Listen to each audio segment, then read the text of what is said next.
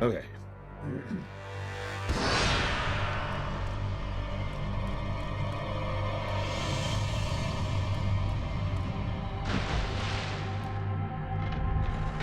I did, by the way, Mr. Red.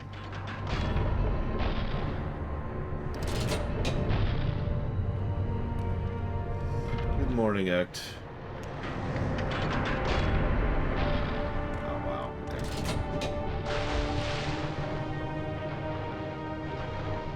Good morning, Dragon's Hunter. Good morning, Loner.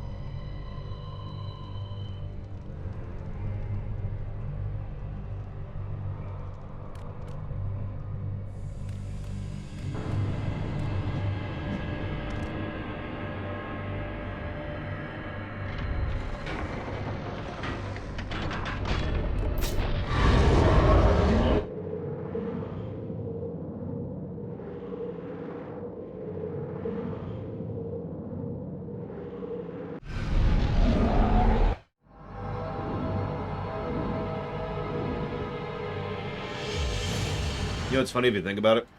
The reason Kratos can breathe underwater is because of Poseidon's blessing.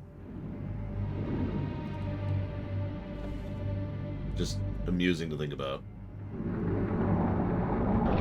I guess he didn't drain that into his sword. Good morning, Blade Chaval. Good morning, Sakage.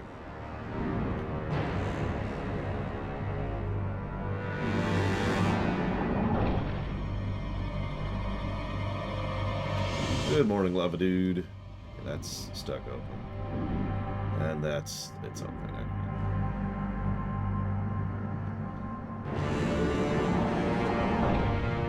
Good morning, Trahexia.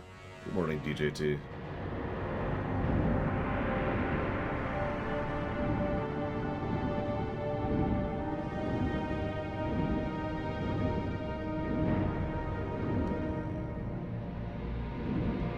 I mean, it's probably not going to happen, Jungle. Let's just be honest with ourselves. But we'll do our best.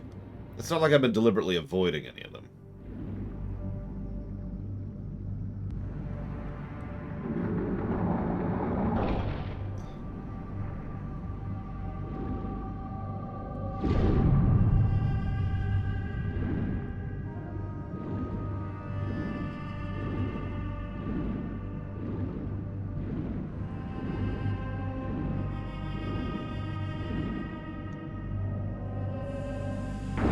We can still double jump, although that was never explained.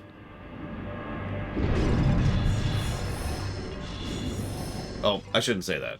To my knowledge, it wasn't explained in the trilogy. Better way to phrase that.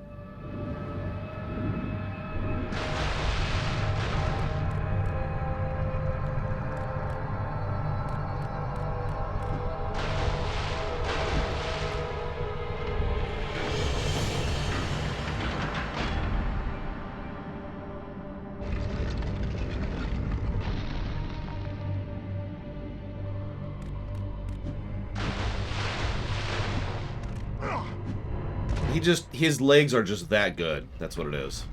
I mean, have you seen this man's thighs?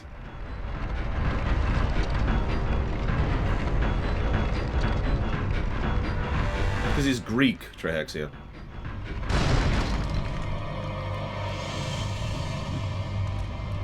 That's an economics joke. Pay attention.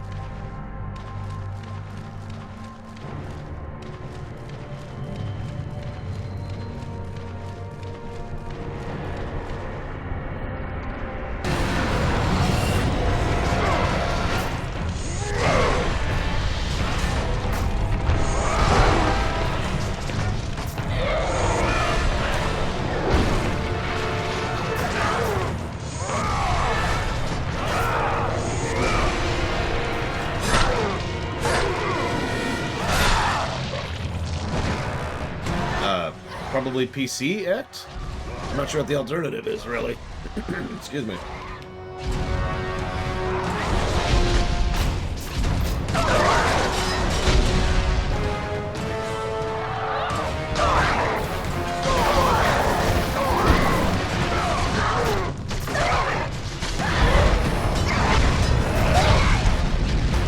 Yeah, you remember the final gauntlet right before the Weaver section, towards the end of the game?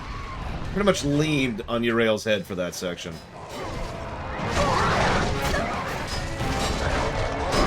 Although, well, whatever. We'll get there.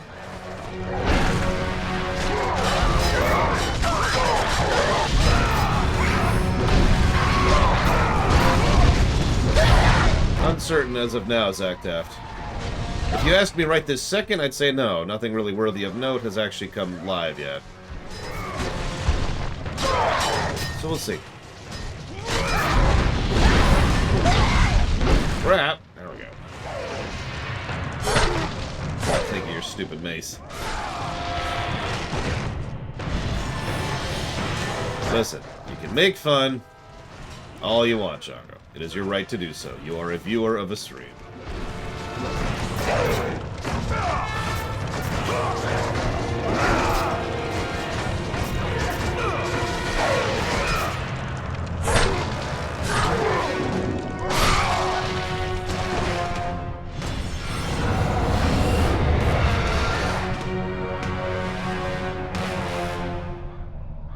I mean, if the Titans decided not to help him, he would have been dead. Either lost in Tartarus, which is what should have happened, or, you know, locked in Hades to be tortured forever. And that would have been the end for Kratos. So.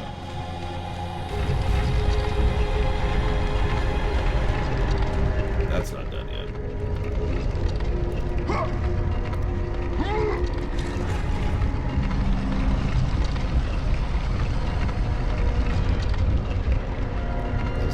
I'm not ready to proceed yet. I knew it, Magister. You gave in to the YouTube side of the Force. It's time to post inane comments, suggestions that don't help anything. That's very important.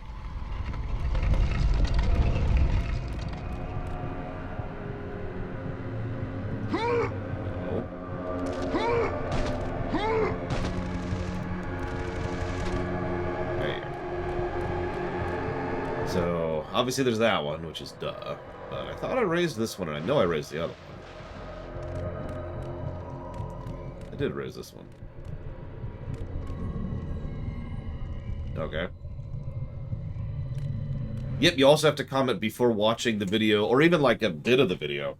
Just watch like 2 minutes and decide, ugh, this guy sucks. You also have to leave the comment about, why don't you put game footage in your things? That's very important. Let's just look. Looks like I didn't.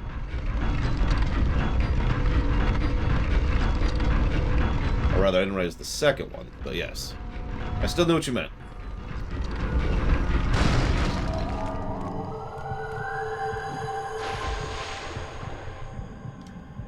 Oh, it stayed open. Ah, ooh, cameras. That, yep, okay.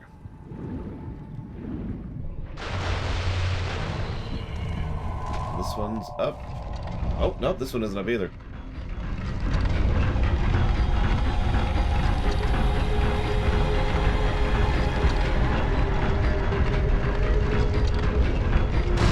The funny thing is, I decided not to put game footage behind the videos years ago. Years and years and years ago. And the reason that's funny to me is because the reasons for doing so haven't gone away. They've become more reinforced. Like, I have more reason to not put game footage in a thing now than I did 10 years ago. Thank you, game.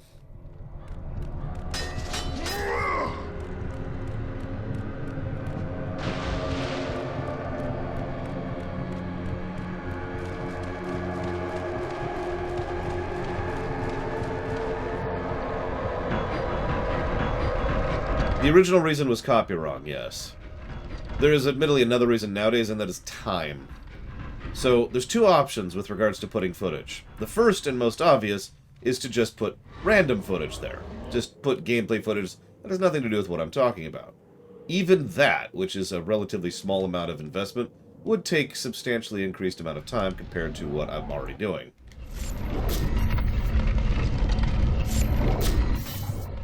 Like probably in the factor of hours per video. If we were doing that, I'd probably flat out refuse to do post-stream ruminations in general, because of the extra time commitment. But if I wanted to commit to actually putting relevant game footage behind what I'm talking about, that suddenly increases the amount of time that takes by a factor of days. I don't know where it is, Jargo. But here. We got the life thing. We can do that again. It's not the end of the world.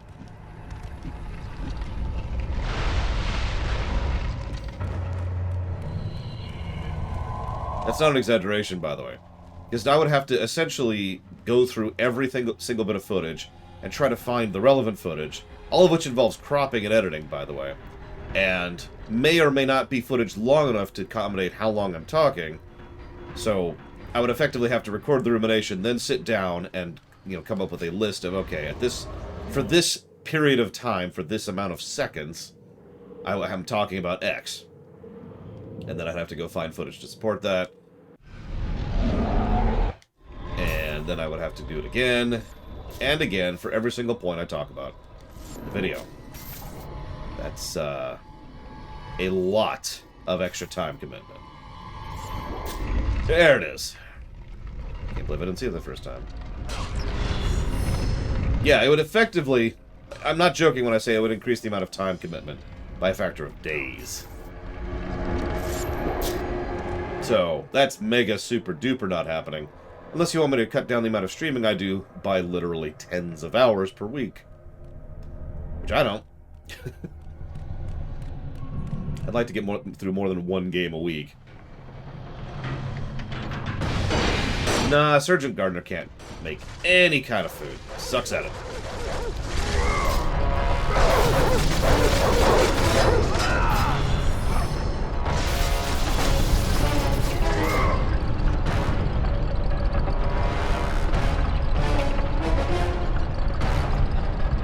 I also have to admit, I think that most people, and I'm not accusing anybody in chat of this, but I think most people have absolutely no idea the kind of time investment that it actually takes to do footage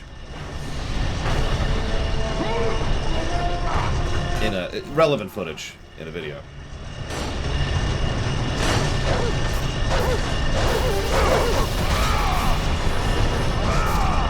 But then again, that's something that's extraordinarily common in general. Most people, and again, I don't mean this as a dig, most people have absolutely no idea how much time and work goes into most things. In general. Songs, drawings, stories, lesson plans for a school.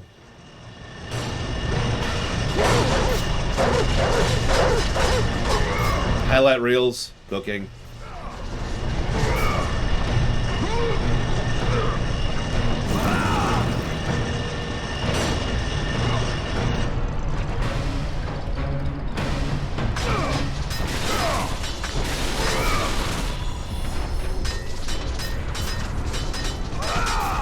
Oh yeah, graphics editing, that's another big one.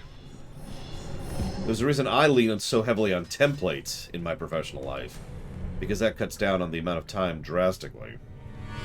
Although I've been doing that since, like, the 90s, that's nothing new, but still. Whoop, whoop, whoop. One of my favorite little quotes from a friend of mine, who's not exactly stupid or dumb or anything, and is a friend of mine, is, I stayed with this friend for, you know, a while there. And, yeah, if it was Pathos, it would have been much worse. If I had stayed with, I was staying with him for a while. And I was actually streaming while I was there. And he made the comment that he had absolutely no idea how hard I worked or how long I worked until he literally lived with me and actually saw it in action. Yeah, I'm not even talking about game development. That's a dull one. game development tends to be everything I just talked about, like, combined. Because you have to do... Oh, Jesus, there we go. Because, you know, there's graphic design, and there's sound design, and there's writing, and there's construction and bug testing, and it's all of the above, you know what I mean?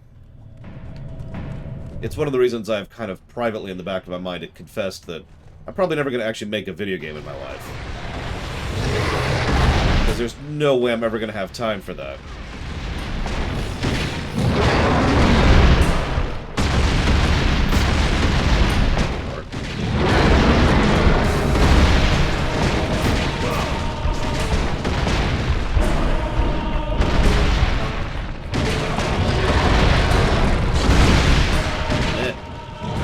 I say.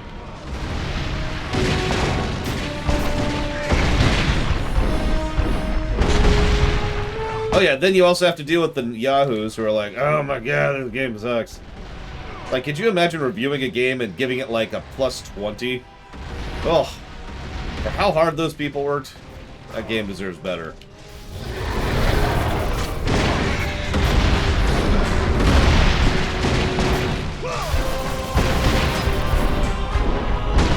That would be awful, Melkor. That would be so terrible. It really would. I'm not joking. I do not want to review my own stuff.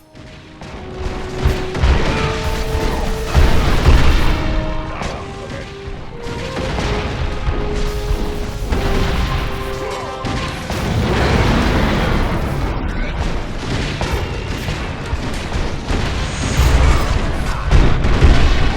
Yeah, I accept that. Although, I think that means I have to do this again.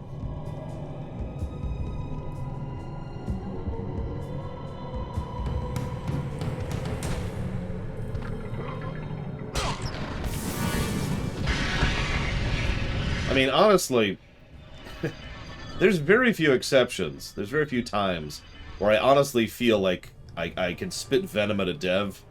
You know what I mean? I can spit venom at a game, plenty. There's plenty of video games that deserve my ire. But an actual developer deserving my ire is much rarer. Like the dude who made Braid. Screw that guy.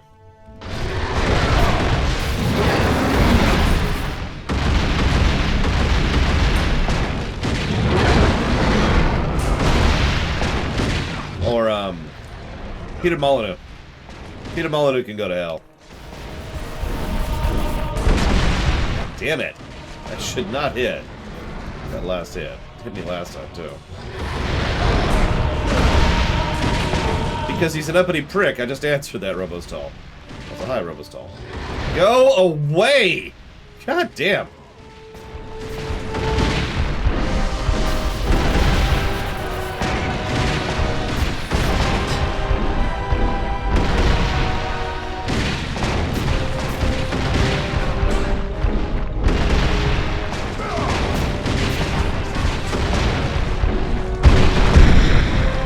I like the idea of a Magma Minotaur, by the way. Completely off topic of anything. It's just cool. Cool factor engaged. And that would be the lawnmowers.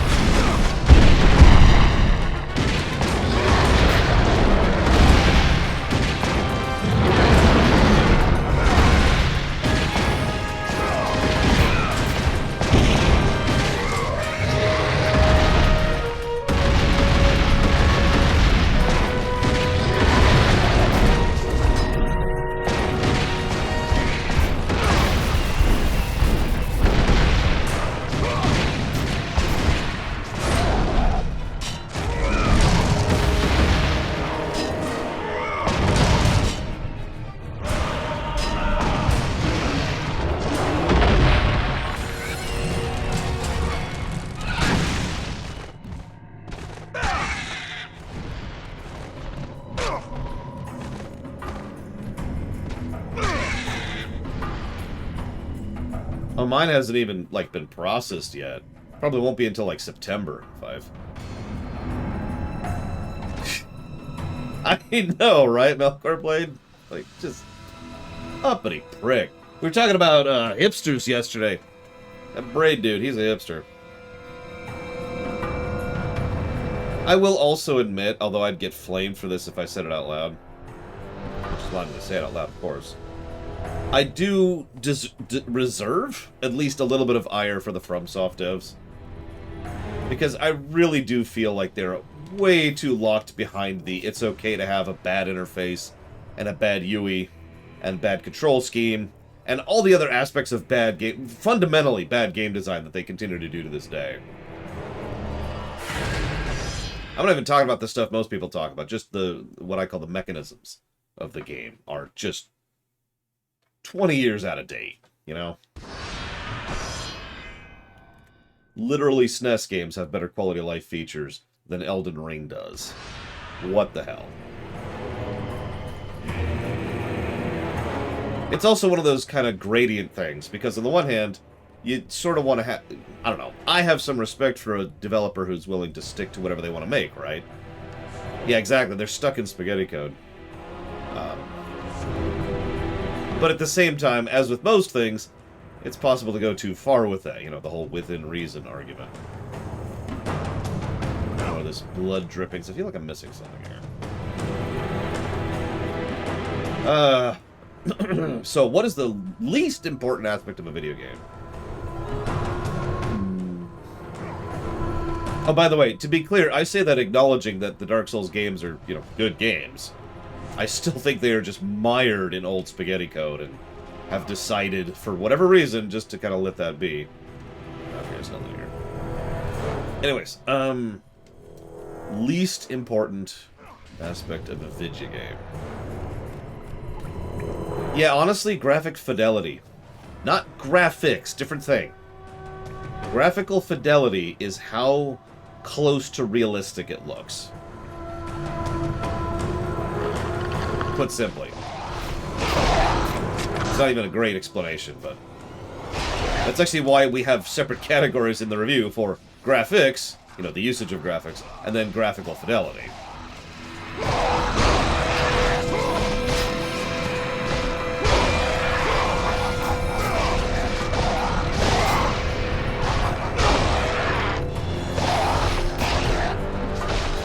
Now, I do care about graphics, to be clear. Good graphical design is actually really important to me. This game looks much better graphically than God of War 1. Not because of the higher fidelity, although that is part of it, but because they use what they have substantially better. So, similar concept.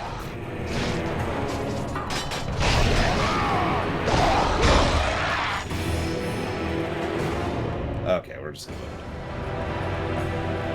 Yeah, like color usage, lighting usage, tonal contrast, all the stuff that goes into visual design, in which there's quite a bit. Which where are we at on that? Oh, we're nowhere. We're nowhere.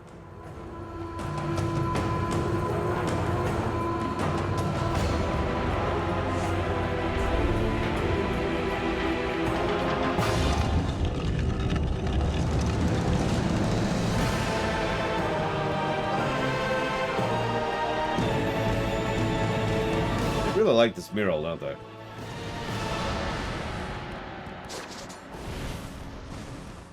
Look familiar?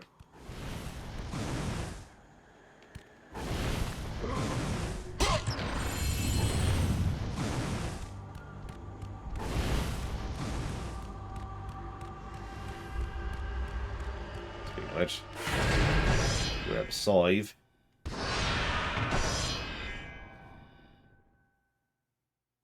Well, I hope so.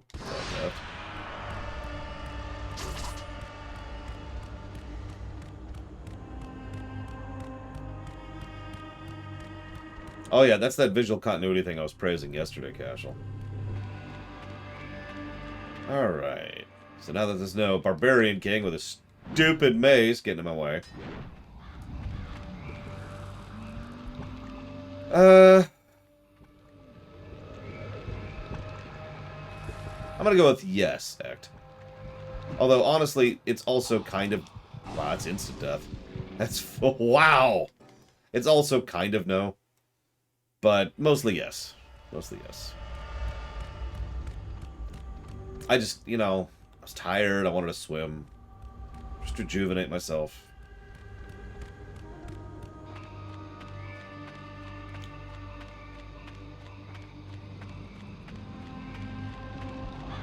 I mean, honestly, I probably do need a bath.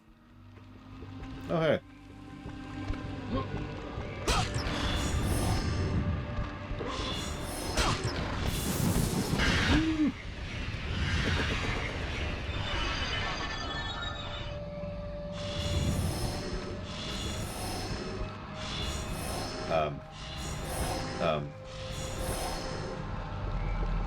Okay. Okay.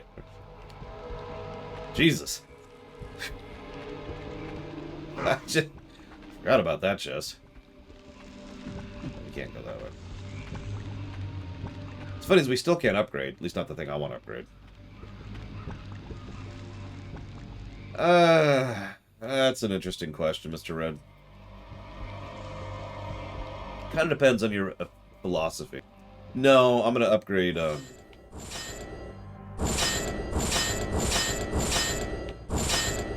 that. Oh, actually, I'm close to it. We'll go ahead and dump into it right now. See, I need another 1,000 and 100. That's not gonna be too bad. Swamps do try to kill you. That is a thing. Well, so what I mean by philosophy is it's the idea that can anything be made into a good thing, yes or no? And that is kind of a philosophical question. And I happen to lean on the yes side of that. I do think there's almost every type of work can be turned into a good work with time, effort, care, and of course, skill. You know, could the sequel trilogy actually been good? Yeah, you know. Make him an X7, that's a little bit rougher. Because, you know, that's the reason the garbage tag exists. But at the same time, that goes back to that philosophy thing. If you really break down X7 and had a really talented team, could you have made a good game? Like, Drakengard isn't even on the garbage tier, for example. So, yeah, no, you can make Drakengard good. Stuff I'm talking about is below Drakengard. Just double checking something. Still an invisible wall here. Still pisses me off. Oh yeah, the sequel trilogy sucks. Alright, so, hang on. So I did that.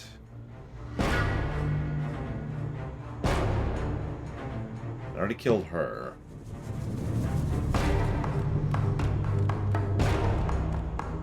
Could FF14 1.0 have been good? FF14 ARR is my answer to that. And it is. Now, granted, ARR is a problematic and, you know, sloggy mess, but it's still a hell of a lot better than 1.0, so...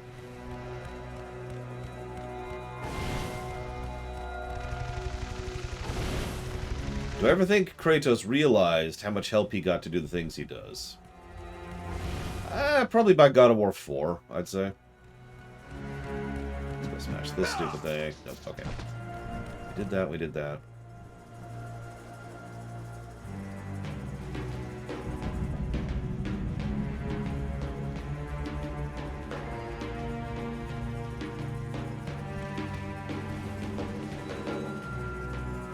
I don't remember where to go.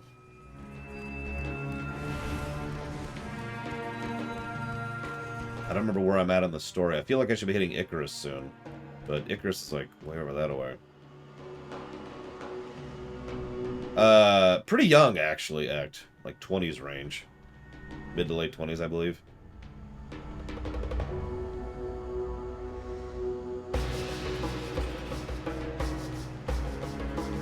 Yeah, speaking of taking things, Icarus.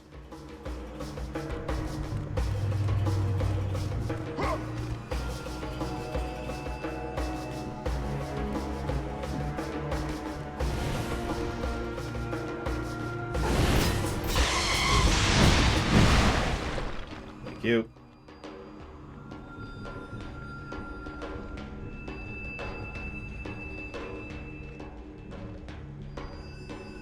I'm sitting like, I know there's something I have to reflect. That is the next step. I just couldn't remember where it was.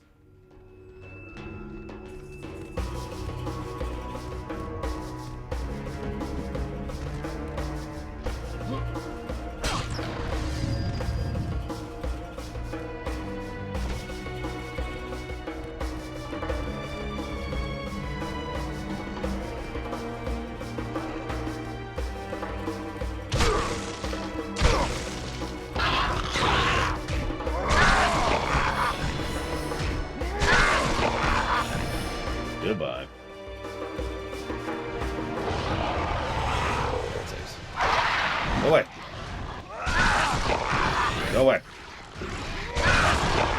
You get to be ammo.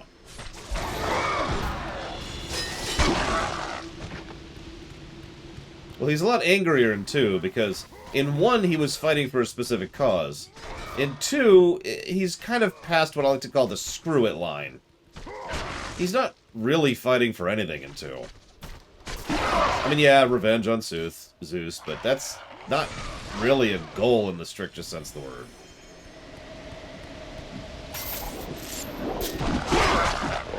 And of course, there's the out-of-character reason why he's being meaner. It's because they've kind of, you know, settled on the overall theme and tone of the game, as opposed to God of War 1, which is still trying to figure out its tone. As I say, I know there's something here. I don't know.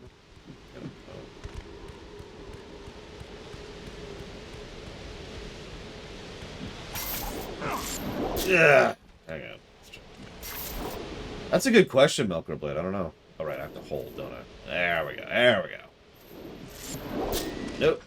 Oh, or that. Sure, that's cute. That's cute.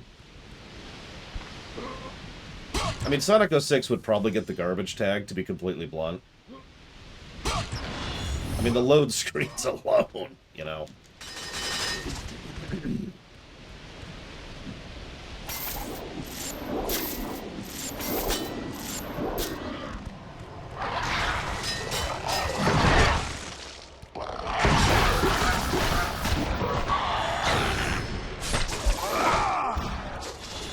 I mean, yeah. Sonic 06 is probably the worst load times I've ever seen in a video game. Ever. Or, perhaps more accurately, the worst loading I've ever seen in a video game ever. Probably 5, yeah. Overall. I don't always respond to those because... well, because some people don't understand what personal boundaries are, but I tend to respond to those. And of course, I read Discord literally daily, so if you see something on Discord, I will see it.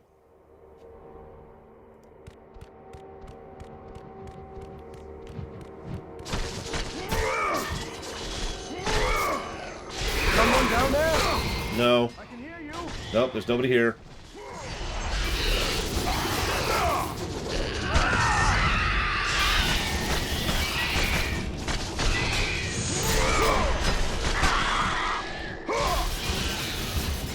Yeah, Bloodborne had bad load times even after their fixes. But I would still say Sonic 06 is worse than that nonsense.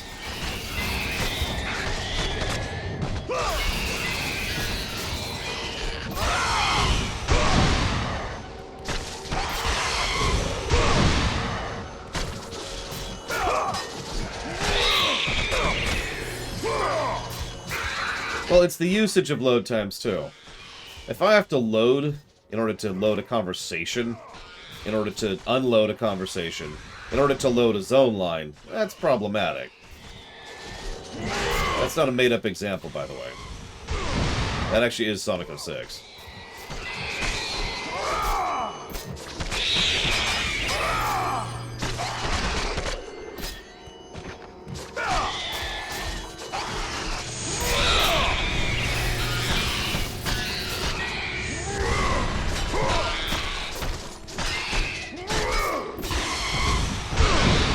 I'm not sure what I blocked there, but whatever. I was going for this attack.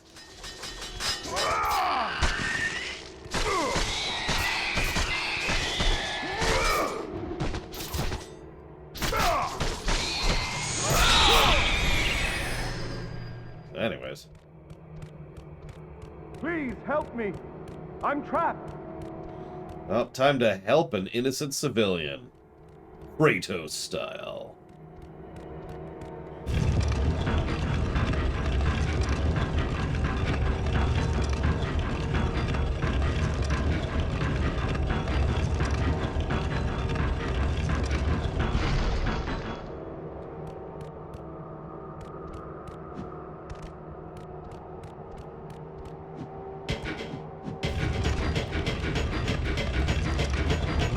I should probably save. I'll think about it.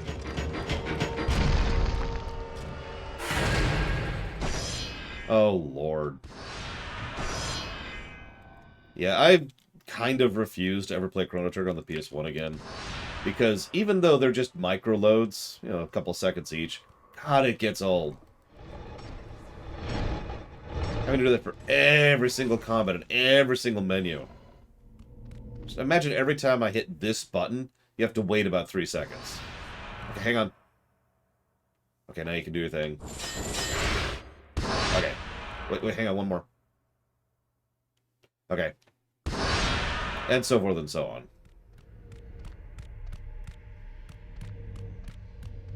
That's very much the rock in the shoe problem right there. It's not really that bad on the face of it, but oh god, it drags on you.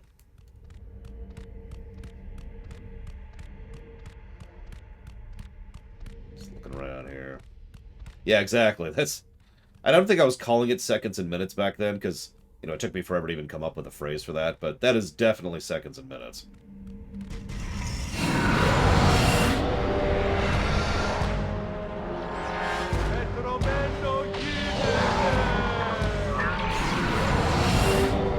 Really?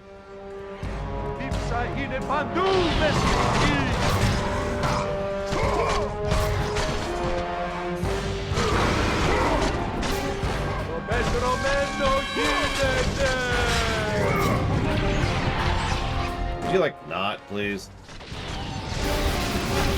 Appreciate it.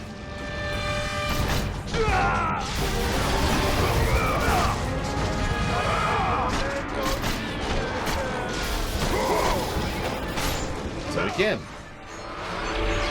It's a button mash. I wasn't ready for it.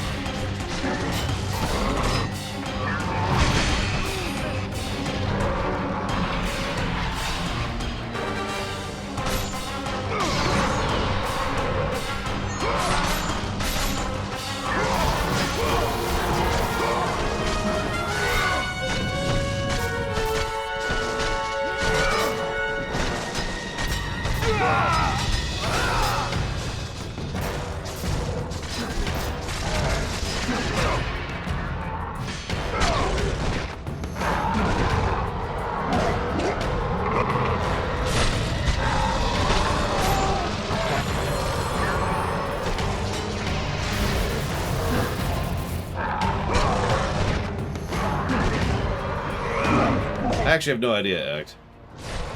They're reading from scrolls, that's all I got. They're also using fate magic, if you caught that, so... probably something to do with the fates.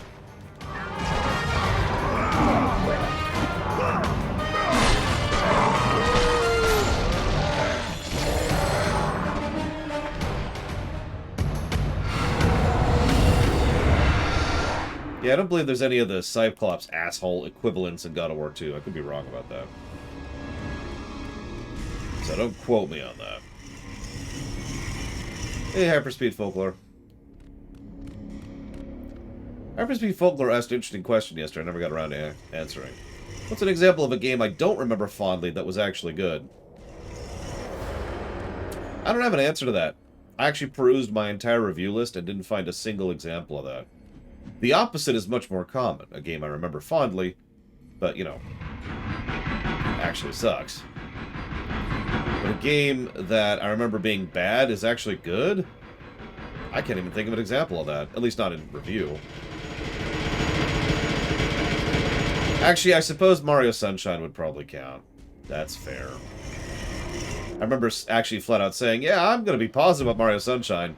Then it scored like a 12 on the golden number. 12. Which is just not good. At all. What? Okay. Sure.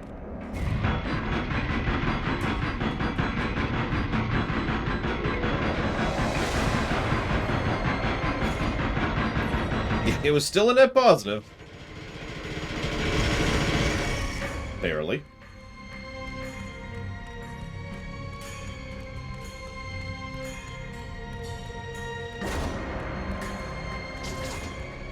I might as well.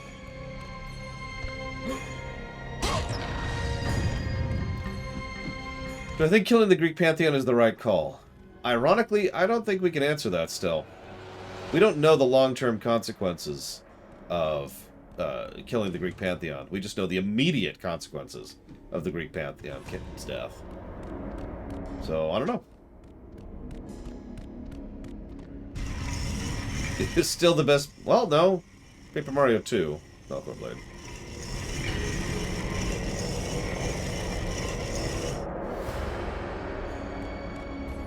So yeah, I skipped a step here.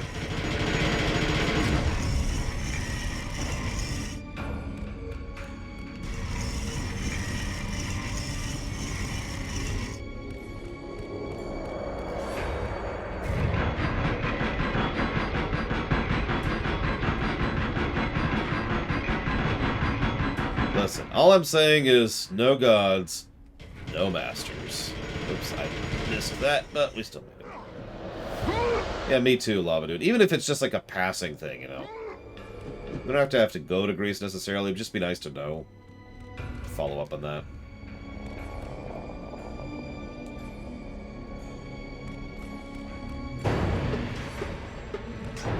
I get what you mean, though. In terms of traditional Mario games, Sunshine is as good as a god. For whatever that's worth. This Galaxy blew it out of the water.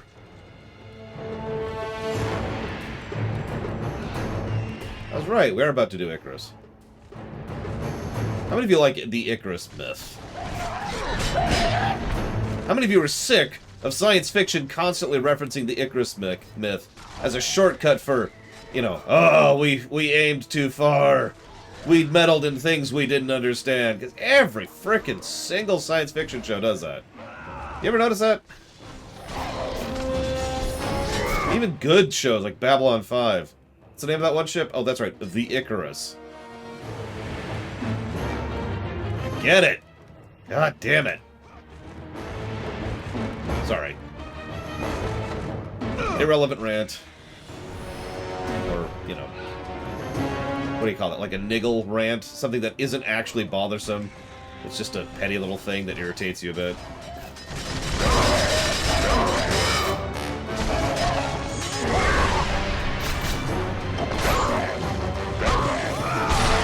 Yeah, pet peeve. There you go. That's exactly right. Pet peeve.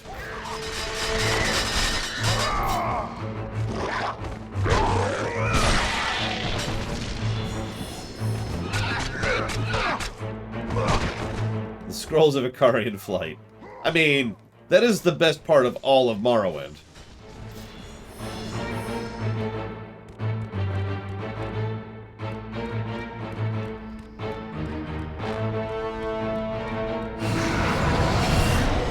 Oh, great. These guys.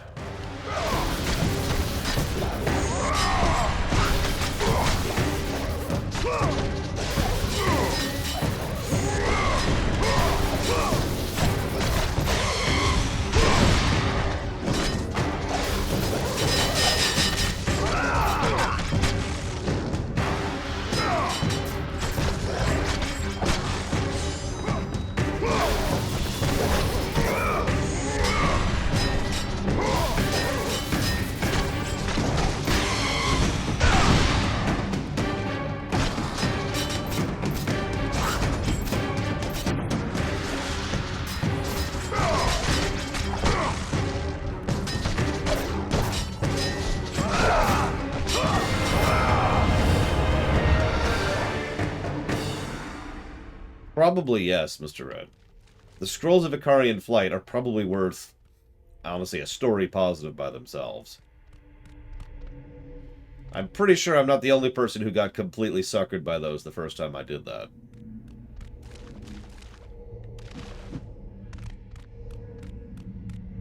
Good morning, Sean.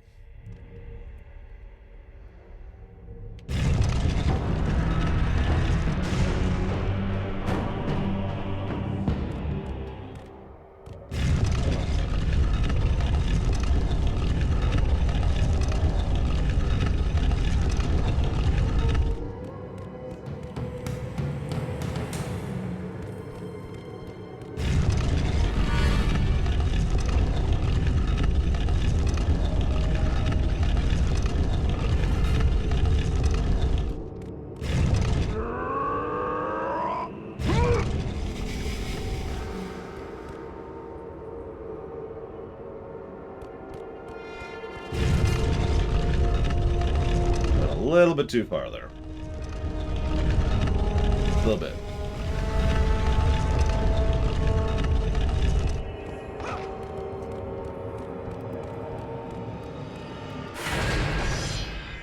By the way, don't forget to get your guesses in for what you think the golden number is going to be.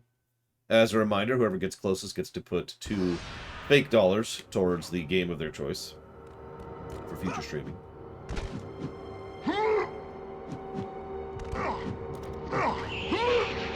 $2 worth of priority is probably a better way to phrase that. Up here, quickly! Need a minute. Gotta come help. We gotta help that guy.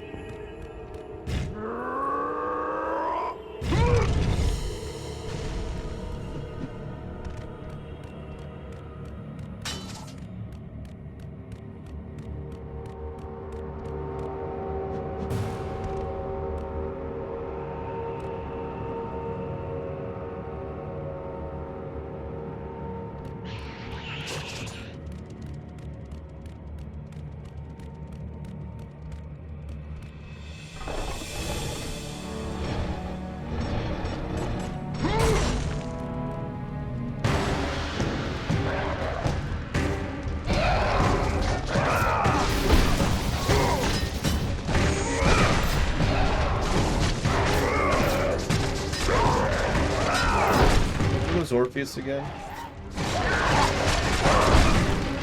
I actually don't remember off the top of my head.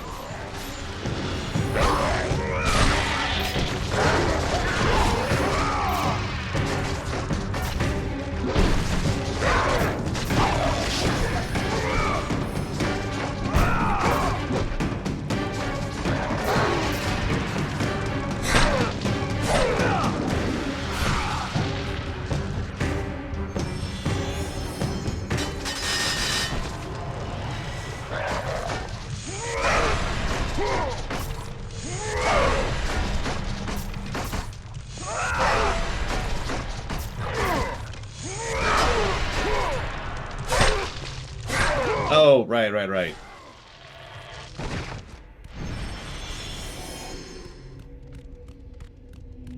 I hate that story. You dared to look back. That's just such a...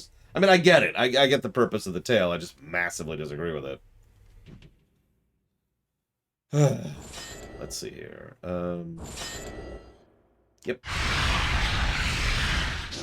Woo. Yeah, we'll start working on the blades. Maybe the hammer. I don't know. Most of the blades, though. Hammer's neat, but there's another weapon I prefer over the hammer.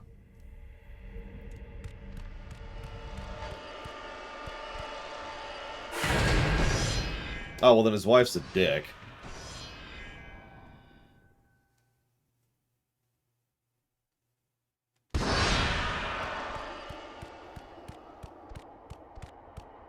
Whoa, there. Wasn't ready. Hang on, is that? Nope.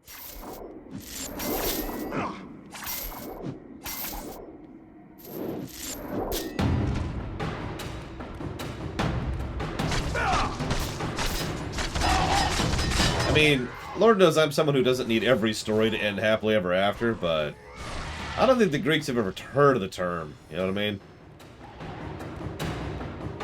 Deadly ever after? I don't know.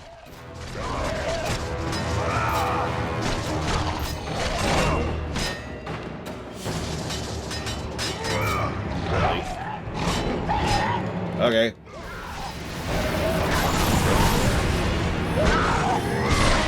Suffery ever after. I like it.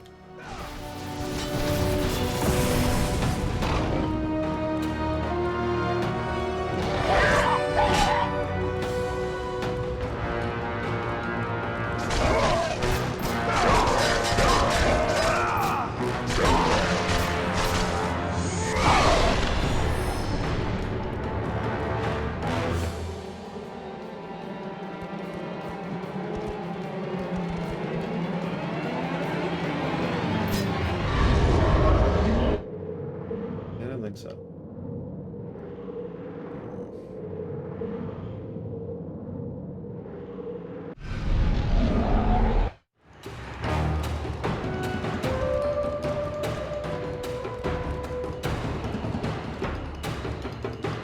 Well, see, he found this nice giantess lady, Hyperspeed 4.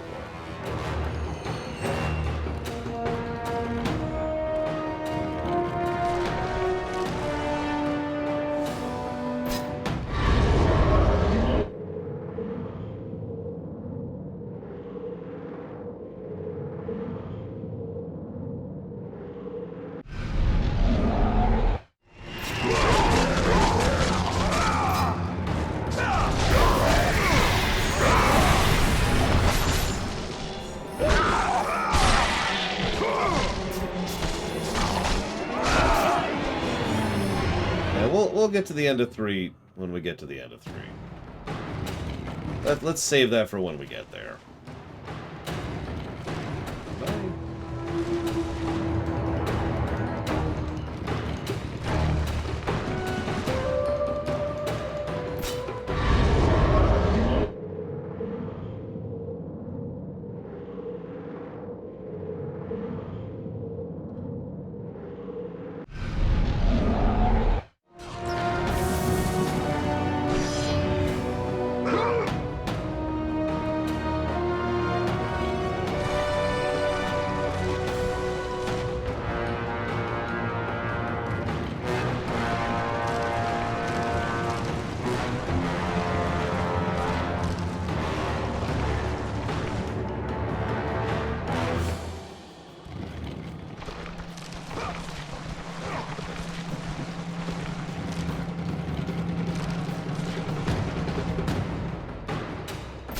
Well, 4 certainly would be act, no question.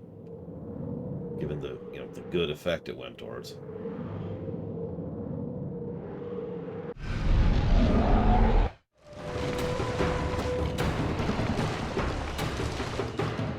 Not sure if I agree with that guy here, but then again, I haven't seen that person's findings, so I can't exactly critique something I haven't seen. It'd be like me responding to Vigilant's sub right now without actually reading it. I don't know why you feel such hateful thoughts towards me, Vigilant, but it's kind of weird, you know? That's right.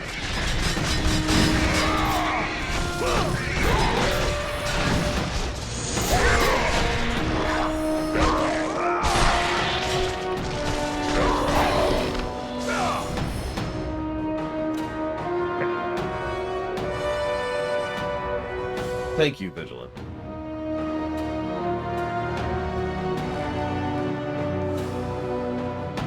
Toasty? The heck is a toasty?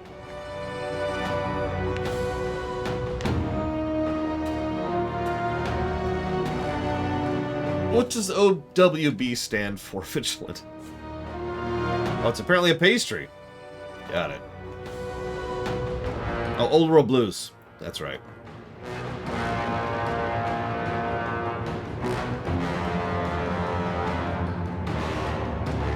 I felt like that was something I already knew. I couldn't remember what it stood for, and I want to write it down properly in my notes.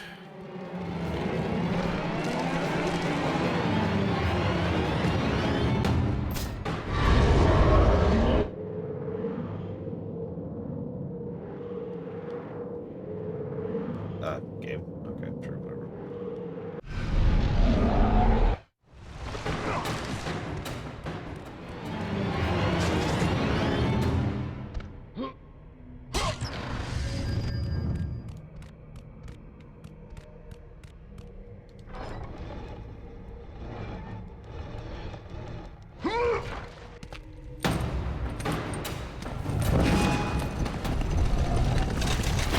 No! That door was my only escape.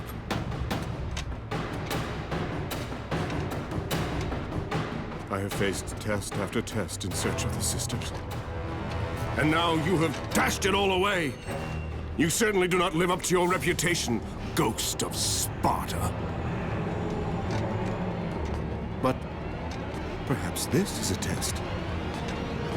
Are you watching me now, sisters? Give me a sign! Am I, the great Perseus, to kill this fallen god to receive an audience with you? Will that allow me to bring my love back from the grasp of Hades himself? No. If not, at least I can bathe in the glory of being the one who brought down the mighty Kratos, the slayer of gods.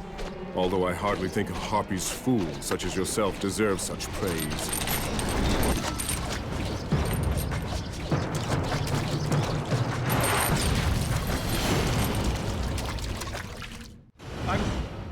Really minor touch I wanted to point out.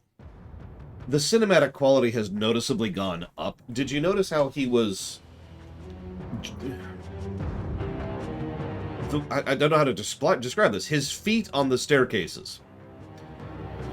The amount of thought that went into which foot should be standing where on the staircases was actually impressive. He actually looked like he was walking down a staircase and gesticulating like he would as if he was actually there. You know, stop, stop, stop. Another foot goes up, one more step. Then it comes back down to the step he's on, moves over, goes down 2 more steps, moves over to the side. And I was actually watching to see if they would screw up, but they never actually screwed it up. They did a good job the whole time. Just another little thing about, you know, how much better the cinematic quality overall is. Good morning, Evo.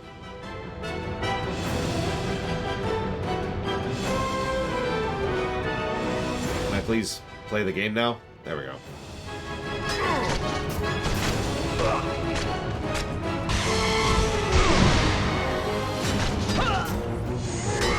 Oh, you're here, dumbass. You're standing in water.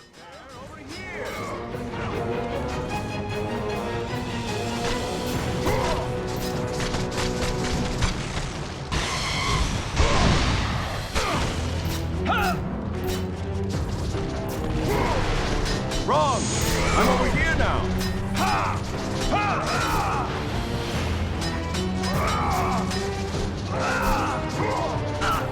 You know what? I'm right here!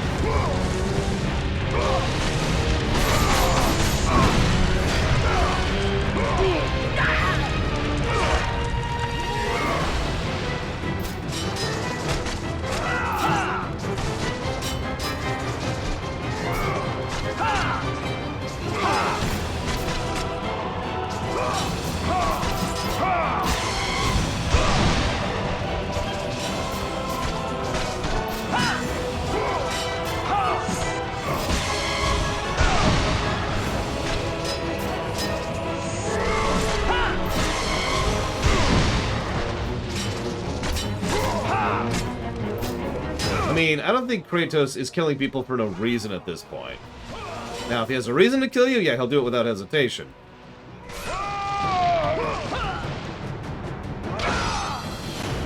In case you missed, he just broke his sword with his bare hands.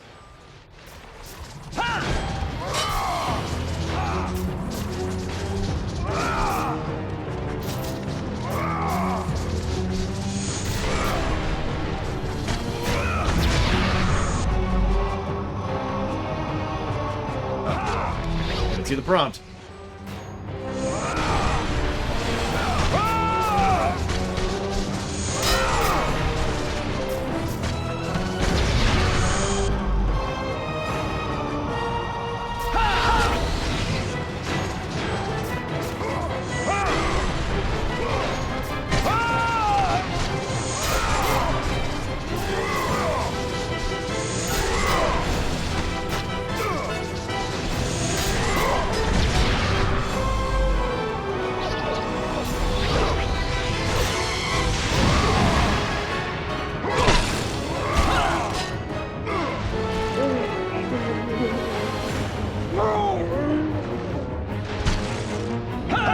Damn it.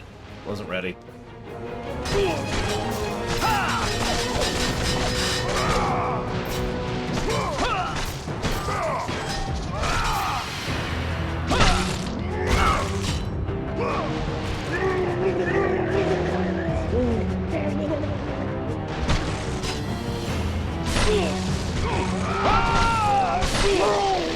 free. Let the rage of the Titans fuel your blades, Kratos.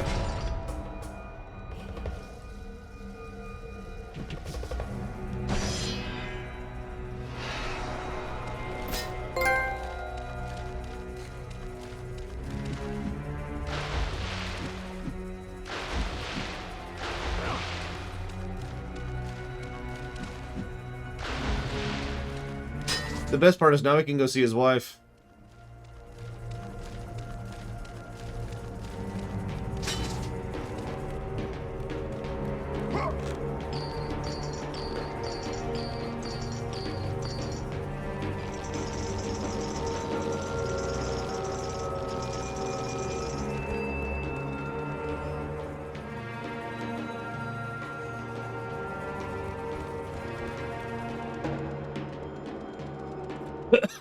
You're welcome, Evo.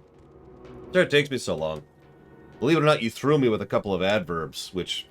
Adverbs always throw me a bit, because adverbs don't exist in Imperial. At least not as is.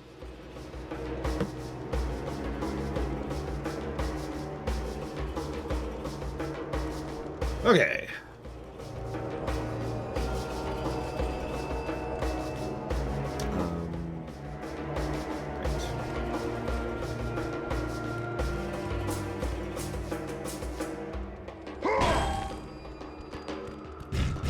Yeah, that's what Kratos does. He reunites families.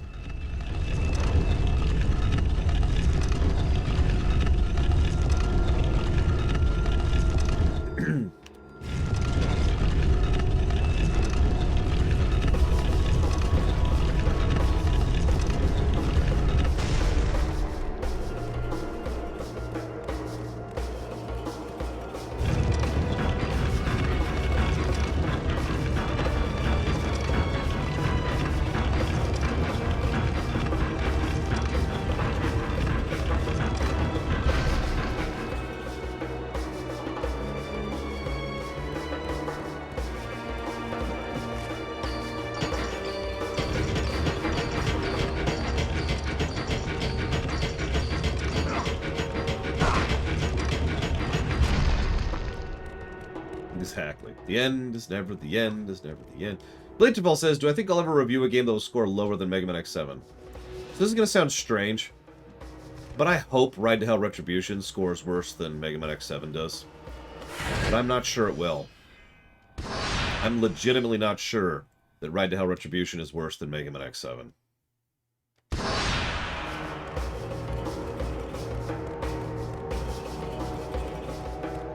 It's, yeah. We'll see. We'll see when we get there. On the plus side, I don't think there'll be any positives to Ride to Hell Retribution. I don't know, we'll see.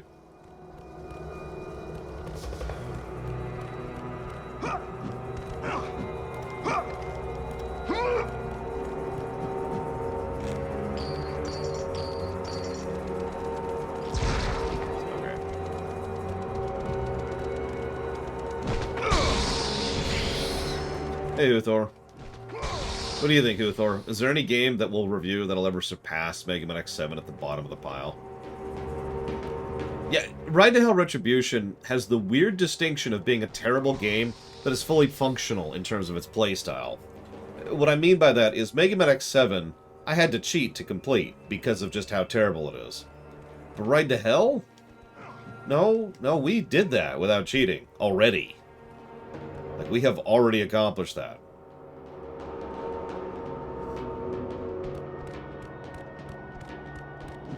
Did I not get this? What the hell, Lore? Yeah, exactly. The mechanics were functional. Which isn't exactly high praise, but when you get to the bottom of the barrel, that is something that needs to be kept in mind.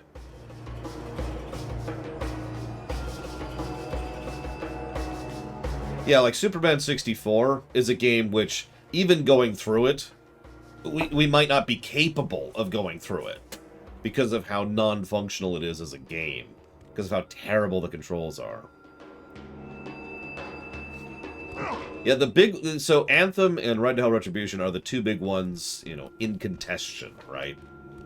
Because we're going to do an audit review of Anthem someday, and we're going to do a review of Ride to Hell Retribution someday.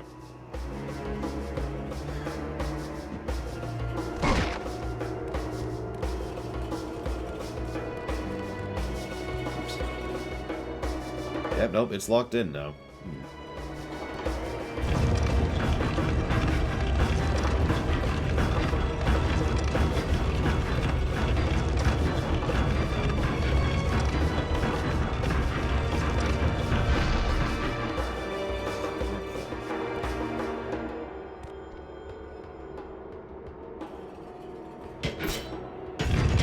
kind of am Blade Taval, yeah.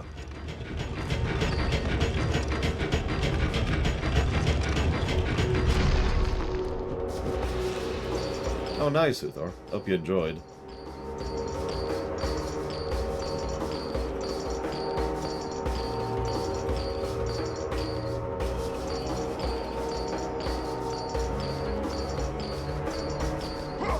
Whoa! Why that way? Why did you go that way?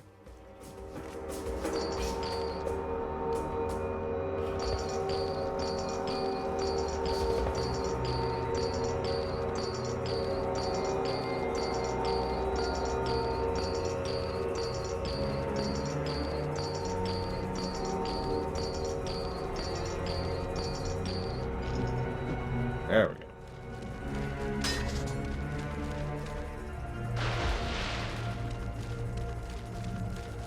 Probably 5.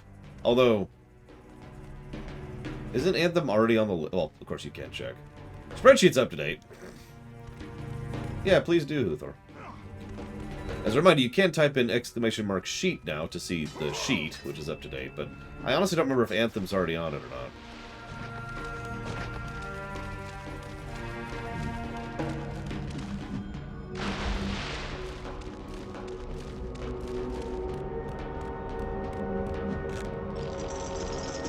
Yeah, I think I'm going to just go ahead and say I give up, Django. There's something really obvious I'm missing. It's always something obvious and stupid.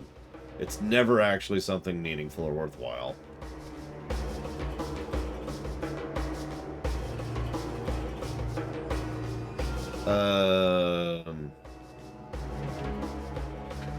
For the audit sheet, I believe audit is the command for the audit sheet. Let's see here. Fife. Nope. I do not see any donation from you to Guild Wars 2. So, how did I miss that? Do I have you here? Nope. I just don't have a sub from you, period, Fife. Where the heck?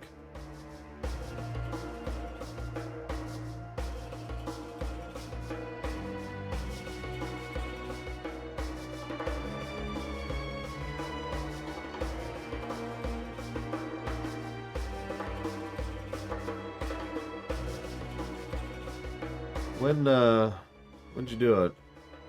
Oh, no, there's right there. 2 days ago. Completely missed it. So, as a reminder, if I don't say verbally, thank you, and I'm putting it towards whatever you put it towards, then, I didn't write it down.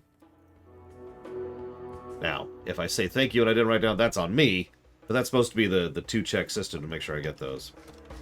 So thank you for the sub, Fife. Much appreciate. I have put that down for Guild Wars 2.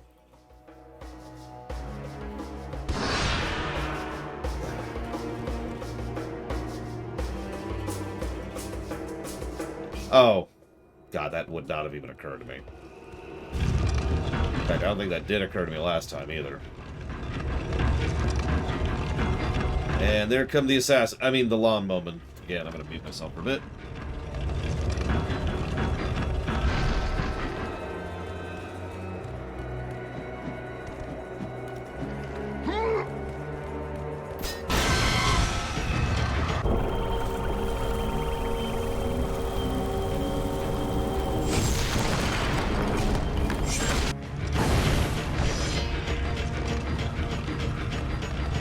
I got the tip showed up right after you told me how to do it. Or what to do, rather. Thanks, game.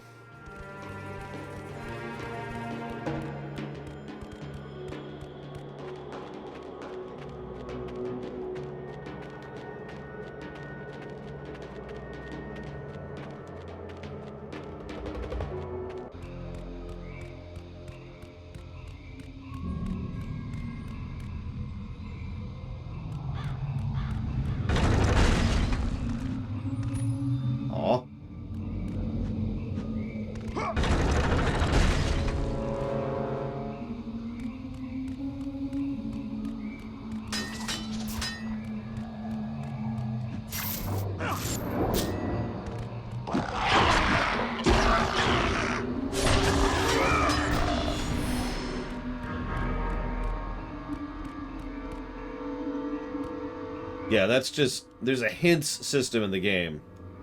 Which, again, I'm not going to ding because you could turn it off. Just straight up, turn it off. But it's honestly not particularly good. Frankly, neither's the tutorial system. But that's whatever.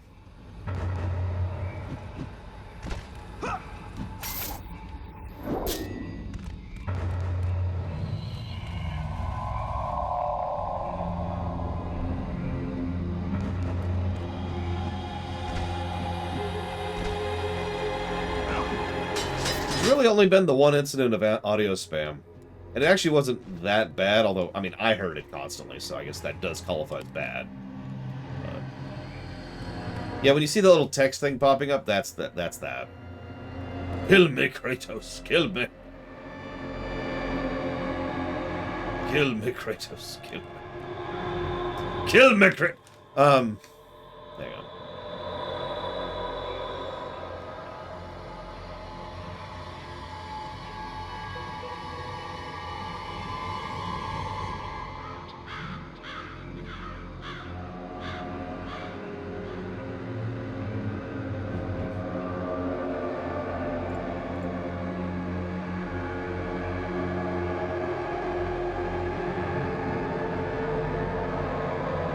I do not have that many from you, Dragon Hunter, which means I missed something from you, too. This is great. I'm just missing donations. Do you know how often I miss donations? About 1 in 1,000. I've actually tracked the numbers on this. So it's really embarrassing when I miss 2 in a row. Where was this, Dragon Hunter? Or when was this? I suppose is probably a better phrase. Oh, if I wasn't streaming, that would explain it completely. Got it. That explains everything. So I'll just write those down right now for XCOM 2. Thank you, Dragon Hunter.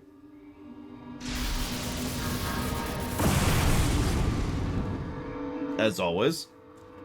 And I will put those towards XCOM 2. One thing that does happen periodically, although I try to inform people, to be wary of this, is if you go ahead and you donate or sub, specifically, like sub, and you don't hit the button that shares it, I get no notification of that whatsoever on anything. Nothing tells me that you've subbed. It's one of the reasons I always encourage people to hit and find that button.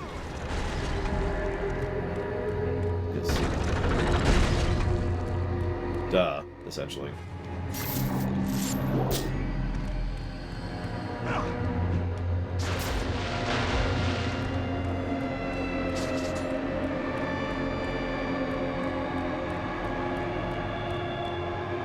So that's Icarus, right there. Finally.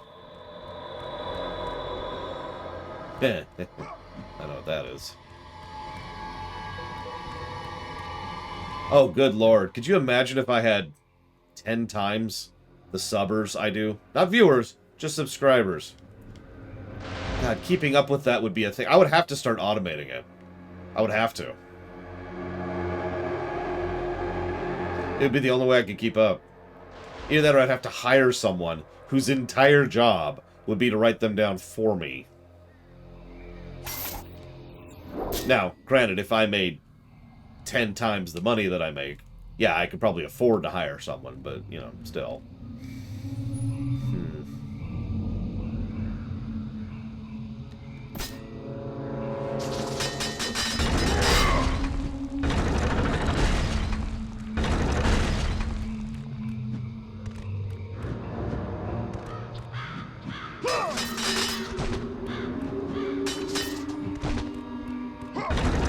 I give up.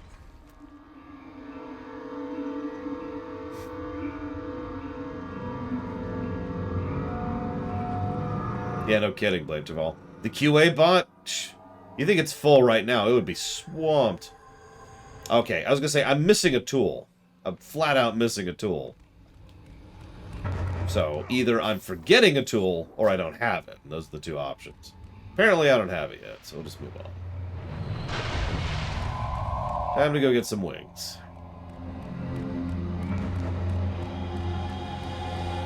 Alright, so real talk. How many of you died a bunch in the section we're about to do? First time you did this. Speaking of which, I'm probably going to die a bunch this time, because, you know, it's me. And I suck.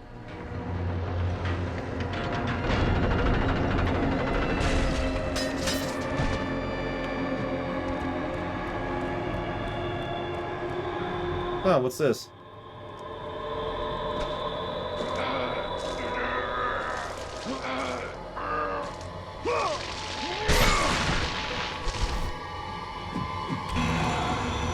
Nice spear.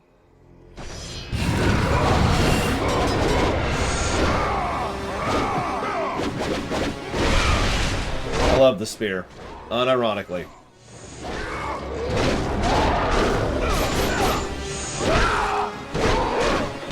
It has tremendous flexibility in what it can hit and how. It can hit above you, it can hit around you, it can hit in front of you, and it has huge reach. Also, most of its attacks just hit everything nearby, even as you're winding up the attack. So technically, every button press is actually 2 attacks in terms of mechanics. We're probably going to level this.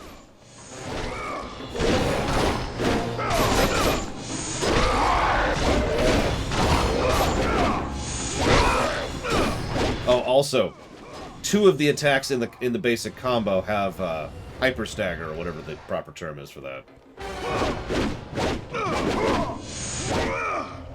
Yeah, that's... Yep, and probably never using the hammer again. Honestly, the hammer's actually not bad. In fact, the hammer's very useful on Titan difficulty. But this is just funner.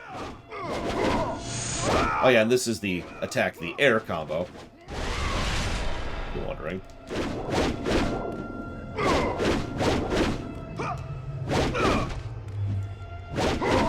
Yeah. Anyways, what do we need for our first one here? That's not too bad. 4,000. Or 3,800, rather. Okay, words. I'm gonna respond to something that's... Casual! Casual says you just need to get a few rich subscribers. I mean, that's how a lot of video games make their money. We all talk about the concept of whales, but actually, no, that's a real economic principle. It's the 80-20 rule. 20% of the people provide 80% of the funding. That actually is true in my case, but...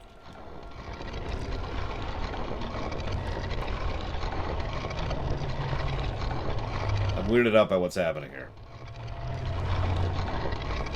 Yeah, this should not be happening.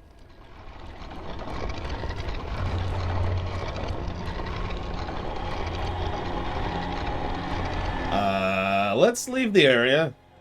Oh yeah, the 80-20 rule is extraordinarily commonly applicable to a huge amount of everything, really. Whoops.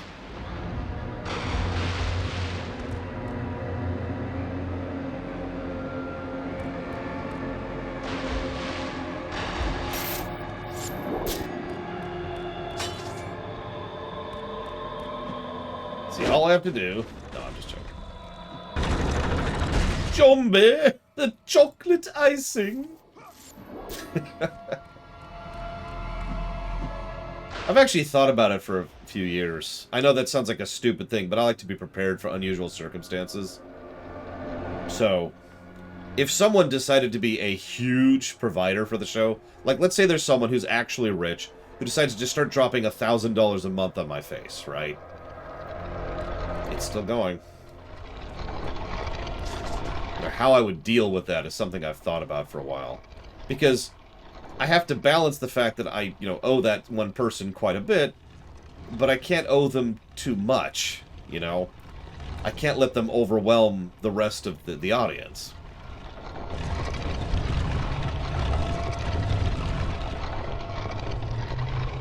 This is... Yeah, no, we need to turn it around so we can use it on the other side, but that means, yeah, so, let's look at the question queue here. Let's see. Unfortunately, I'm actually caught up in the question queue, other than Dr. Winter's question, he's not here. And Roman Cure's question, he's not here. So,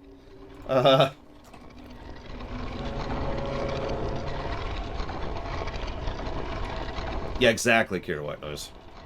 Money isn't everything. If money was everything, the world would be a truly terrible place. I know what you're thinking, but it is. No, no, you don't understand. The world would be a truly terrible place if money was everything.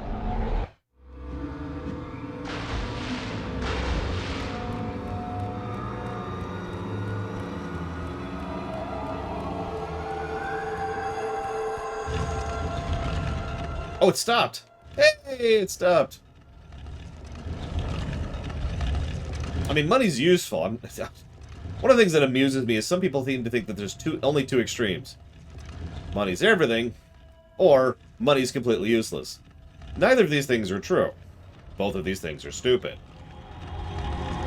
Money is obviously valuable. It is a indicative of services, time, and goods.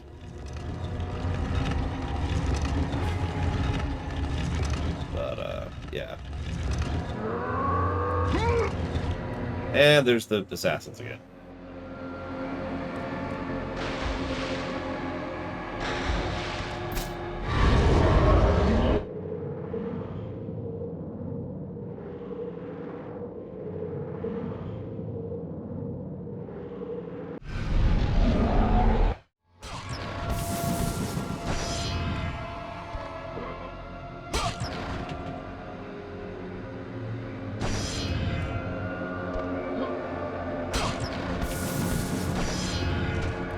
I mean, you ever heard of that old quote, "Time is money, friend"?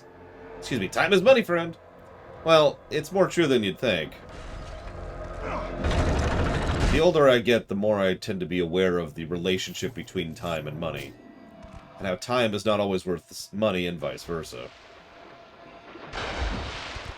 Right, back up. Anyways, we did get a couple of questions. Let's see here. Any kind of bug that I actually like. So I assume we mean insects. Butterflies are okay. I'd allow butterflies to continue to exist. And that's probably it. What's my favorite food? I mean, the obvious answer is sushi. I even made an entire lorem about it. But... oh yeah, I'd be okay with several types of honeybees, too. Honeybees are okay. They get to live. Oh my god, I can't.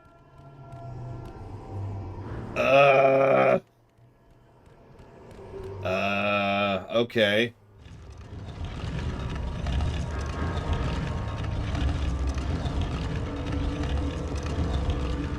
We'll see if this is turned enough.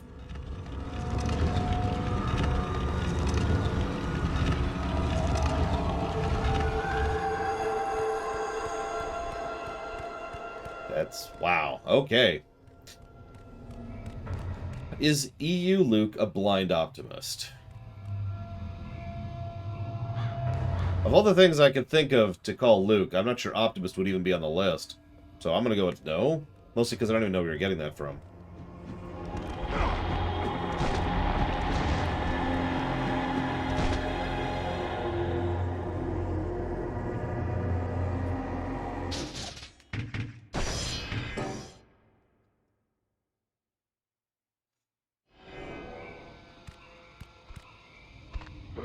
This could be bad. I didn't think this would be the checkpoint, so we'll see what happens here.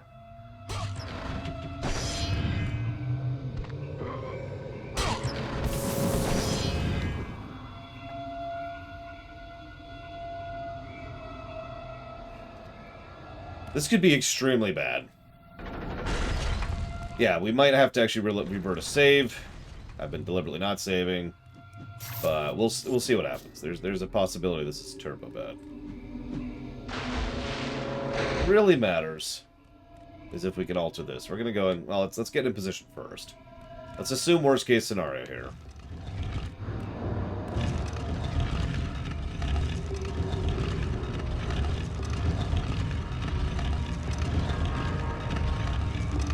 Now, if I was to save at this point, I would probably be soft locked.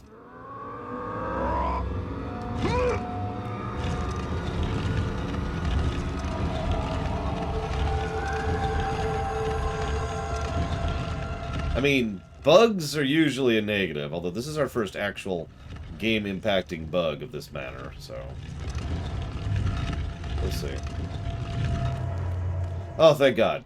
We're okay. We're okay. We're okay. Everything's fine. Everything's fine.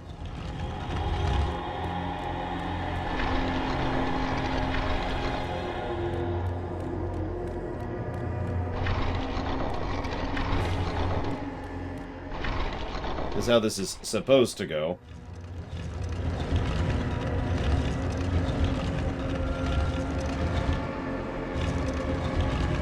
See you around, Magister. On YouTube. Remember to do all the terrible things people do on YouTube.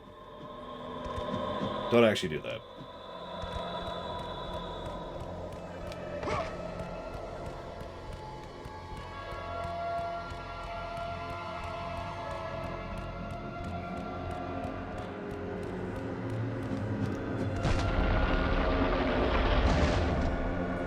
Yeah, Thanks, game.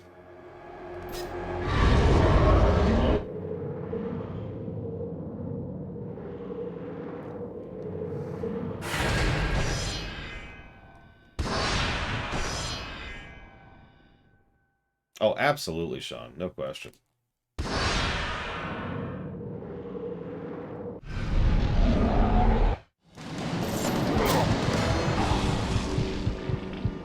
That doesn't count.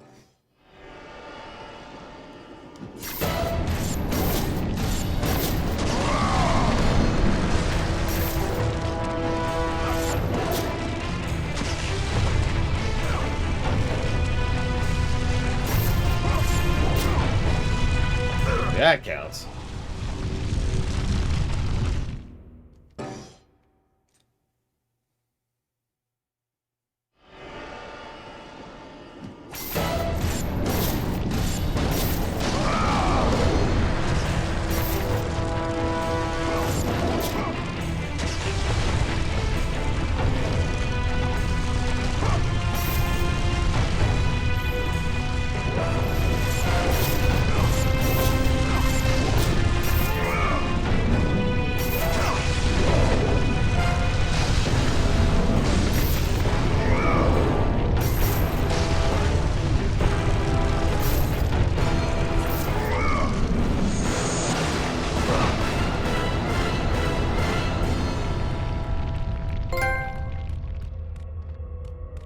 I hope nobody else needs to use that bridge anytime soon.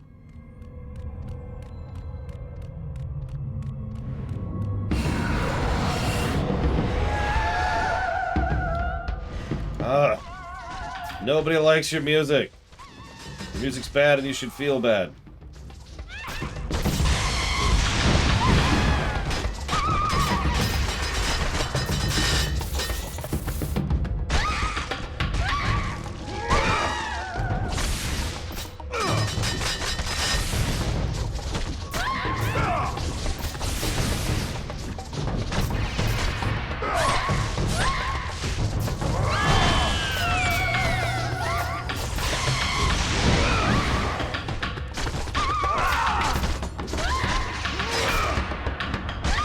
Okay, I'm gonna be honest, it's weirding me out how long it's taking us to get to what I believed in my mind was the next part of the game. I think I just mentally skip over most of this section. I don't know why. I guess it's technically only a few screens, it's just, we've been here a minute, you know?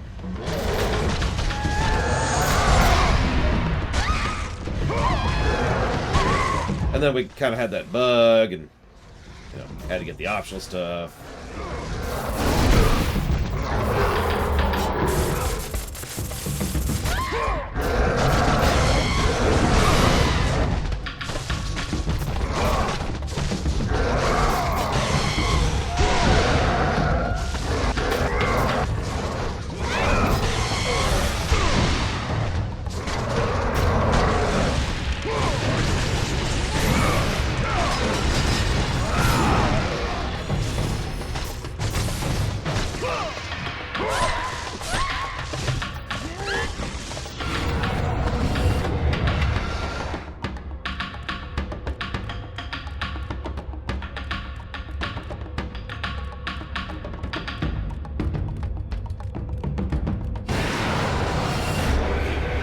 mind? I'm trying to refill here.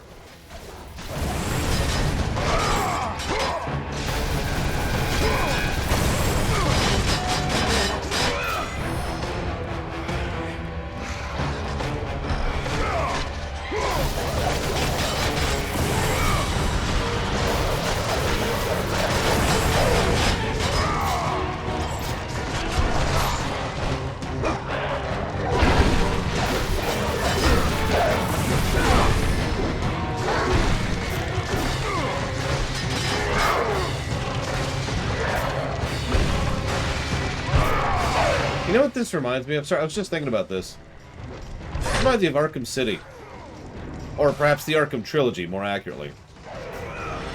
Now, think about it for a second. We got Asylum and God of War 1, which is okay, but pretty flawed. Then we got the second one, which is the great one. And then we got the third game, which dips back down in quality.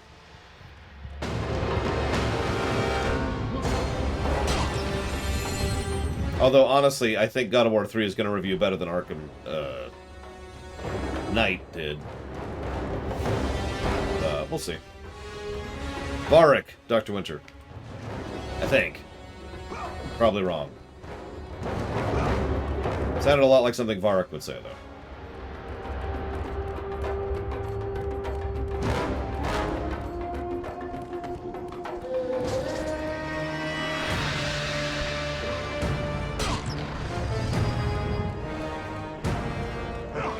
Like I said, I'm kind of curious how 3 is going to review on, you know, reanalysis. Since I don't really have... I mean, like I said, I never felt the desire to replay 3. So this will be my second time playing 3. So we'll see. So anyways, Icarus.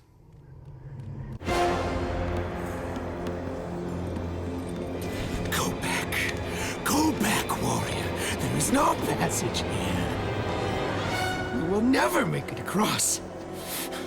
You think you can, but you cannot. Do you hear me? It is my wings that will make it across. It is my test! Do you not know who I am? Have you not heard of Icarus? It is my fate to make it across, none other! This is my test!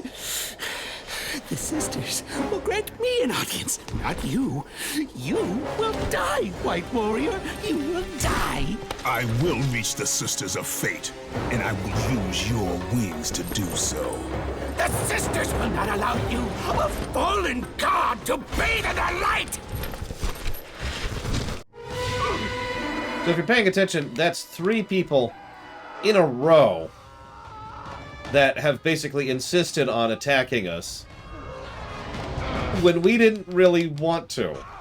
I'm only pointing that out to show how, I don't want to say Kratos is like a better person, because obviously he isn't. He's a lot less of an asshole than he was in the first game.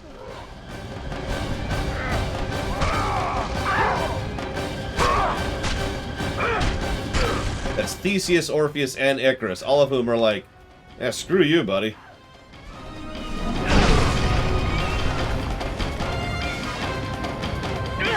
Or whatever. Whatever his stupid name was.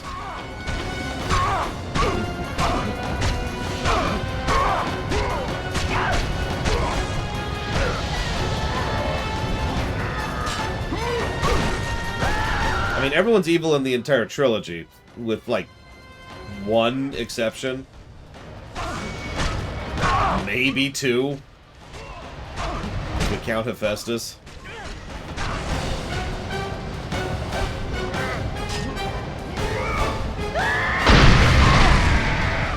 Wait! Perhaps the sisters have sent you to... Oh, you know what? Yeah. Here you go, buddy.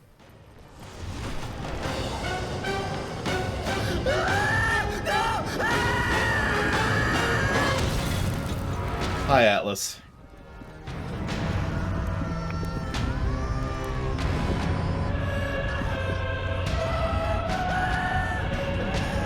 Bye, Icarus.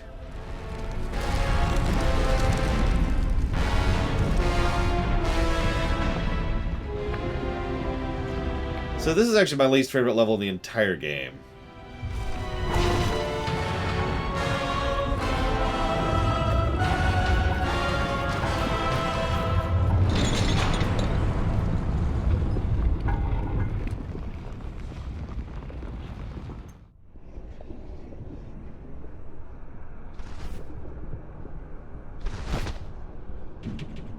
The Sisters' Temple is far above, Kratos. You must get back to the surface. Don't think too much about how the fact that there's a sky under the world. Just don't. Don't think about it. So now we have the light. It's been weird not having it this whole time.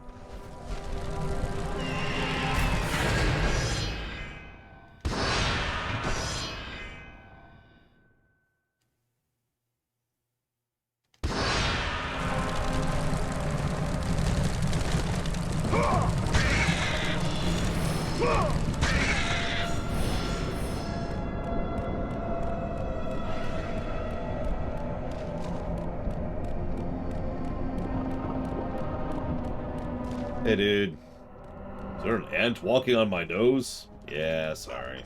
That's me.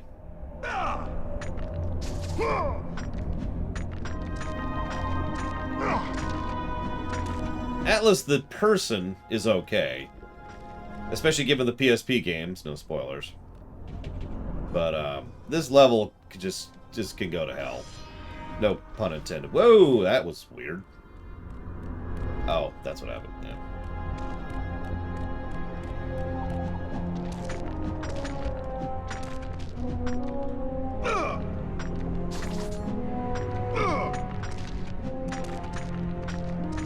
Oh, he's surely forgiven us for that. I was just a... We were just one of the agents of the gods, right? It's cool. What?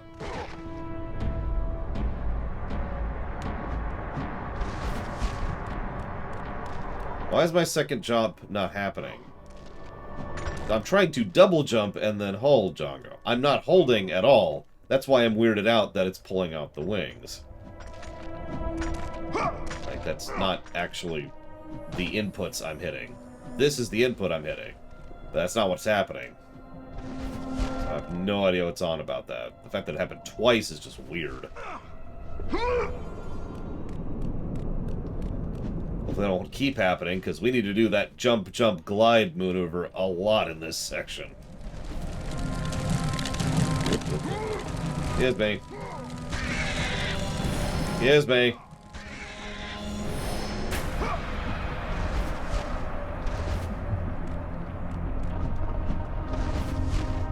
So you might wonder, Laura, why don't you like this stage? It's gross. We wander around inside of Atlas. In the most literal sense of the word.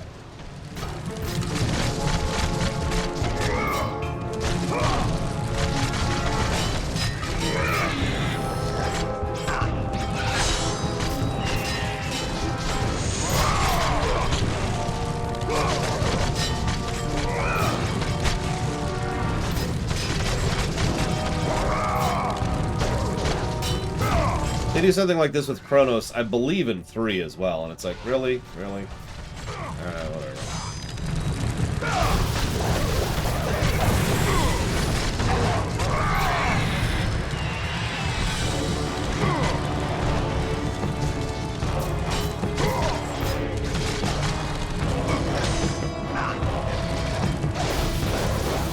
Correct, Evo.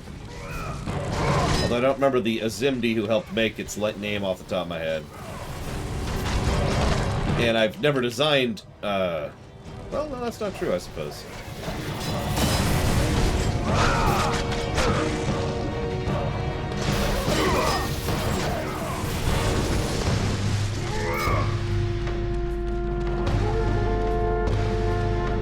Obviously, Knight would have been involved in making Imperial.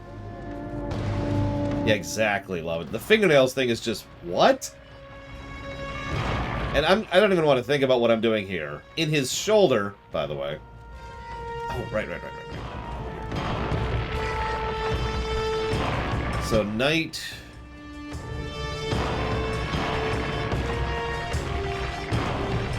guess Rook? And the Azimdi, I don't remember his name, would be the ones who are kind of most responsible for the construction of Imperial. Obviously, it was a team effort, but those three would be the names. It's Rook or Bishop. I forget which is which. I'm sorry. The Peloponnesian woman. Right.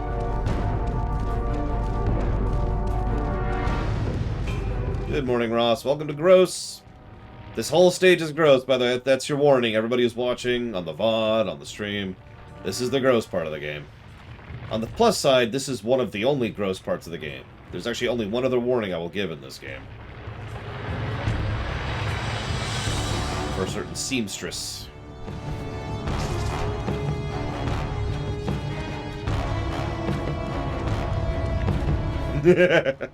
I agree with that. Clotho is a sight to behold. Falling into lava and dying instantly is also a sight to behold. Where's it going to put us? Right here. Yeah, the fingernail thing. So, I don't know if you know this, Lava Dude. I've actually had one of my fingernails crushed. Like, crushed inwards into the skin before. It was not pleasant, for the record. So, every time I see fingernail stuff, I tend to flinch, you know? Just, ugh. I remember what that felt like.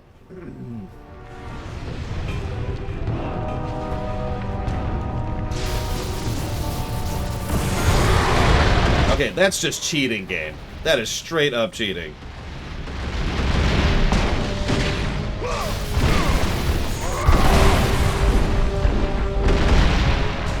I wonder something. I'm gonna try something. Nope. Try one more time. Not gonna give up that easily. Nope. Still no.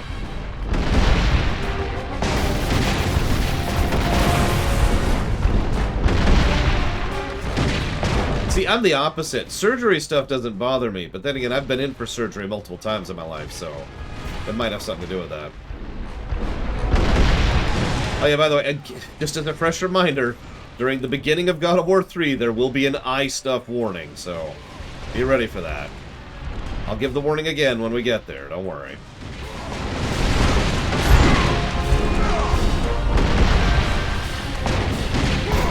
I mean, I wouldn't like the Saw movies to begin with, because they're just torture porn. I'm counting the first one. But yes, they're right out.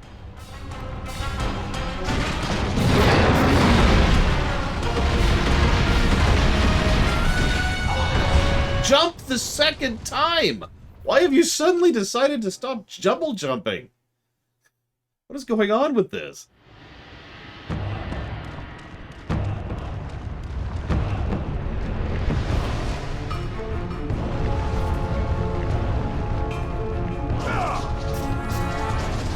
I'm honestly wondering if it is a remaster problem. Because I don't remember having that issue on the PS2 thing, but it's also possible I'm terrible. You gotta acknowledge that. But you're seeing it, right? Like, I do the jump, and then I don't double jump. I don't pull out the wings, I just fall. It's like, no, no.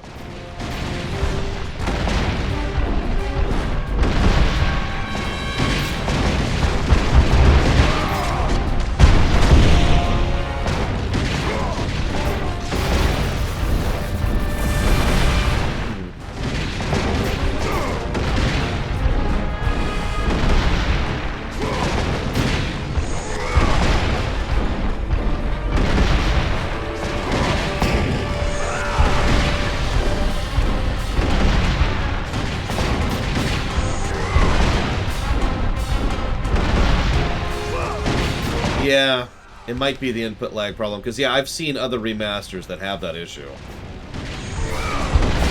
That's really going to suck, because there are some platforming sections which are kind of tight, which I'm going to need to not have lag for.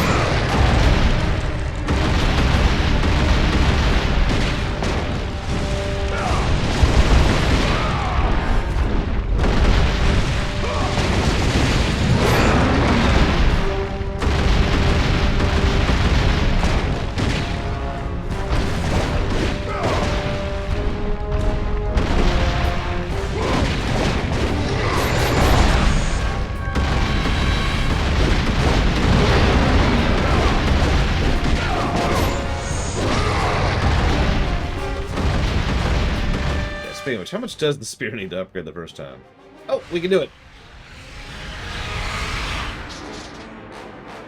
Ah, that's not gonna help that much.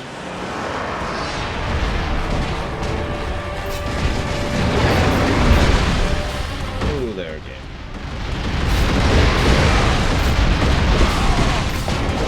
We got the smack! But yeah, we should probably just do this.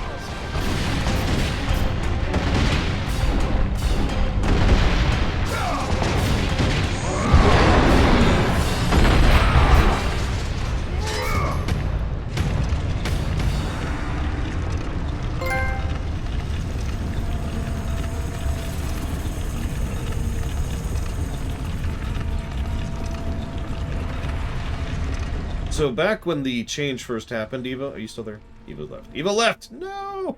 She left me. I don't blame her. I was actually about to say I was weirded out that we only had to do the whack-a-mole once. I'm pretty sure you're absolutely right, because of the lower damage thing. Bling! Back when the change first happened, there were 3 humans who, met the requirements for being high-tier mages, is the simplest way I can explain that. Ugh. Why? Anyways, they took on code names. I've actually come up with their real names, but I don't remember them because they don't matter. It was a gentleman from Brazil who used to work in IT, a teacher from the Peloponnesian area, I forget the exact area, I figured out the city, and a rich magnate from Chicago. And they went by the code names of Knight, Bishop, and Rook, respectively.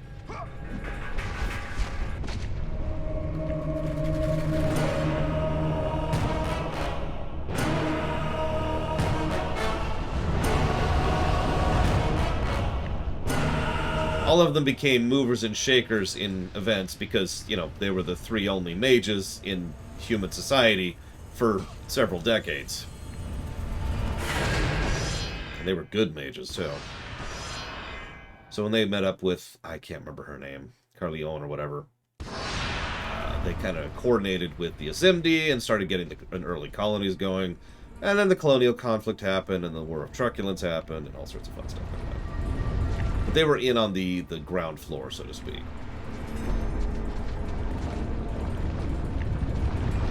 Nope, too far. Wasn't sure.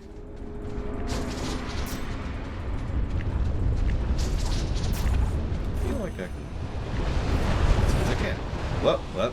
What? Okay. You are dead.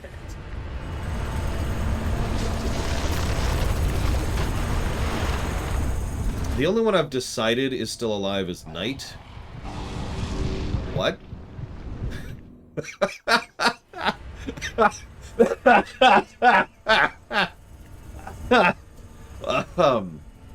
I haven't decided if Bishop or Rook are still alive.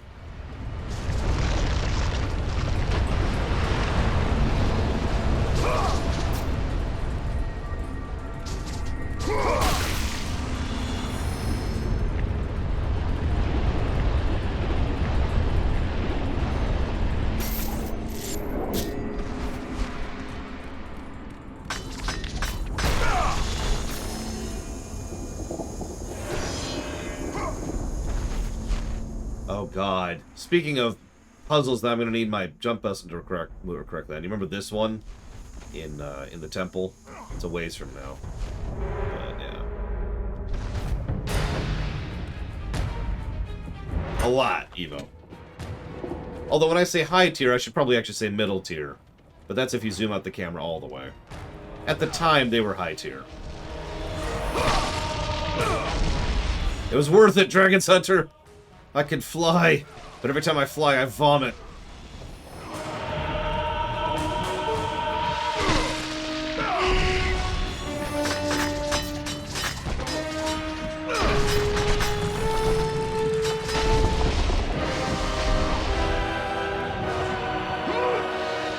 That would be a terrible trade-off. Alright, you've gained the ability of flight, like...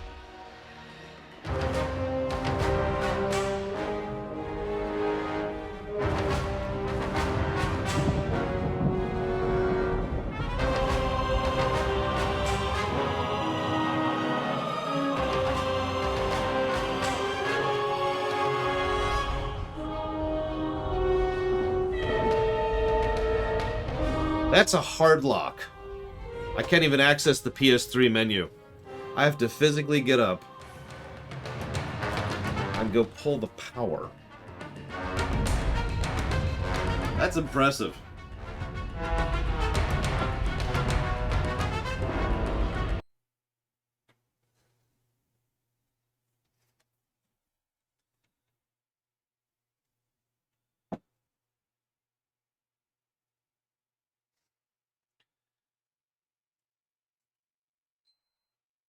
Come on.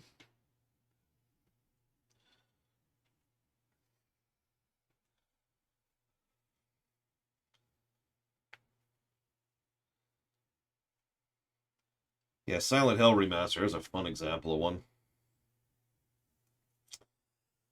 Hi, Leander.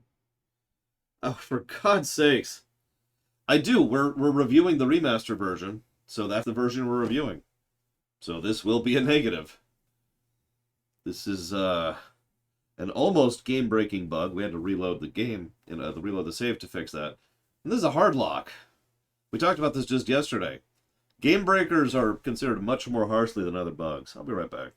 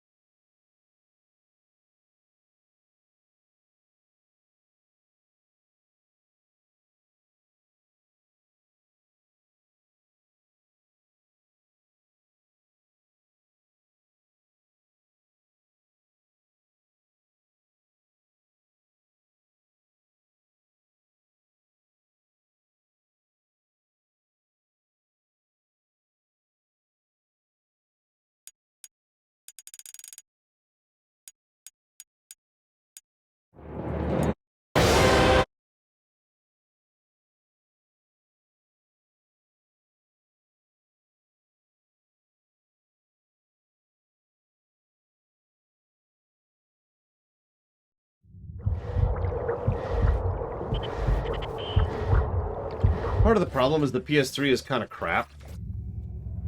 And by kind of crap, I mean it's one of the worst consoles ever.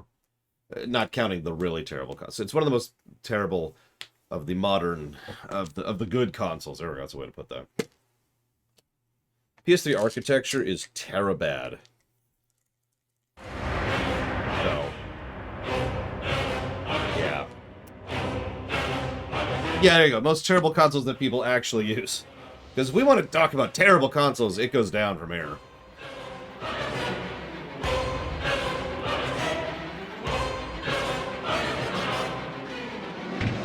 Curious as hell.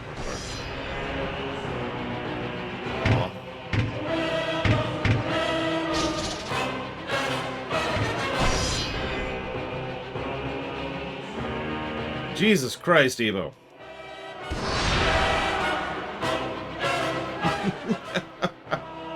Yeah, they've been here 12,000 years. Okay. Veto. There we go. So. Sound is off. Let's fix that. Let's switch over here. Look at our tight end ship for a second. Very important. Go tight end. Tight end is cool. That's not true. They're actually terrible, but they have the cooler looking ships, so you see the bind I'm in. There we go. That works.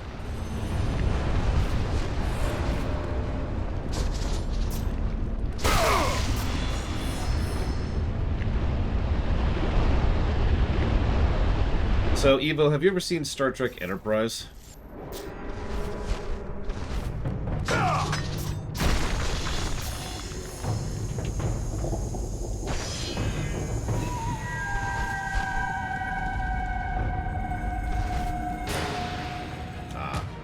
Well, all I was going to say is there's a really terrible episode called Terra Nova.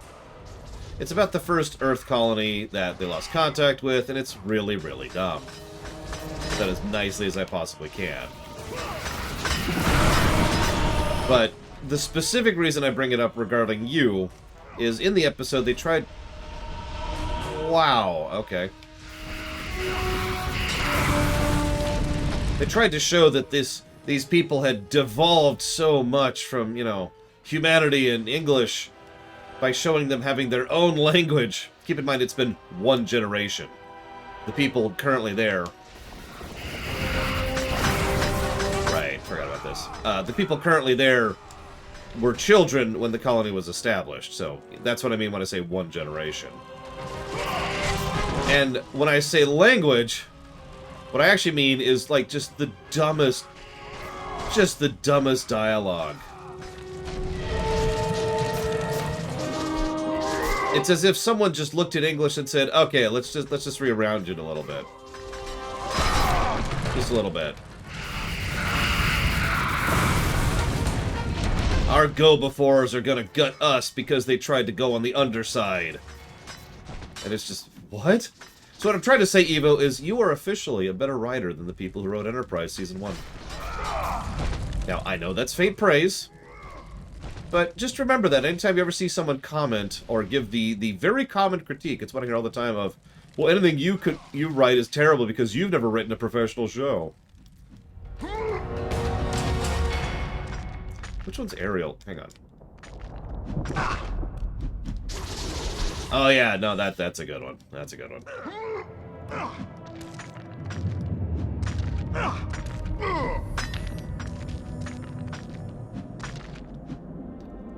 Well, I've never seen anything you've written, Mr. Red, but I hear there's some bald idiot who really wants people to write stories for the extant. Just saying.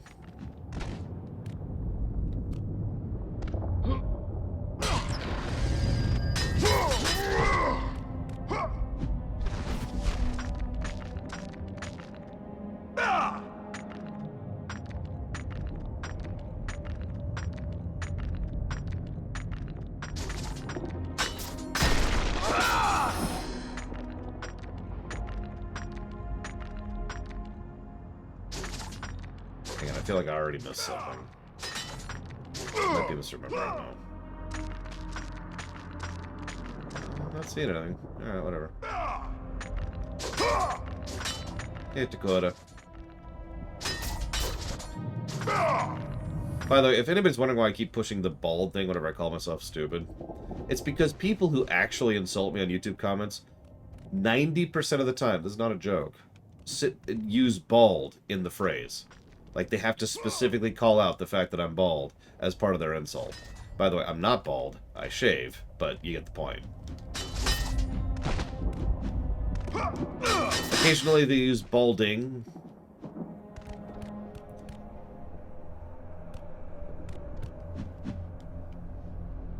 Just YouTube things. Damn it, Atlas.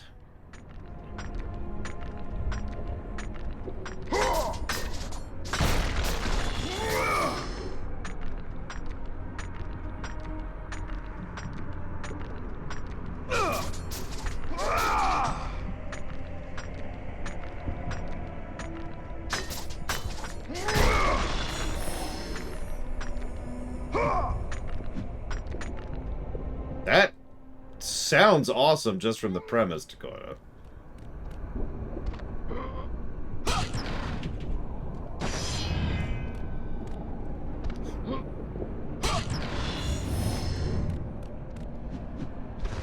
My favorite comments are the weird ones. The ones I can't even explain to you because they're that nonsensical. It's like... I'm going to make up an example. Well, okay. I'm going to repurpose an example because this is one I actually got. This was a while ago. Someone essentially was like, oh my god, I always knew Lore Runner was part of the problem because he doesn't believe in, like, the lizard conspiracy. As evidenced by his comments on this completely unrelated Star Trek video. That have nothing to do with anything. Except less coherent than that. Like, imagine what I said, but through a gibberish filter. Or just translate it into German in Google Translate, and then back into English. You've about got it.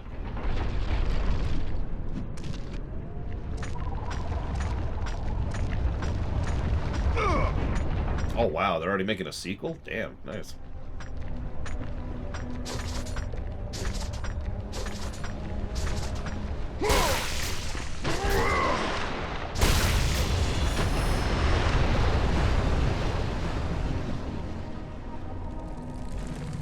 I mean, you kind of get used to it after a while, but yeah, no, that's kind of an everyday for me, Evo.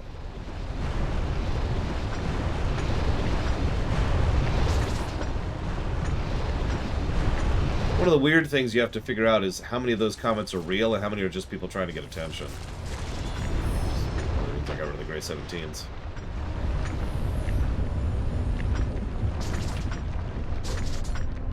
Yeah, I know, game. Thank you. Just checking if there's anything over here.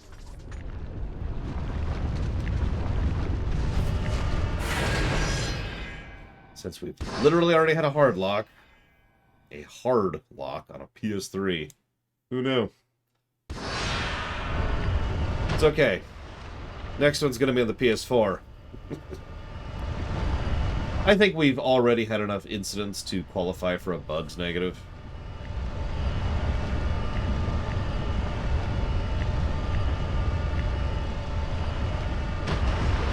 Sorry.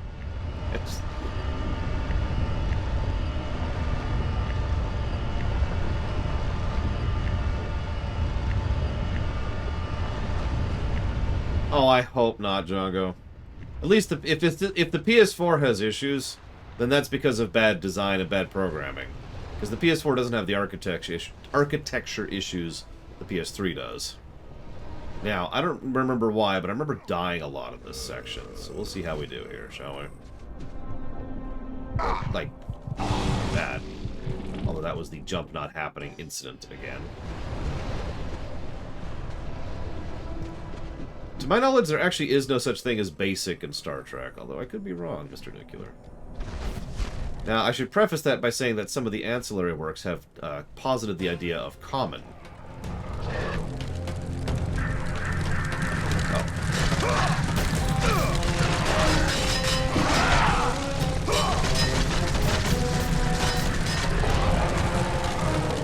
Of course, Eva.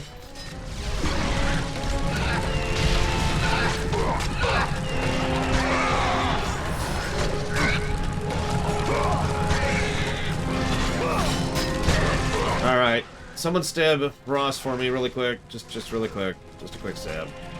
Oh my god, block! Jesus, I'm trying to block here.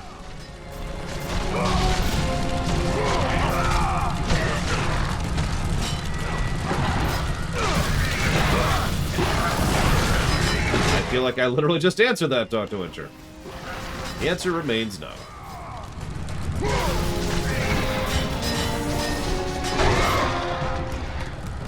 It's not like Star Wars with basic, or honestly most fictional settings with basic or common. I mean, Forgotten Realms has common. While we're on the subject.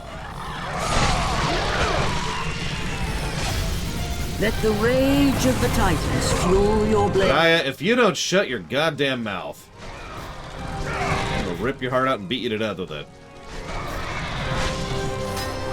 Trek leans on the Universal Translators thing hard, although that doesn't bother me because really the alternative isn't feasible in many cases. That being said, it bothers me when they lean on it wrongly. Voyager, excuse me. Look, I like Voyager, but honestly, the Universal Translator can't get a handle on their language. Alright, reconfigure the Universal Translator so it can get a handle on their language is stupid. That's functionally stupid.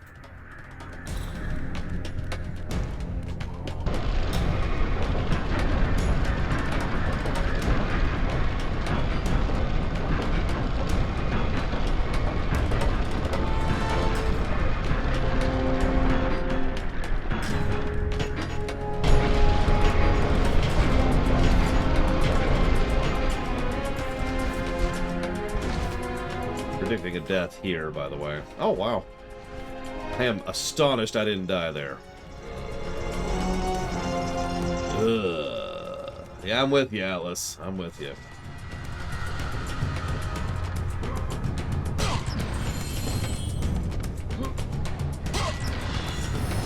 I mean, Darmok and Jallard is a great episode, but yeah, I would agree that was a stupid premise. And had some issues with it. Let's see here.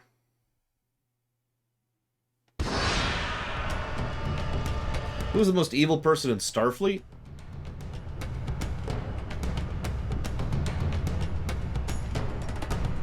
Not counting New Trek.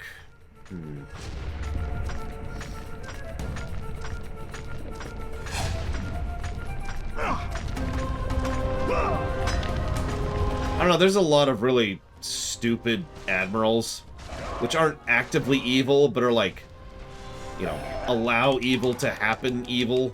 You know what I mean? I really hesitate to say Section 31, but I'm also not in the camp of Section 31 is evil, as I've said several times.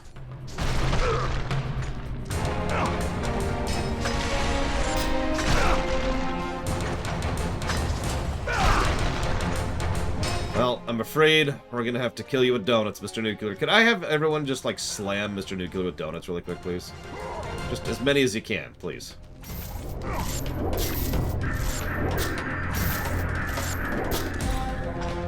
Appreciate it. Yeah, I know that, thank you. I was having trouble seeing the jump because of the prompt telling me how to jump. Peak orbitalization right there. No, Nechayev... My opinion on Nechayev softened a lot after the going back through for the rumination. Probably helped by the fact that I actually saw interviews from the actress and how she mentally thought of her character as. Which I suppose you could debate if that's valid or not, but it's certainly a thing. Thank you, Sputnik Lock. Very much. Whoa, whoa. Okay, we're okay. I will put that towards GTA 5.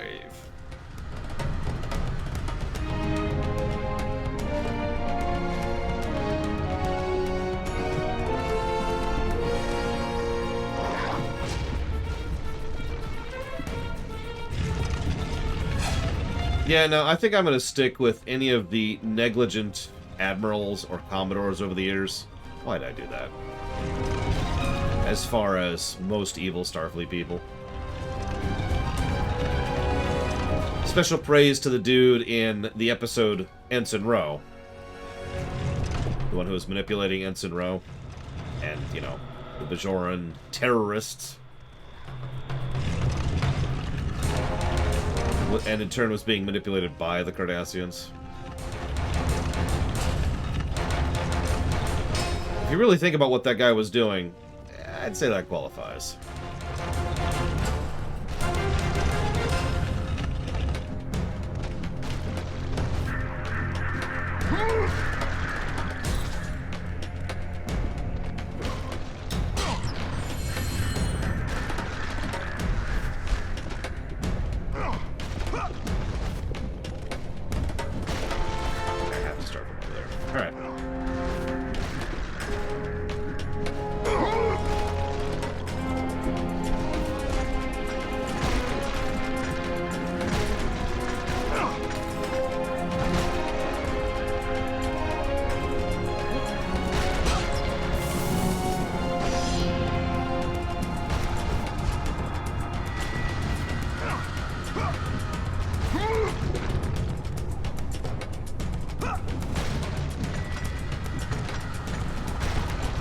Speaking of me dying a lot.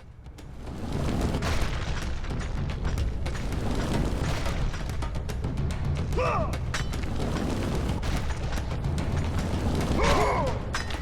not.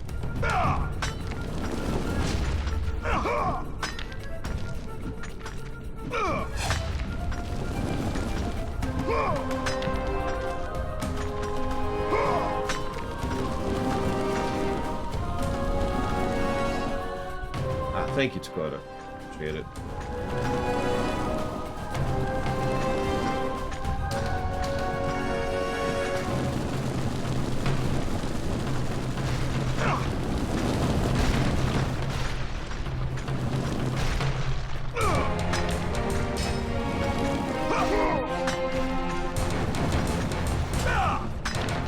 Yeah, there's actually a lot of coyote time in God of War 2. Which apparently is actually the industry term for it. Go figure.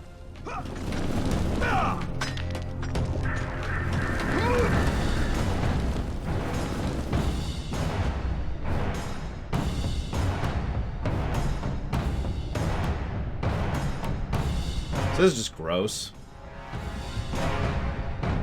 Those are chains that have been digging into his flesh for so long they've literally made grooves. We're of course gonna break our chains here.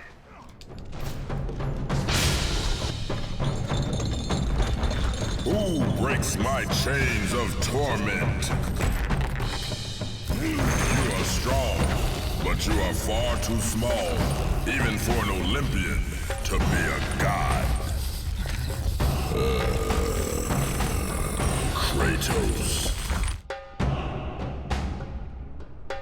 You dare show your face to me after what you have done? I will make you suffer, Kratos.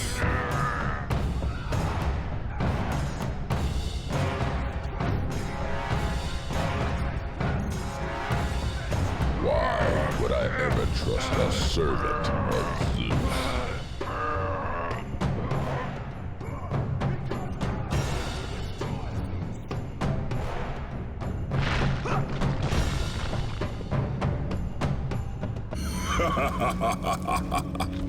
Kratos, still the arrogant and foolish warrior. You have not changed. And how do you plan to defeat the King of the Gods? By taking the blade of Olympus back and driving it into Zeus's heart! It holds the power I once wielded as the god of war! The Blade of Olympus? I have not heard that name in many years. Since the end of the Great War. Titanomachy. And power raged within Zeus. His desire to rule over mortals was intolerable to us.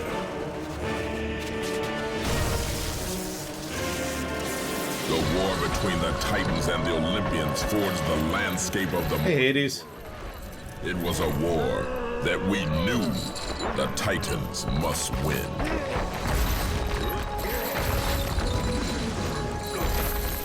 If we lost, it would mean an end to the golden age of the Titan rule.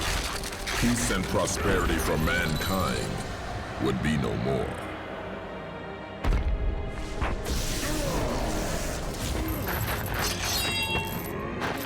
Yeah, it's hard to see, but those tiny little spokes in the background, those are full-size trees. Hey, Poseidon.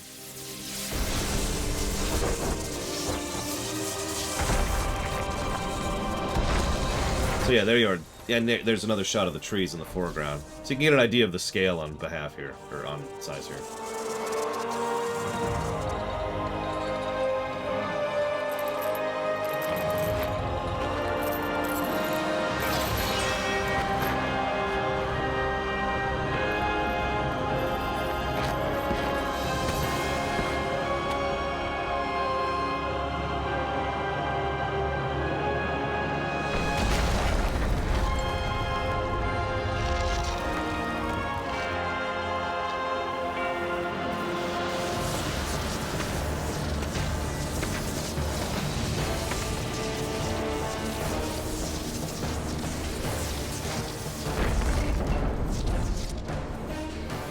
The battle continued despite my capture. Then Zeus created a powerful weapon to end the Great War. A weapon forged from the heavens and the earth. The Blade of Olympus. I banish you to the darkest pits of Tartarus!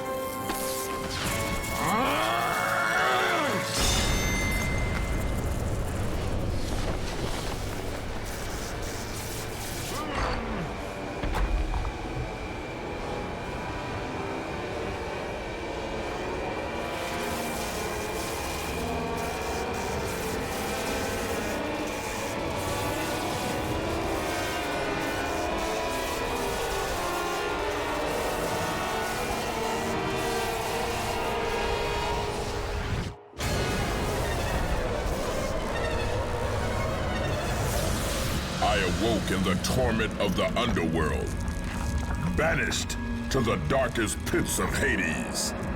I would have destroyed Zeus if you had not put me here, slave of the gods. I no longer do the bidding of the gods, Atlas! I have stomached their betrayal for the last time!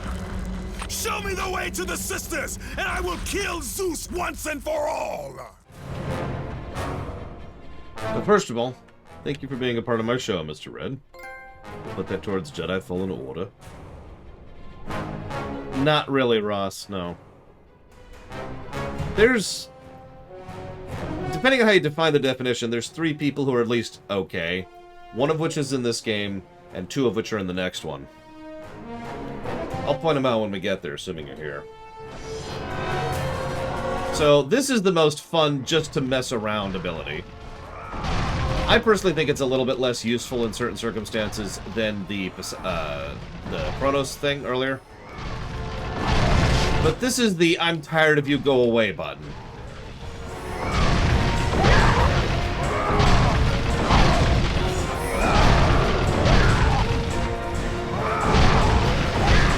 It works exactly how you think it does.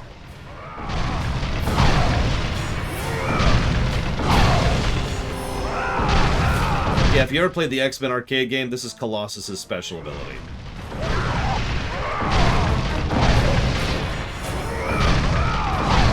Please, someone get that reference. Someone tell me they've played that game. It's also a beat 'em up. And just for fun.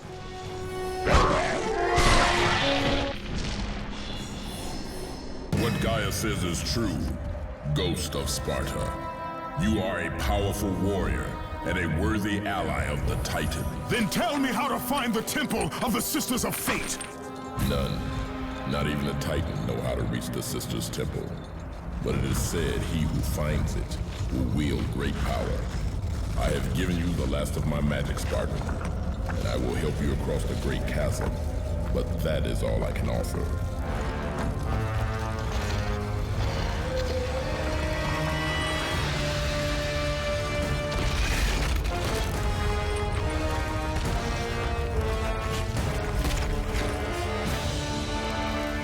May fate grant you passage, Kratos, for many rely on your success.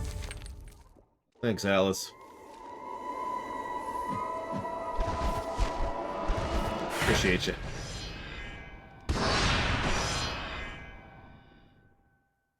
Are the races like the L Corps in Trek? Probably. That kind of thing came in a little bit more in the bonus side stuff that I don't know much about. Like the comics and the books, than in the actual shows. And of course, the closer we get to New Trek, the more varied the alien races get because technology and makeup and CGI.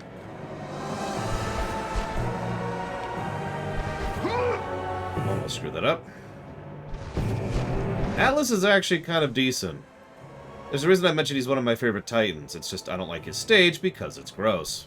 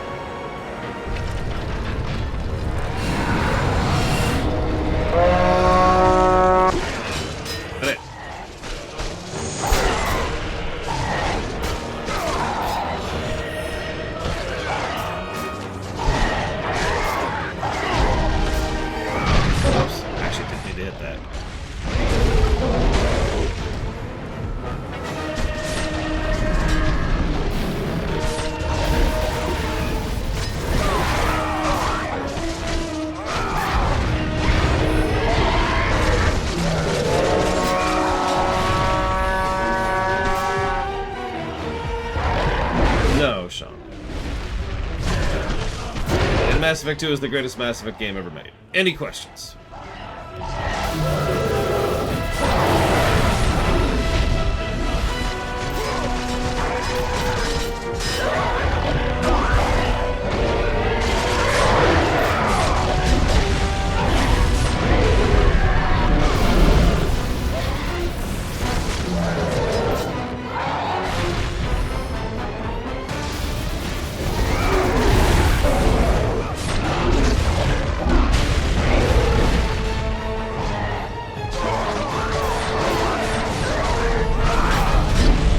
what, Dakota? Get on my chair.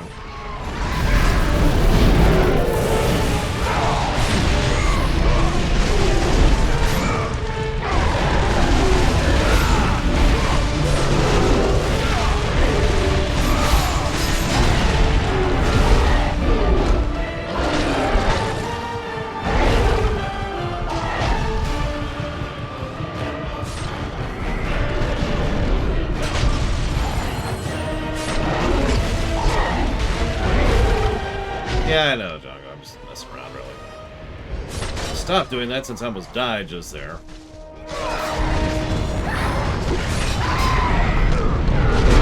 Come on. There we go. Or that. I mean, that's another way to make that happen.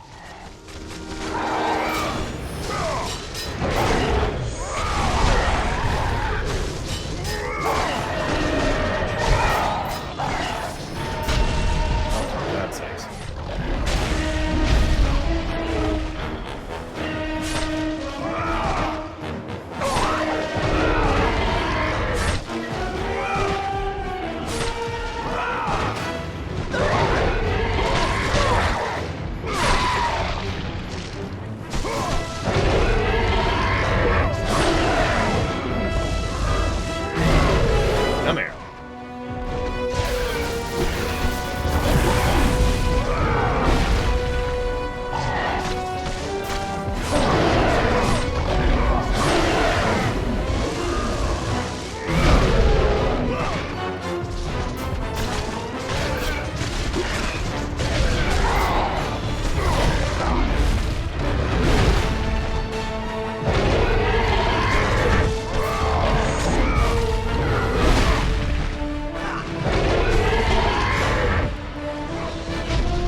The only way, Sean. Now, we'll talk about it when we get there, but the problem is I was never really that big of a fan of Mass Effect 1. So when Mass Effect 2 was a huge change to everything, that didn't bother me because for me it was a change for the better.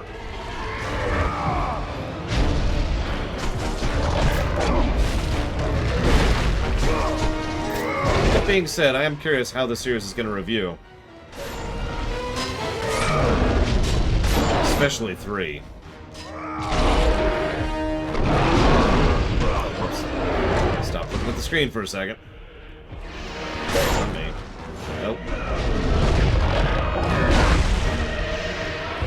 One more try.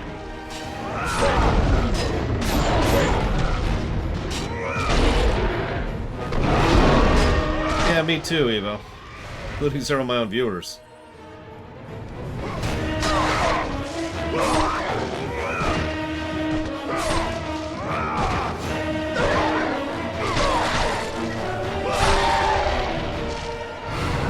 I'll agree with that, Dakota. Preference mattered less in Mass Effect 2 when it came to gun design.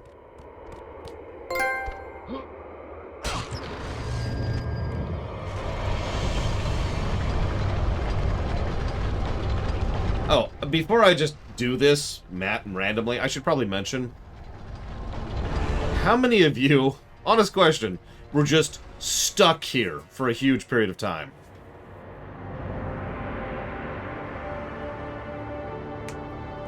Playing this on a relatively small screen, PS2 game, couldn't even see the thing I just grabbed. Couldn't even see it. And I'm just like, what the hell am I supposed to do here? God!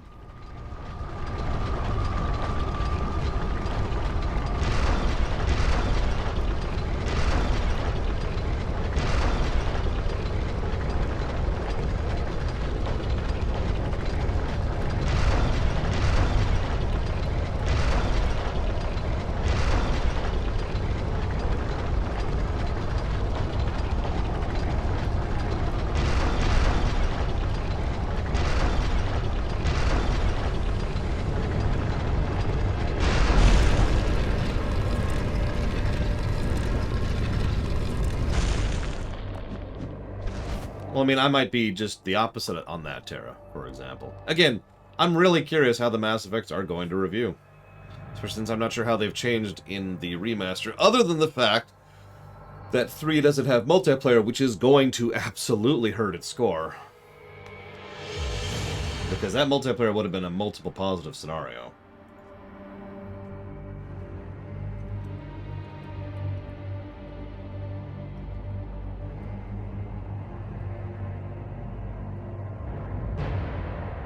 I do, Django.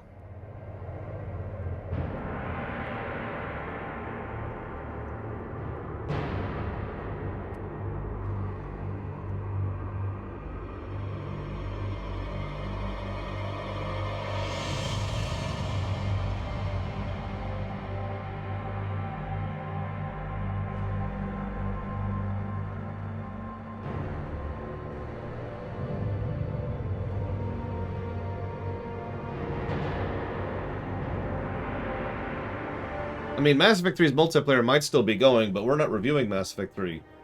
We're reviewing Mass Effect 3 Legendary Edition, which has the multiplayer turned off. So...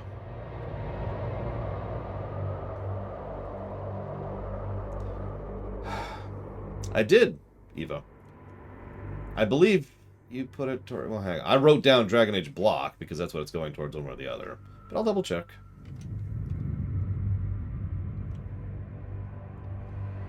Yep, there it is. $10, Dragon Age Block. Which Resident Evil, Zach Taft? But there are several.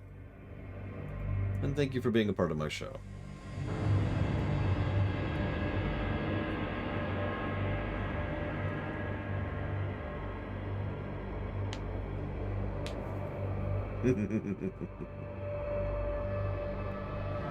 I didn't actually know about that, Leander. That's hysterical. It is a shame. Even though it's a relatively simple horde mode, it was a very well executed horde mode. Something I talk about a lot. The specific nuanced details. 5, you got it. Tend to matter when it comes to game design, and I really liked Mass Effect 3's horde mode. It was a lot of fun to play co-op. A lot of different classes, a lot of different build variety. Interesting encounter malleability, like what you would encounter with other things was interesting. The level design was actually surprisingly tight. There's no such thing as a safe spot, but there's a lot of choke points in almost all the stages. Just really, really good stuff. It was even fun to lose occasionally. Just to get completely overwhelmed when you're doing whatever it was. Mega Death difficulty, I forget what it's called.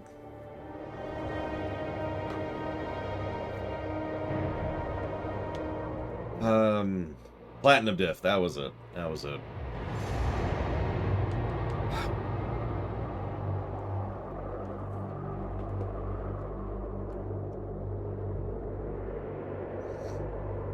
Yeah, I was actually just thinking about that, Django, because I kind of wanted to raise the spear, because I like the spear.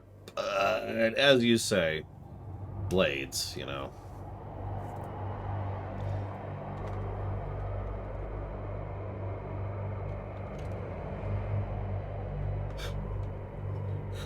Lol, Leander. And we'll see when we get there, Zactaf. We'll see how we do with it. I know they changed the Mako in 1, but I want to feel it for myself, you know.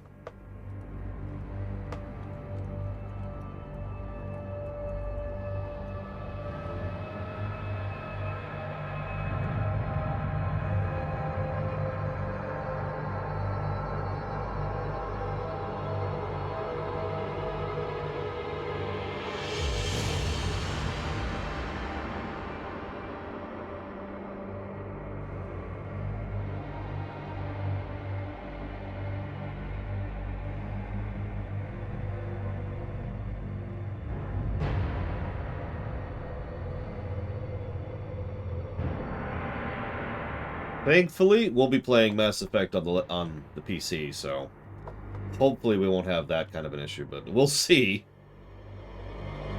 when we get there. Did I already...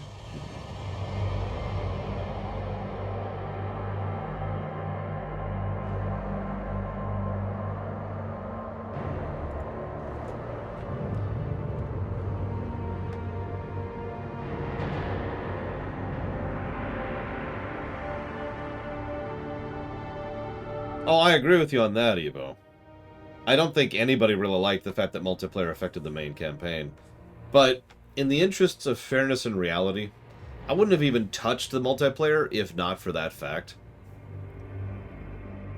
And I love the multiplayer, so it's kind of a weird catch-22, at least for me.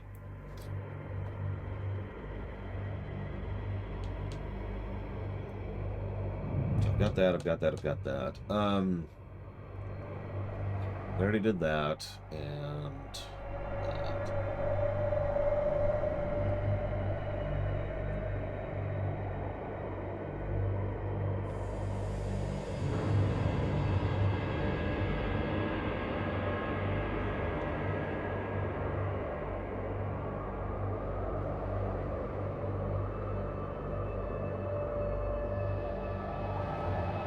Okay. I suppose I should update the HUD.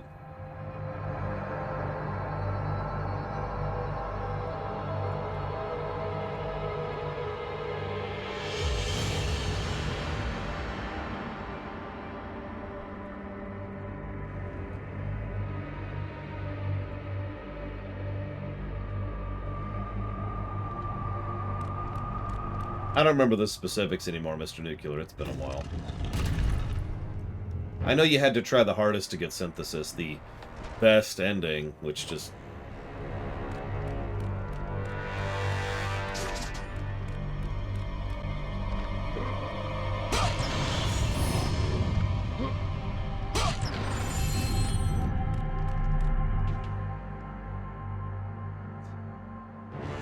Yeah, I think I'll just upgrade the blades. Alright, whatever. I don't even have that attack yet. Green ending was the best ending. If you're wondering why I keep saying that way, it was very clearly structured and presented as if that was the best ending.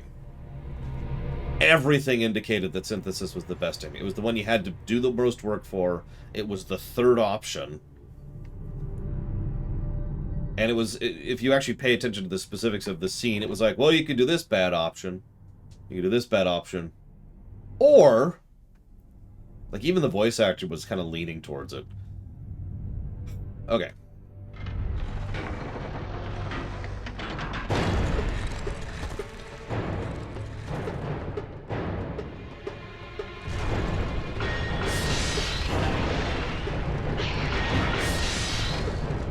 So that'll be over here first, I guess?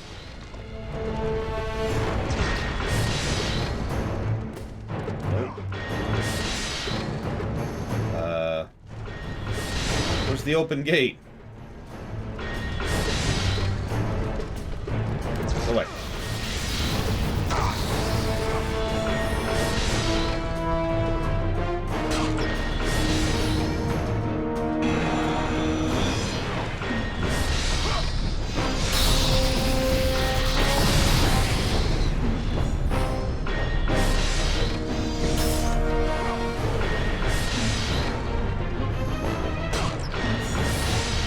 Slow. Nope, we're fine, we're fine. Had to be greedy. I honestly thought that was gonna kill me. Honestly thought that was gonna kill me. Whoop, whoop, whoop. Pay attention, Mark. Pay attention.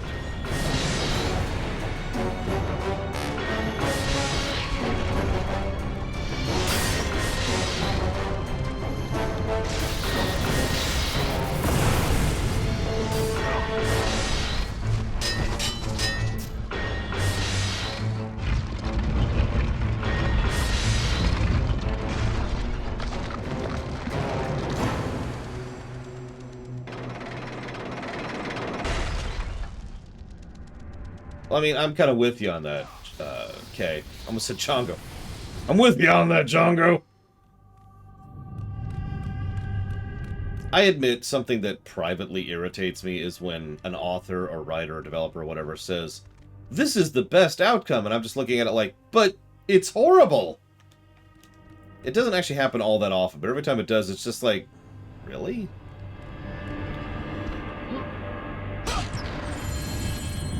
But, okay.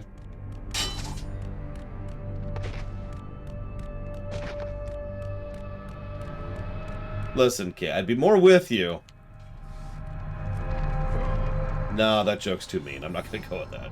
That's mean. That's mean. I mean, I've said it before and I've said it again. It's actually really easy to make the Borg not evil. All you do is give them a choice. No, I'm pretty sure it's just one of the Argonauts. Hey, he's going to be dead in a minute anyways.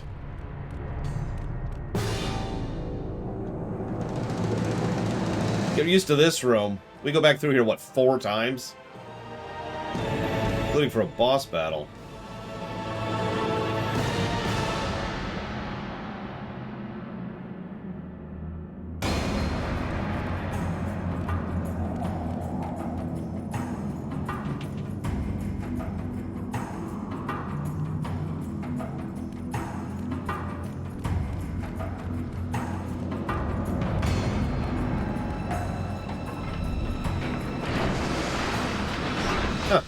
Weird. Oh well. I'm sure it doesn't mean anything.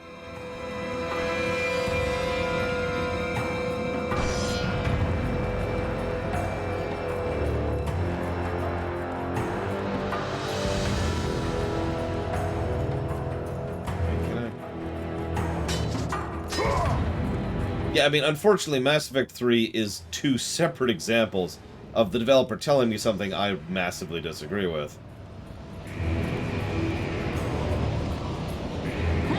The synthesis ending and the refusal ending.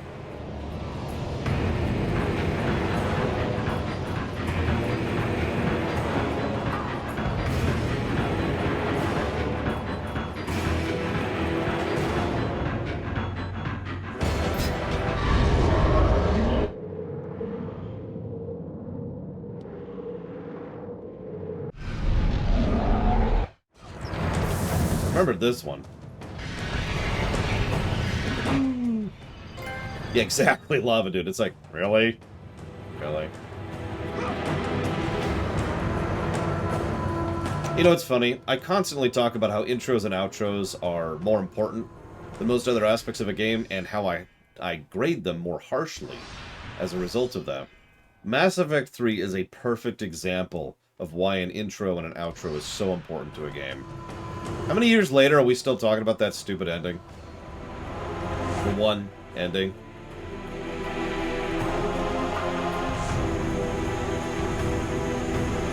How many years has it been? When did Mass Effect 3 come out?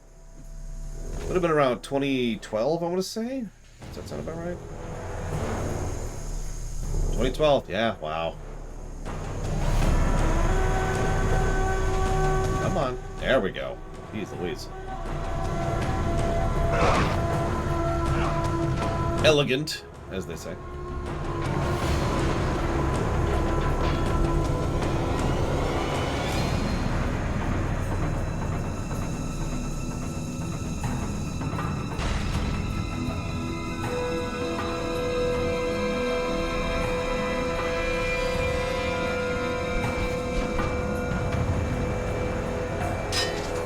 I mean, honestly, to finish answering your question from earlier on Discord, Ross, I don't like Lost in general because of the behind-the-scenes problems and the fact that the writers clearly had absolutely no idea what they were doing. Oh, almost. Rolling was the mistake there. Get some good nights, or sleeps. That is not nights, but it's also sleep-related. God damn it.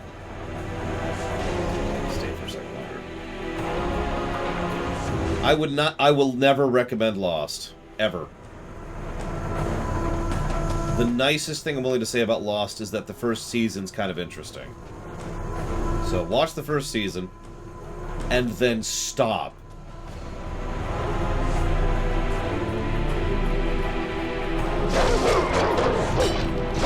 Lost is a perfect example of why I tend to be against the mystery box as a concept.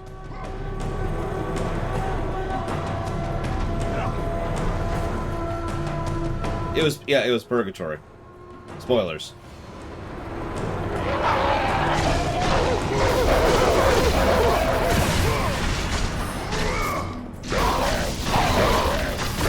It's actually the biggest spoiler in the whole show, so I shouldn't say that so casually. But honestly, I have so much vitriol and hatred for that show that screw it. just screw it.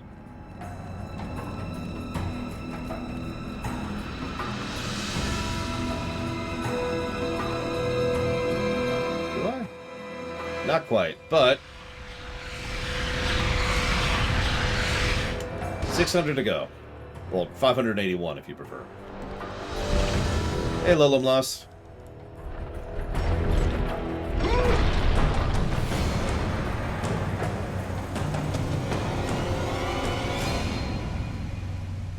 You know, J.J. Abrams has his own problems, and is also a terrible writer.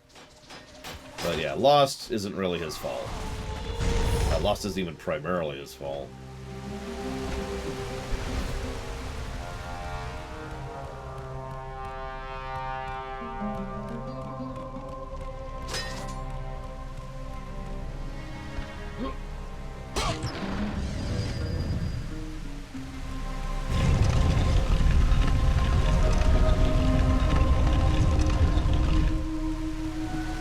How important is first impression? That's an interesting question. How many of you in chat can name something right now that you refused to continue playing or watching or reading because of your first impression? And hang on, there's a proviso. And then time passes and then years later you go back to it and it's like, oh, it's actually good.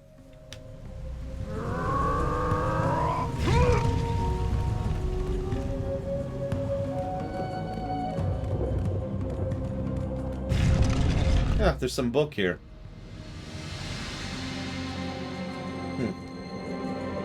Oh well.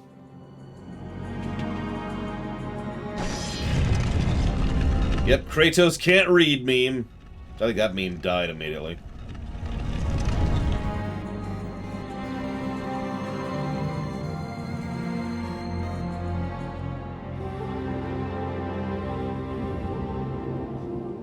Yeah, imagine your first impression of TNG being Season 1 of TNG, you know?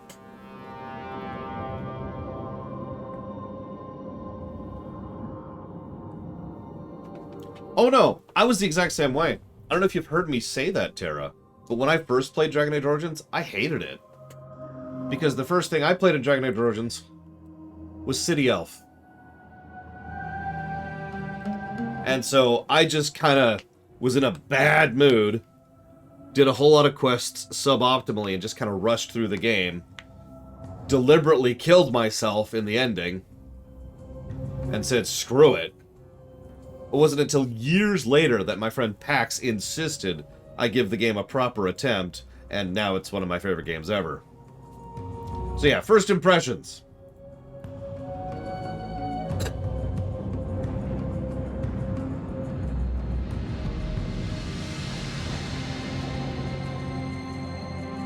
I mean, bluntly, City Elf, just with those two words, sounds more interesting than the entire rest of the intro, the openings, the origins.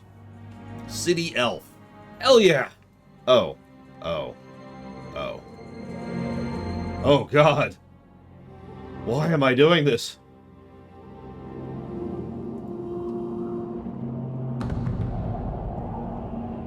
Oh. Let me finish dying here and go look at this gigantic donation.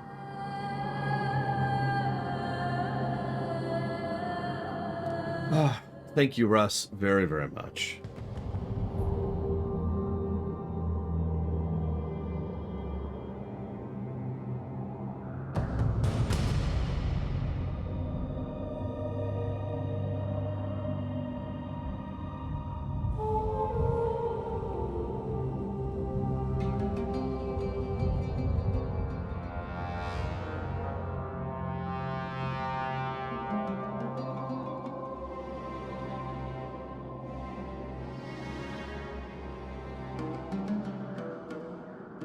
Always very, very much appreciate, Russ. Thank you so much.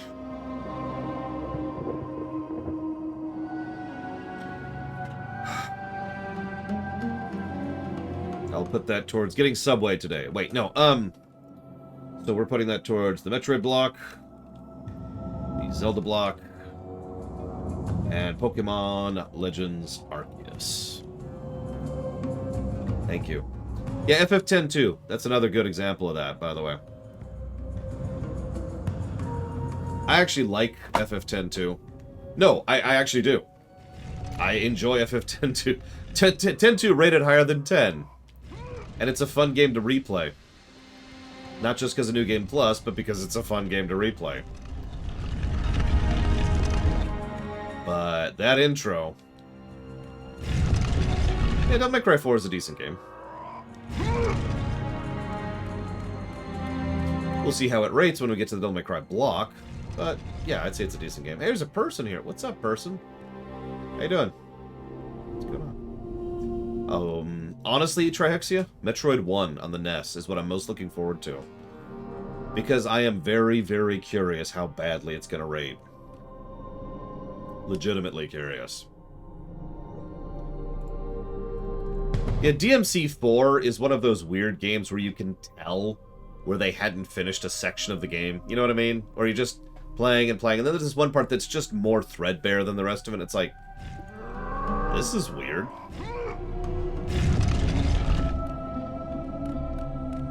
Leave me be!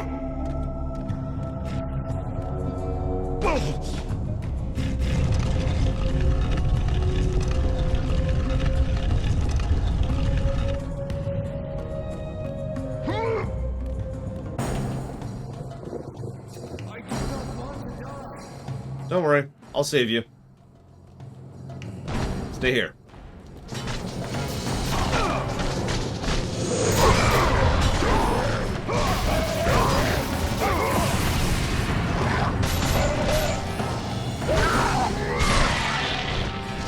So, DMC4 is another good example of the initial impression pushing me away from the game. I did not like Nero, and I didn't care for many of the earlier parts of the stage. It's a cliche, but when I started being able to play as Dante, I started enjoying the game a lot more. Not from a gameplay axis, because Nero plays just fine, but purely from a story axis. Whoop, whoop, whoop. Weird.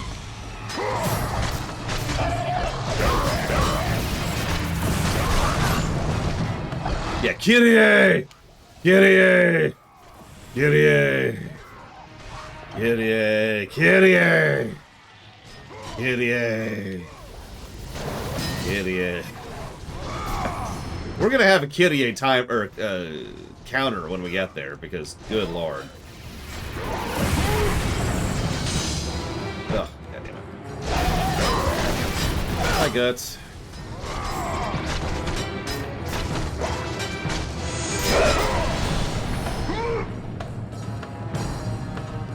I mean, I like Nero okay-ish in 5. One notable exception. I cannot read the words while they attack! What do you think I'm doing, Yahoo? Thank God there's no friendly fire, or this section would mega suck.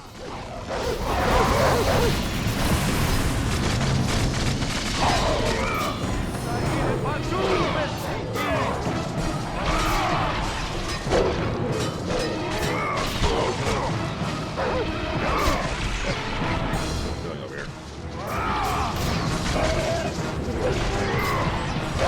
Oh.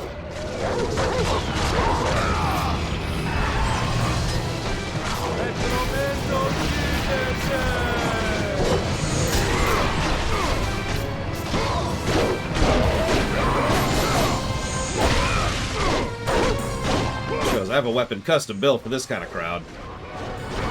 Again, I have this now.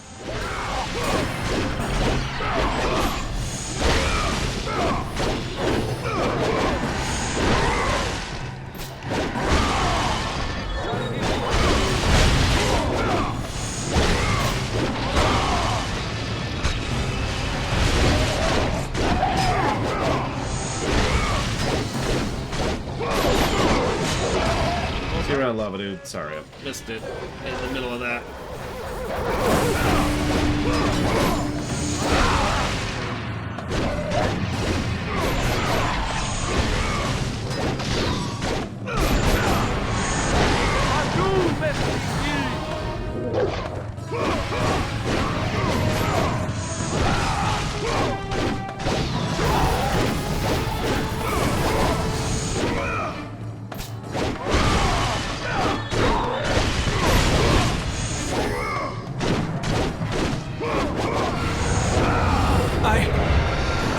I've forgotten the words!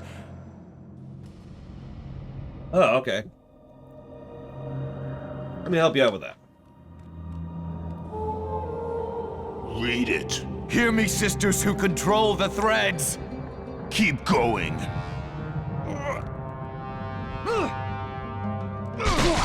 Another searches for what only the sisters may give. Read it. As proof that he is worthy. No! Please, no! I cannot do it!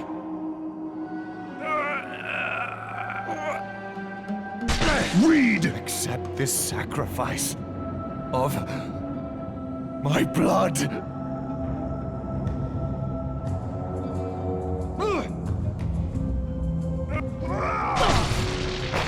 I mean, I always wonder why these people even signed up for this to begin with.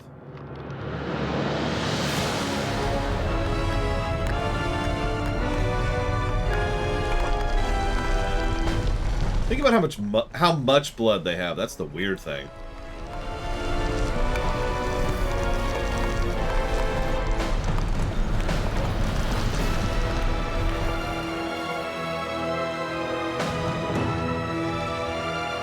Well, no, the key is the blood.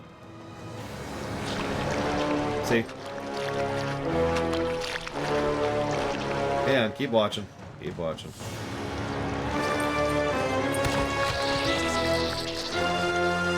Just think of all this blood. Look at this. Look at this. This is impressive.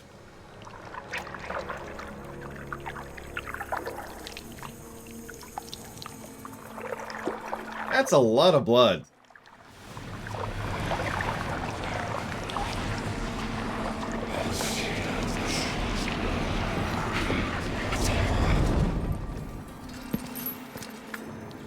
Well done, warrior. With this sacrifice, you have proven your resolve to seek out the Sisters of Fate. However, this is but a small step in your quest to gain an audience with us. I honestly forgot she had an exposed breast. I was mostly thinking of her boss battle when we get there. Yeah, that's Lachesis? Lachesis? They pronounce it, but... You have done your quest. Now die forever! Oh, wait, sorry. Give me that.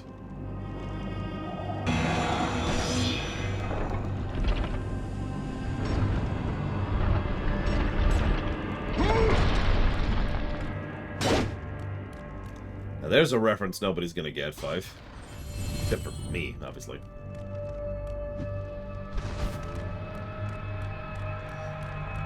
Scarier than one? That's an interesting perspective.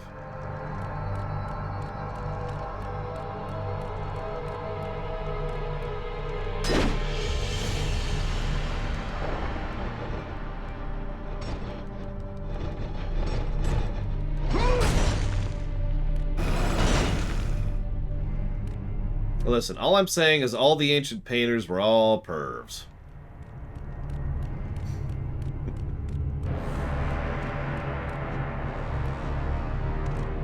Exposing body parts. Ugh! Disgusting!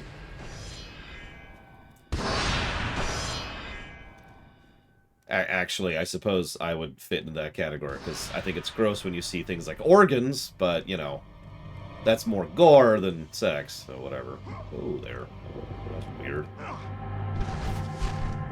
Yeah, Kratos nipples only, thank you.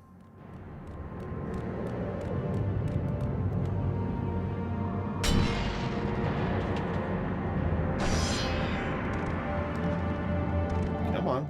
There we go.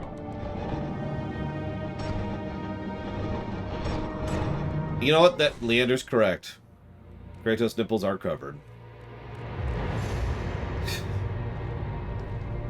Yeah, I need mana. I'll go ahead and get mana. You keep asking whose spear this is. I don't have an answer for you. Some dudes. Like, we just took it. We were like, hey, this is our spear now. Bonk. Now we can do this. What's the issue here? Yeah, it's our spear. That's whose spear it is.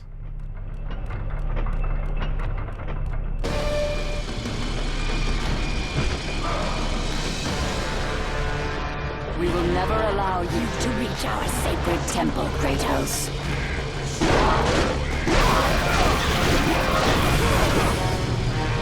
Damn right, Sean. Wait. See, I was built, so it actually fits in my case.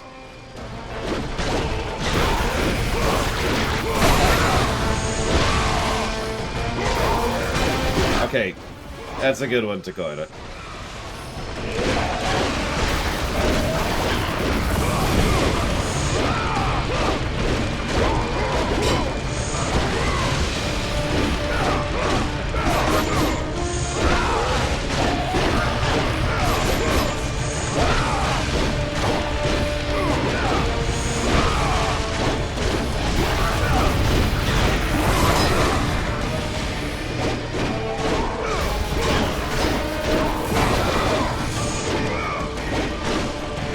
Yeah, so fun fact.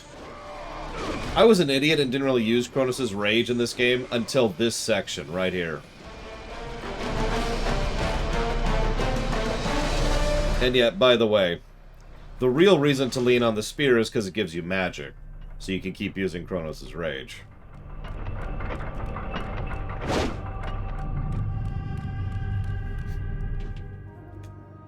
But, we're gonna level this first.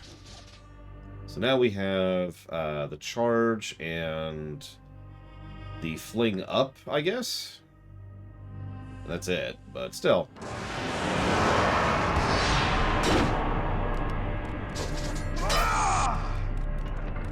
The speedrunner's maneuver.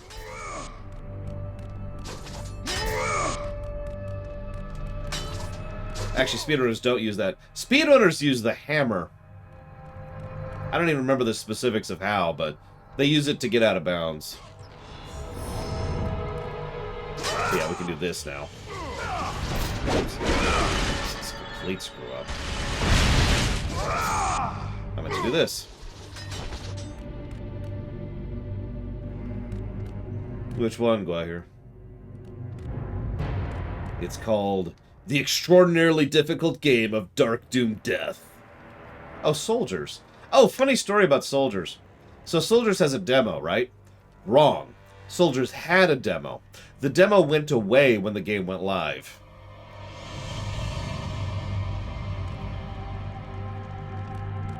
I was going to play the demo. Kratos, you know not what you do. Shut up, Athena. There are things far more important than your revenge. Really? Like what? Zeus did what he must to protect Olympus. Huh? Gaia speaks nothing but half-truths and falsehoods. Uh-huh. The Titans are not to be trusted. Uh-huh. In you, Zeus feared the destruction of all he stands for. I mean, he's certainly been working towards that, yeah.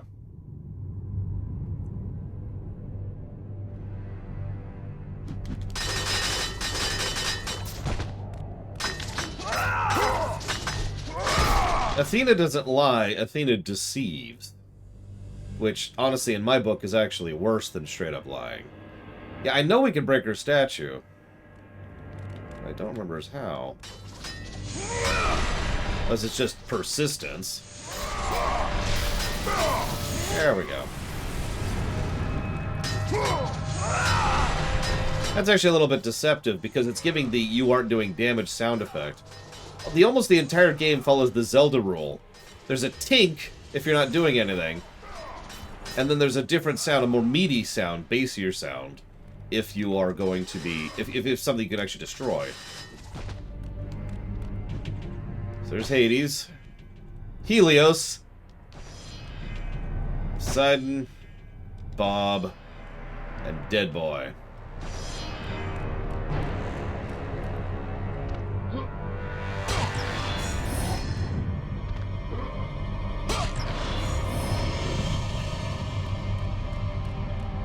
Okay.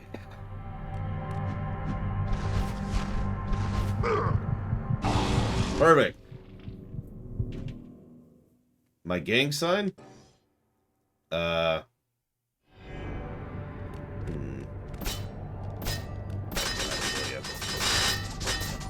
that's hard to aim.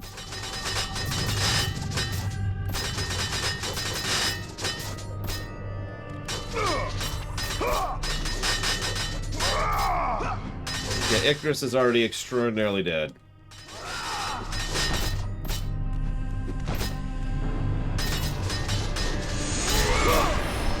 There we go. I mean, I do this a lot, so I guess that's as close as I got.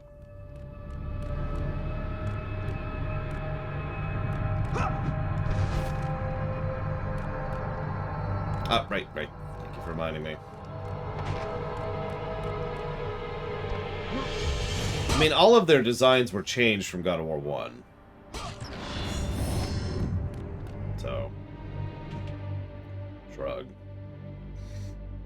I'm just gonna go ahead and commit to this, hopefully. So we need 9871 to finish that. 9871.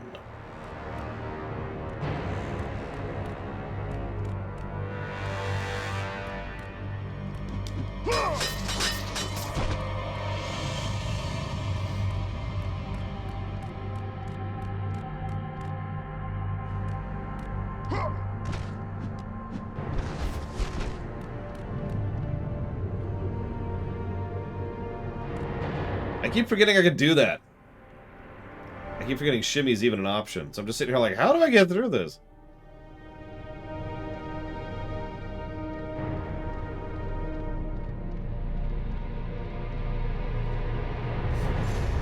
I mean, in fairness, who would you rather win? Zeus or Kratos? Favorite scene in Fifth Element? Honestly, the casual world building of the first section is probably my favorite. As I talked about during the rumination.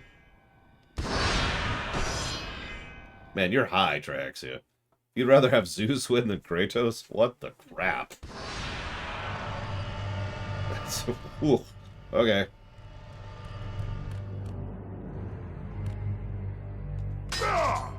Yeah, I mean, everyone memes on Fifth Element, but the construction of the setting and the world is what really caught my attention about it.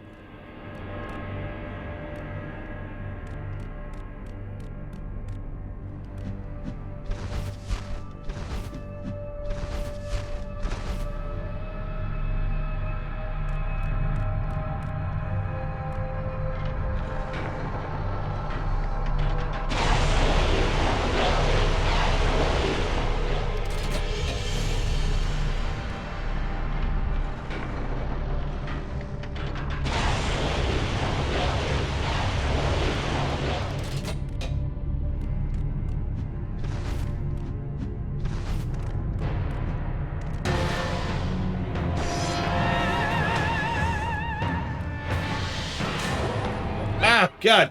Oh, God.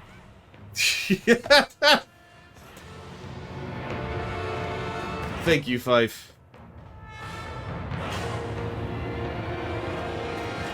As always. Whoop. Is that already on the list? I mean, it doesn't matter. I actually owned the Bayonettas anyways on the Switch. Which I guess is the only option. You know, whatever. So,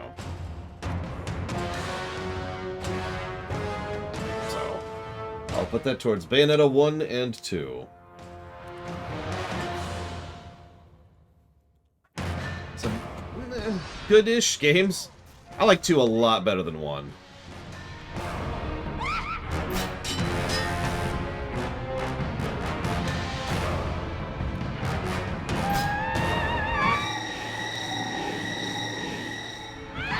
Like, 2 was just kind of okay. Excuse me, 1 was just kind of okay, 2 was awesome. Like, I enjoyed 2.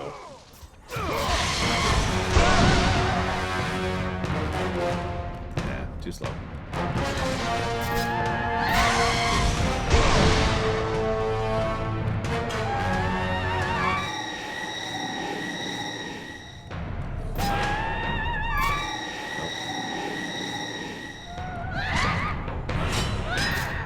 Well, that does sound like hell, okay, but that's okay.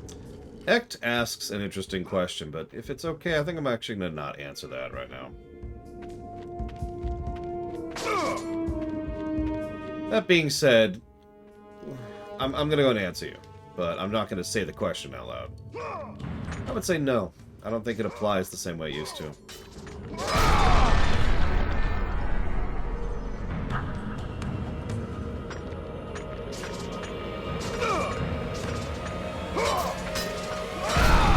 We've already had, like, viscous blood and blood jam, blood baths.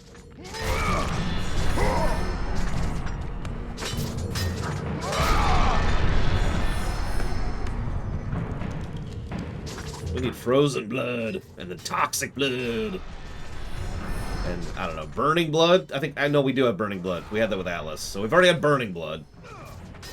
That's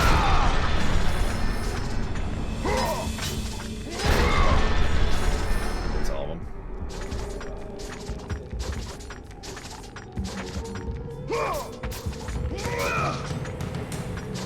Well, I figured toxic blood covers acid, but I guess those are different things. So we'll have toxic, and then we'll have acid.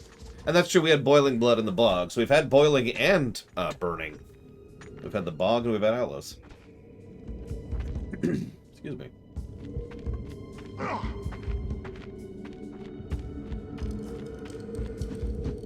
So this is probably going to take me a minute. Because I'm a moron.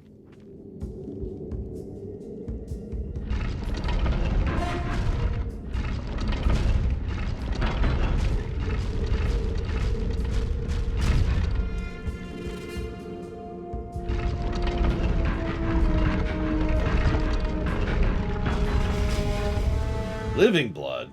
What is this, Diablo 2?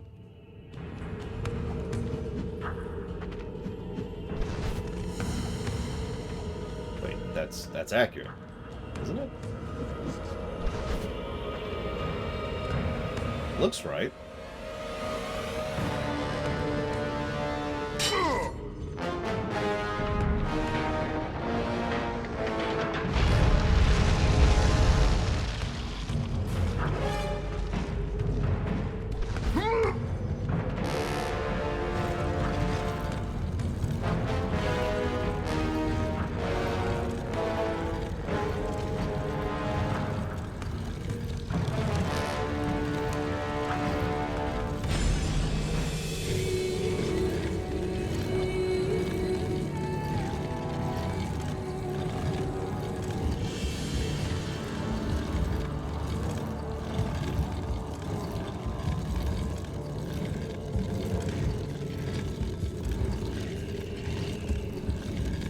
Toxic blood is something vampire stories need to play with a bit more.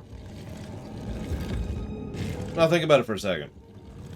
Think about humans inventing, like, a virus that doesn't really do anything to the person, but it makes their blood toxic to vampires.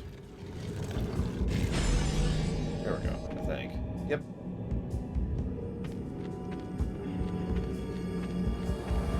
Or, if you want to go the morally, horrendous route, you can also say that maybe the blood... It's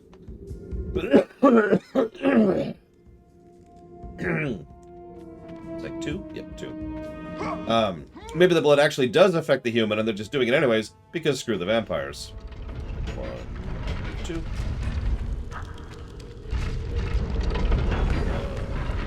Two. Nope, that's too many. Other way. 1, 2.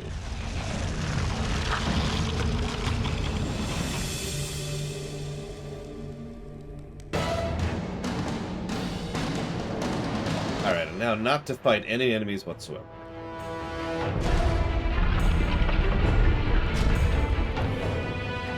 Yeah, it basically gives people AIDS. Or worse.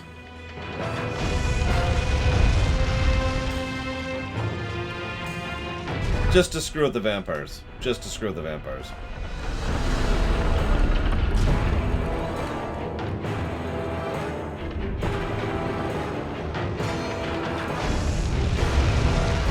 The vampire final solution.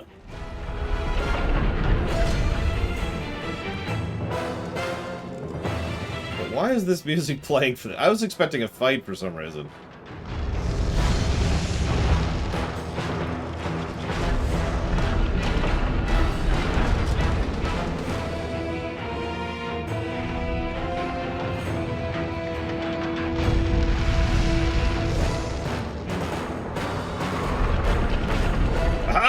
An enemy!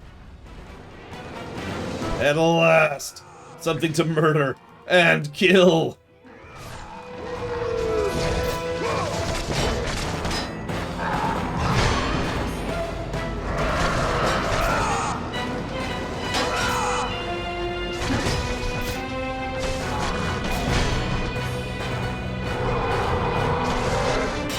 Interesting question. I wonder if it gives more or less experience.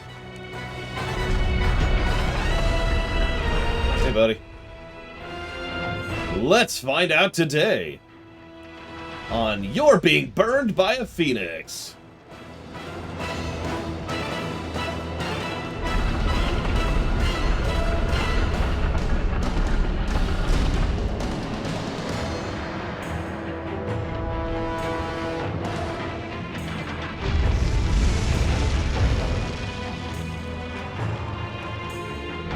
Who's the next contestant? Nobody, because he's too far away to be aggroed. Come here. There you go. A little bit closer, a little bit closer. There you go. Come on, up here, up here. I have actually played Titan Quest. I remember it mostly as being unmemorable. You know, it was a Diablo clone. Oh, come on! Okay, fine. Hi.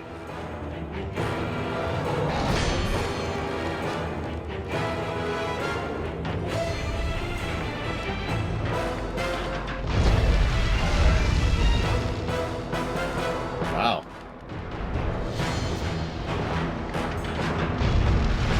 Huh. Okay. So, moving on.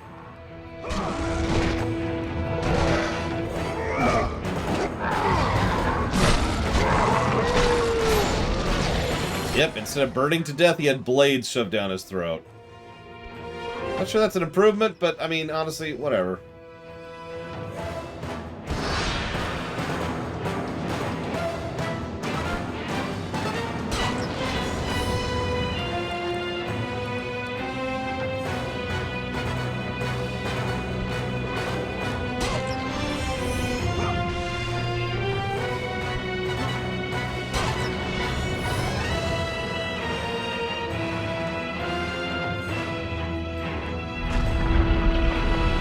Eyes, throw. What's the difference, honestly? There's a reason they call it eyes, throat, and nose doctor. It's the same thing.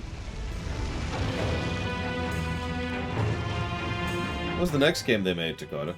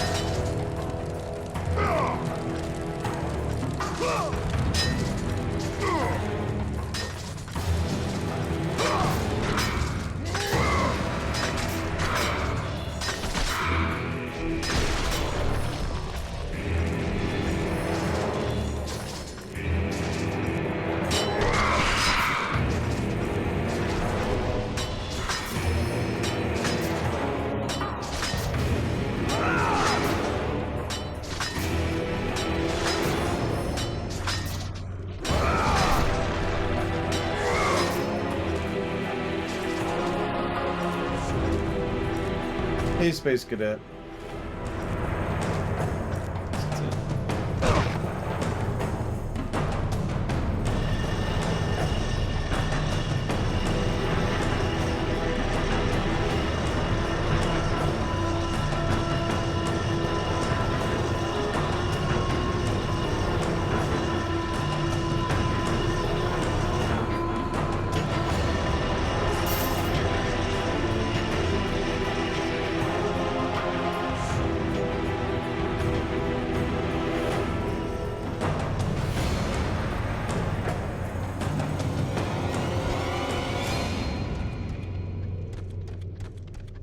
Grim Dawn. Haven't actually heard of that one.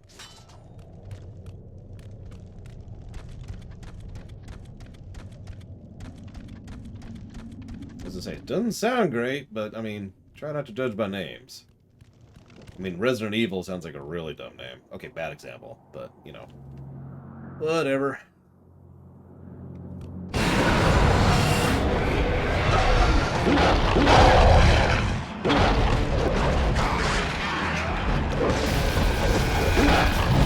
No, we haven't, Django. 2 does a pretty good job of disguising its load screens through set pieces, you know? Like, you know, when we leave the temple and we go up that unnecessary staircase, it's to load the next area. So, 2 does a pretty good job with that. I know this because I've actually seen this game speedrun where they go out of bounds. And the game actually does a pretty good job of loading, even when you're not going through the typical loading triggers.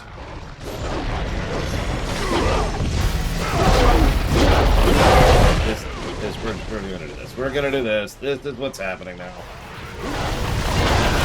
This is what's happening now.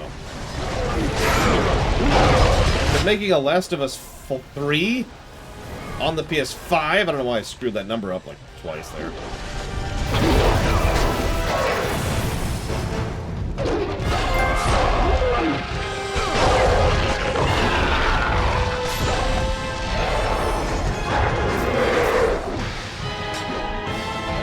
On the PS 57583.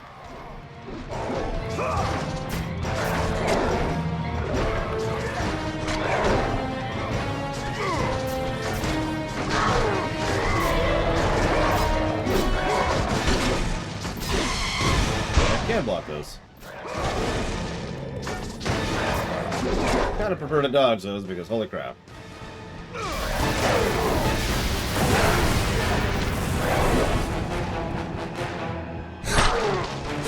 Also, you weren't using that anyways, so, you know. There's some magic there.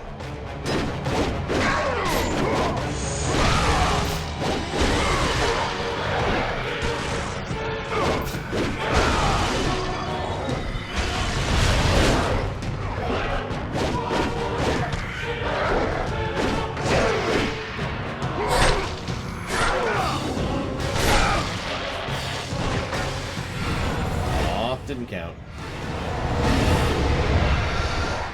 You do, Space Cadet. And then you lose them all.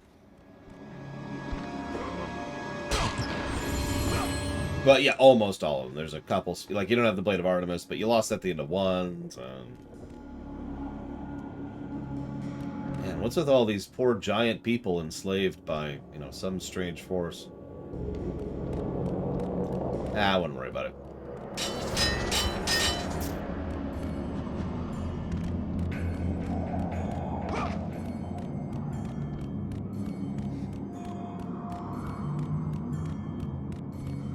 I actually stand by my review of Last of Us 2, which is funny, because, you know,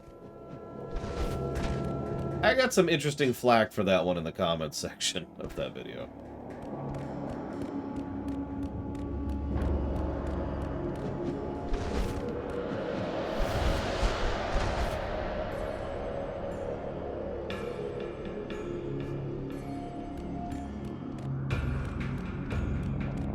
My favorite part was where someone said that the only reason I didn't like Last of Us 2 was because I didn't like what they did to Joel in it. Which just proves that that person not only is a moron, but doesn't listen to anything I say.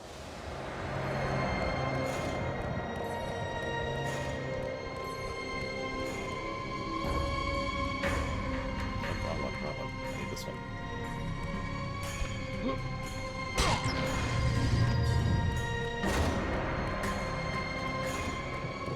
I mean, wasting characters is bad, but I don't give a damn about Joel. I didn't like Last of Us 1.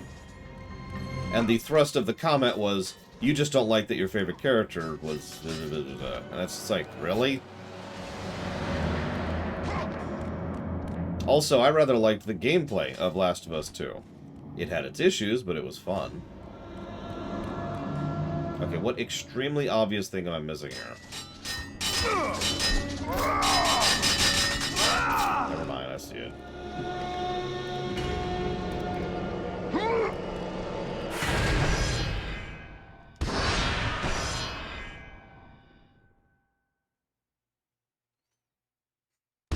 That's true, Disco! Yeah, I think Last of Us 2's story score was pretty low. And I stand by that. It was not a good story. We even came up with the term world destruction. You know, the opposite of world building, to refer to that because of that frickin' game. It was a terrible story.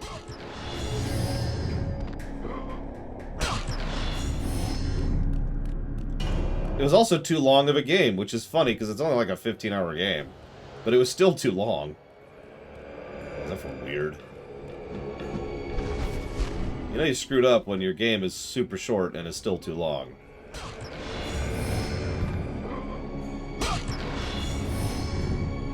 Oh, that's enough.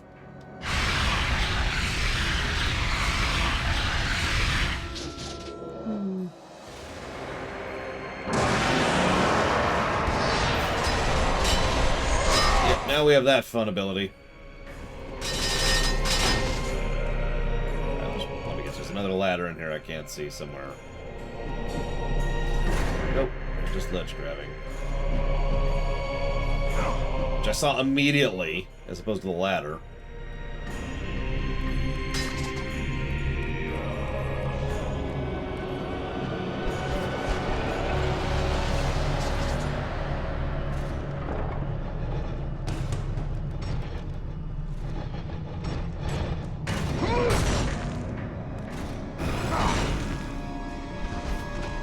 Welcome back, Dr. Winter.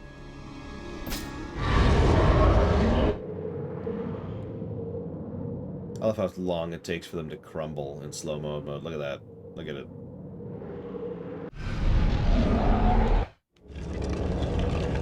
No kidding, Django. Jeez Louise.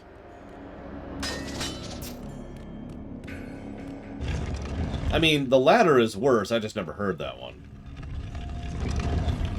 Hi, Shikor. The best part, the ladder was on the left.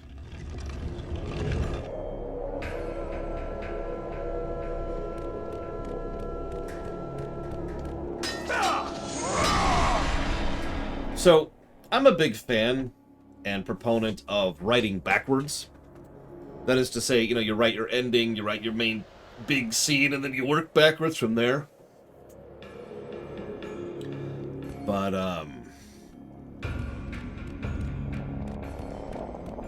I will also admit, something I tend to notice, especially in movies, that's its own issue, is when a writer really, really wants to have, you know, X happen, and has no idea how to get there. I actually have a term for that. I call it because plot. We need to be at point B, so we're starting at point A, and we have, like, the stupidest, dumbest, shortest route from point A to point B. And there you go. Because plot.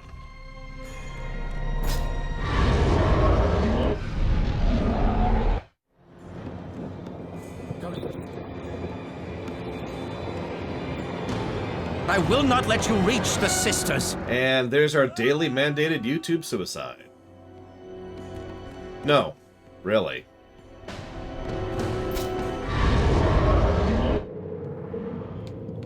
I don't think I've gotten this super chest before, and I'd kind of like to, because I do actually want to level my, my spear.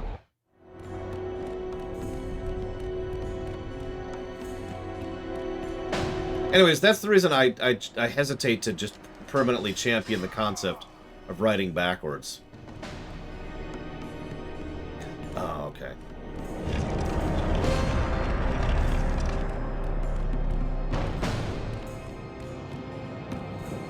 I suppose the simplest way to put it is writing backwards is like every other form of writing. It's a tool. It still needs to be used correctly. So, how many of you want to watch this guy commit suicide a few times in a row?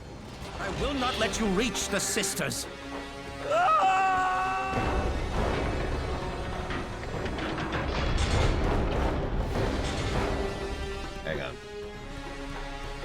see how many... Oh, okay, I get it. The yell is what sells it. Oh! I will not let you reach the sisters. Oh!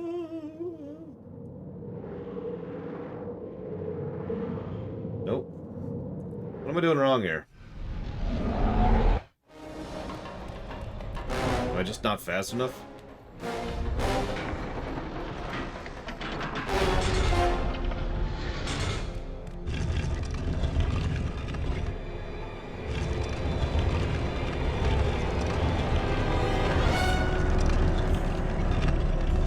Move the statue all the way back there? Because I cannot move it forward here. There's a never mind. There's not a ledge there.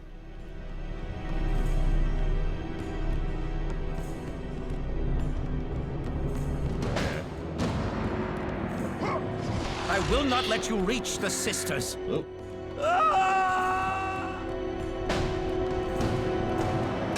I really shouldn't find that as funny as I do.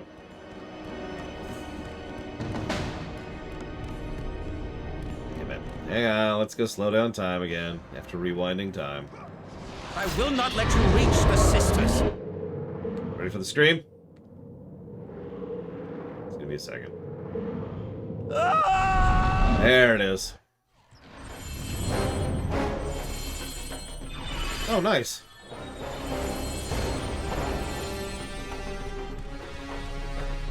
Yeah, I know I didn't get that one without a frickin' guide. Okay, so now we'll actually do the puzzle. You know, the plot puzzle.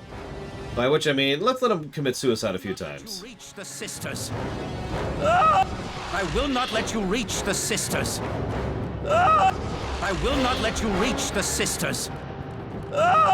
Wee jumps is hysterical too. Watch him, watch him. He like goes. He starts off this way and then like jumps back, and then like goes back like he's doing some kind of a dive to his death. It's great. Check it out. Check it out. I will not let you reach the sisters. Look at him. Look at him. I will not let you reach the sisters. I will not let you reach the sisters. Oh, whoops. Hang on, one more. Sorry, this is an accident. I will not let you reach the sisters. Or, okay. One more again, because I screwed up the time freeze. I will not let you reach the sisters. He's going for the triple push. Oh, Jesus. Okay, hang on. Hang on. Apparently, listen, this is totally not on purpose. I definitely don't actually want him to die over and over again. Now, come here.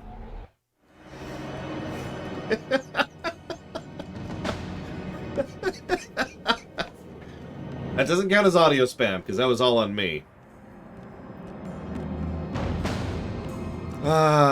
So, how many of you, when you were in school, had reading as a class? I'm actually curious, because I don't know if this is still a thing. But it was literally just reading. Like, it was just assumed that reading was good for you, and therefore you had to do it, right? And you had, like, mandated amounts of reading and all that fun stuff. And I'm not even talking about, like, book report stuff, although book reports sometimes showed up. Just, we had reading hour in school. This is how it always felt for me. Read the words. Hear me, noble sisters who forge our destinies.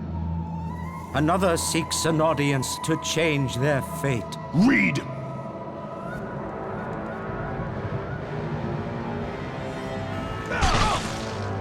As proof that he is worthy. No, Kratos! This will be the end of us all! You must stop!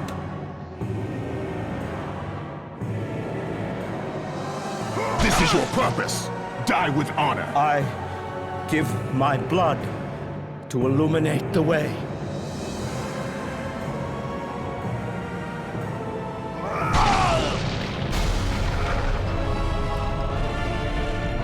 And that's why I died in grade school.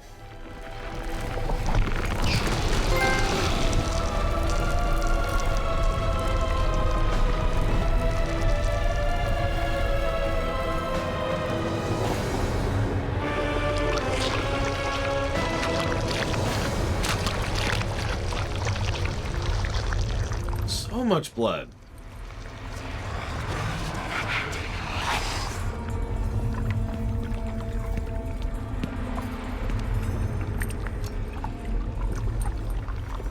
Kratos, like the fiery phoenix who is resurrected from his ashes, you too search for a second chance at life. Find these ashes and free the phoenix. Only then will you find the path to the Temple of the Face.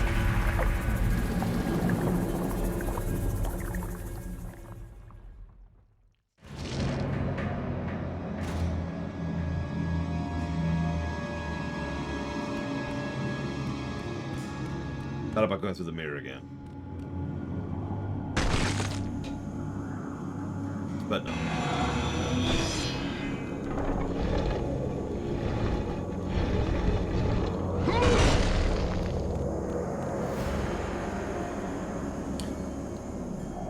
Is this? Ah, no, this is this part. Man, someone needs to retile these roofs.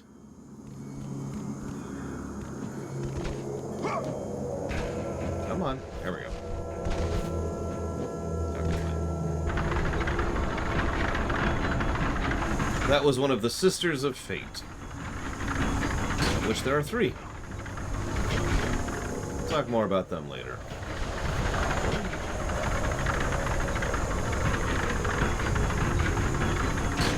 No, that was Laxis or whatever. Atropos will meet in a bit. Clotho will meet last. I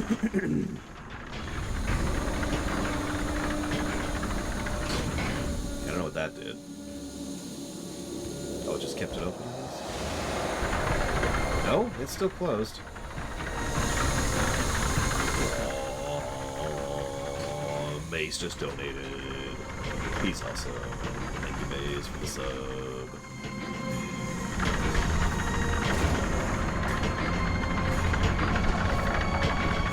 I was gonna say, I think that's what makes it go higher, yeah. Thank you very much, Maze. As always, if you know where you want that to go, let me know. Thank you.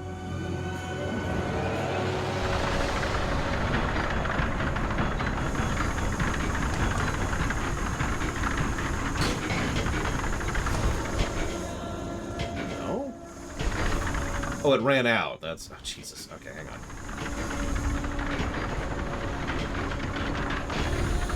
And back down.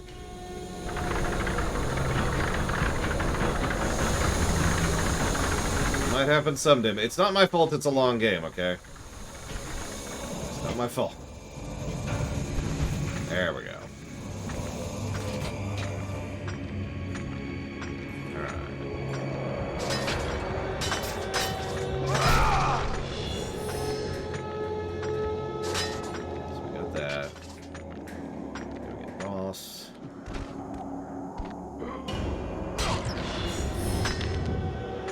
How much do we need for the spear?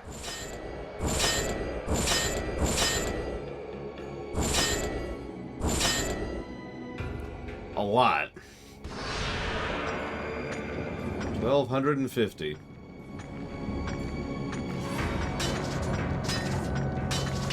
I should write that down before I forget, though. Don't have another Fife situation. 88. Trails in the sky, too. Done.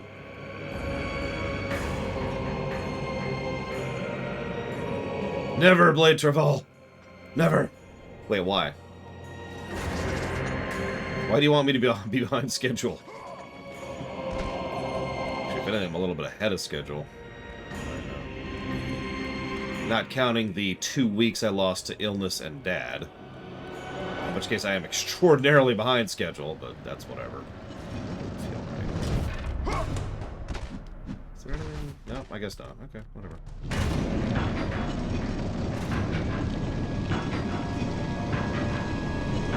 God of War 3 might even be shorter than God of War 1. I don't know. We'll see.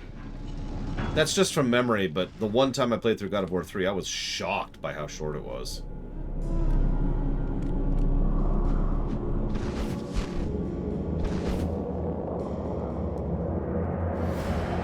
I mean, Kratos would probably curb stomp War.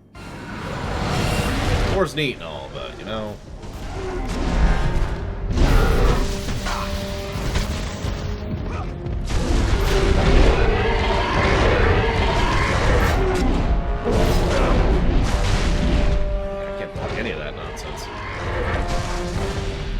Yeah, Dad visited for longer than expected, too, so that put me back another day that I wasn't expecting to be there.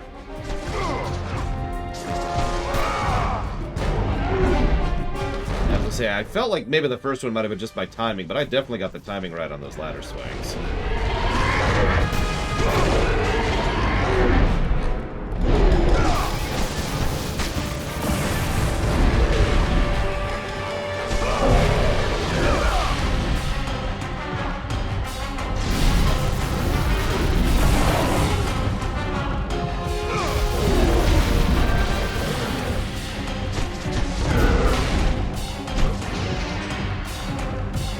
It's better in this one than it was in the first one. I don't know if that's because we have better tools, or because it's better balanced, or what. But it definitely takes a lot less time to kill enemies than it did in the first one. The reason this is taking a minute is because I'm being cautious. That's kind of on me. These guys hit a little hard. I guess I can't get these ones' eyes? That sucks. Whatever. Oof. Their attack range is pretty high, too, as you can see.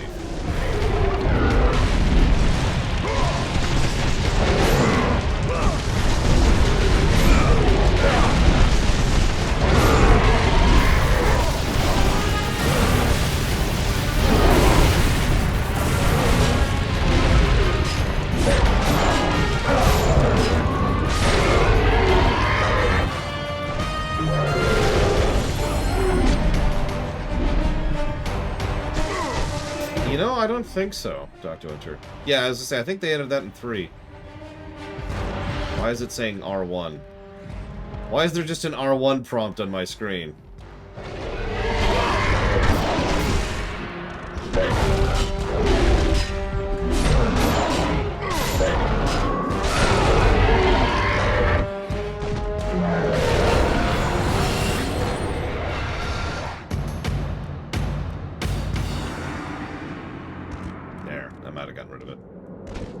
Yep, we're good. Yeah, just remaster things. I really hope we don't have these issues with 3, but whatever. We'll get there. Possibly tomorrow? I don't... Well, we might beat this game today. Remember, this is a short day because it's a Thursday, so who knows. This way...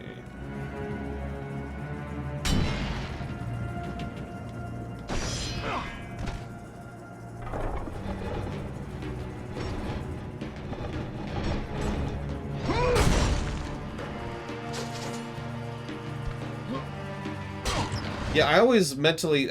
I have this issue. I do the same thing in God of War 1. I mentally think that we're right towards the end. We're kind of not. There's still plenty to go. We do still have about 4.5, 5 hours of gameplay left. That is to say stream time left, so... I don't know. I'm not rushing.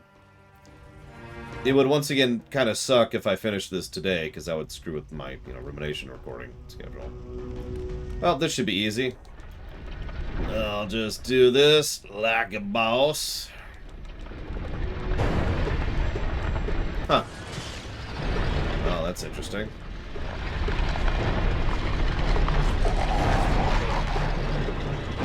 You dick!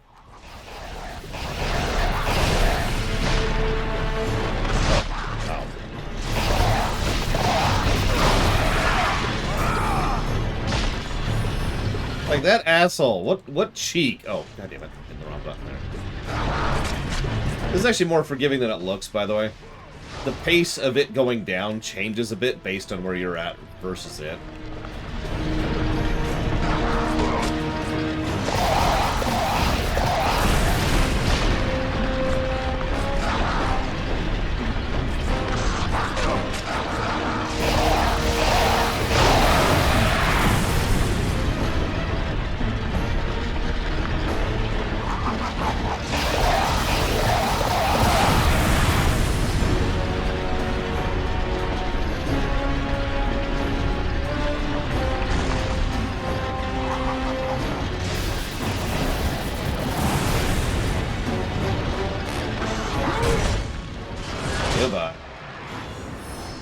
We even get the orbs from it.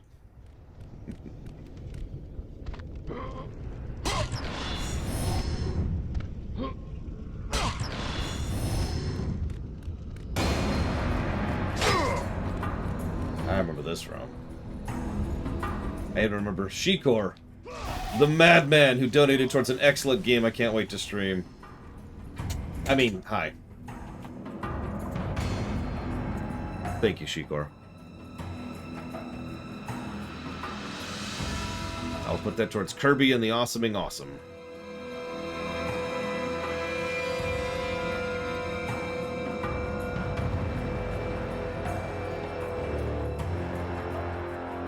Oh man, we are totally 100%ing that game when we stream it. Do I feel the partner Pokemon... Actually, 99%ing. Feel Pokemon Partner's arc was wasted by the ending. I mean, yes? What would I have done assuming the rest of the post-events played out the same? I mean... We were kind of talking about that during the stream. I really feel like us just not being there is easy to write in because we don't really serve a relevant purpose there. None of the plot... We don't matter for the plot, you know what I mean? So just eject us from it and we good. Oh no! I'm telling you, these guys are just dicks.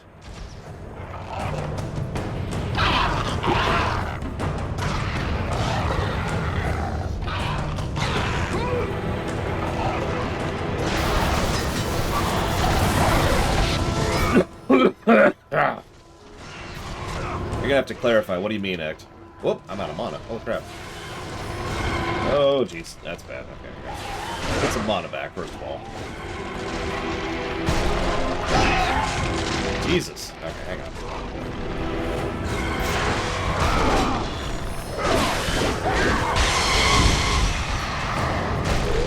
That's... okay. God damn it.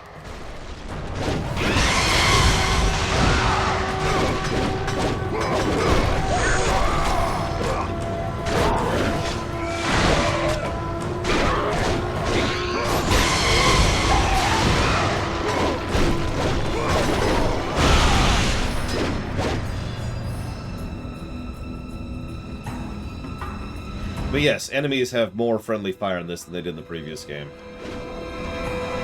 Cool. Alright, so let's rewind a second, Ek. I thought that's what you were referring to. So what are you actually referring to in your question? Because from my mind, what you're saying is, hey, Laura, do you like oranges? And then, conversely, do you like oranges? And I'm confused by this. Help me out here. Bull crap. Bull friggity crap. I disagree with all of that. And what?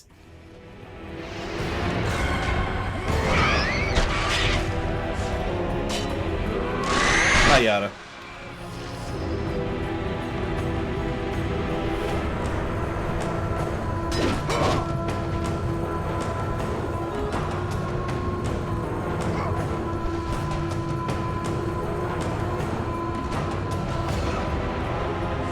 The Blackberry was mostly popular amongst professionals. That's not what I wanted to do, but thanks, game.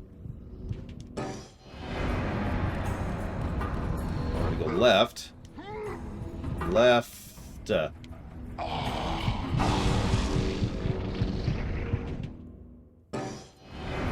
Like, a lot of businesses use Blackberries.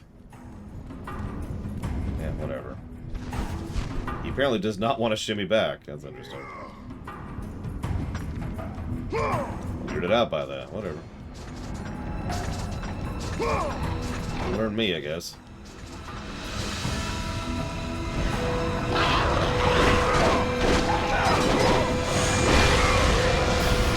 Yeah. I think I've kind of already covered this, but one of the reasons I love this ability so much for is because it's a fire and forget. Now, fire and forget in gameplay terms means you can do something else while you're doing it. A form of multitasking or efficiency, if you prefer.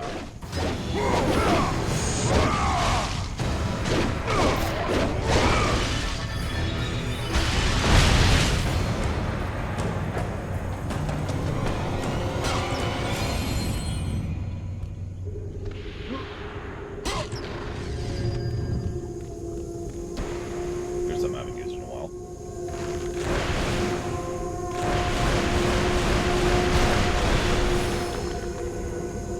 I would not have guessed that, I'm going to be honest. Whoa! Okay. That. Let's see where it puts us. Back here. It's probably the first checkpoint that hasn't been amazing the whole game. But this still isn't a bad checkpoint. It's just... most of the checkpoints are like 5 feet ago.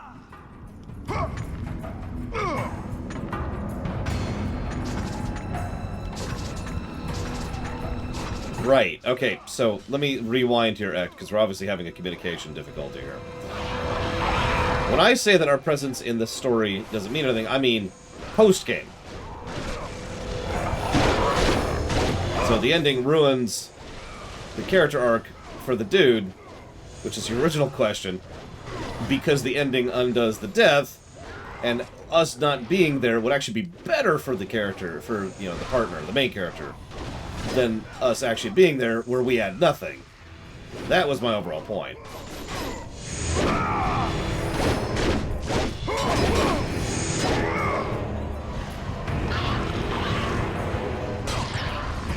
I help you.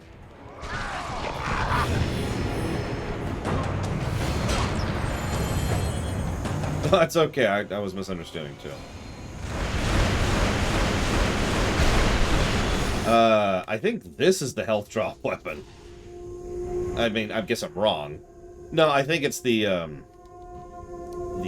circle kills have a chance to give health in some cases. Depends on the enemy, though. So in short, no is the answer. There we go, let's not die this time. Come on. Oh, magic! Infinite magic! I was actually about to say, that looks destructible. It certainly sounds destructible. Not though.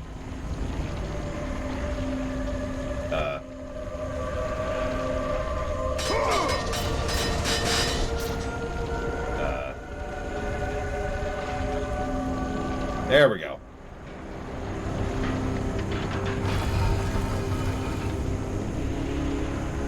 Really? Well, that's going to make this a lot easier.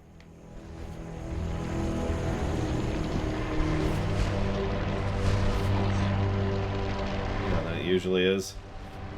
I'm going to die now I said that. Nope. Yeah, usually you have to do that weaving in and out of some blades while you're doing it. But, yeah. Health!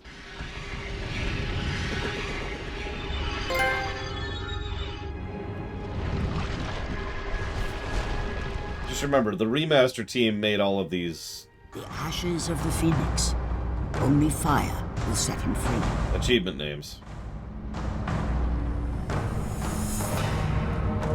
Yeah, Django only knows like 3 games pretty well, but he knows those 3 games very well, so... I mean, the remaster team has so far proven to suck, so... No offense, remaster team, but you suck. I don't mean any insult, I just mean that you're some of those garbage programmers I've ever seen in my life. No, I'm joking. I'm being facetious. I wonder who started the achievement pun thing. Because that's industry standard nowadays and has been for years.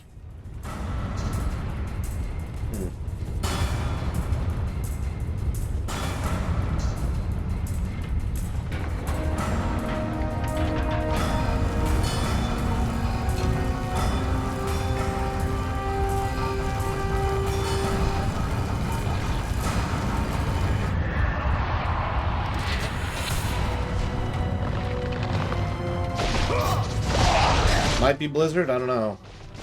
WoW didn't implement achievements until Wrath, though. So that's 2007, 2008, something like that.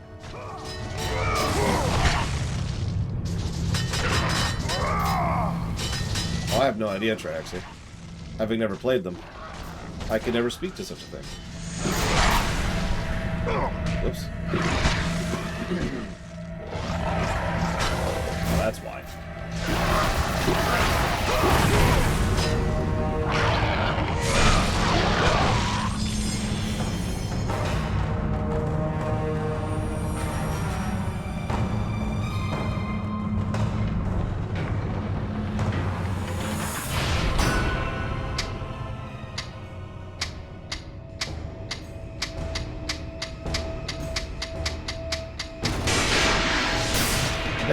That's insane, Junko.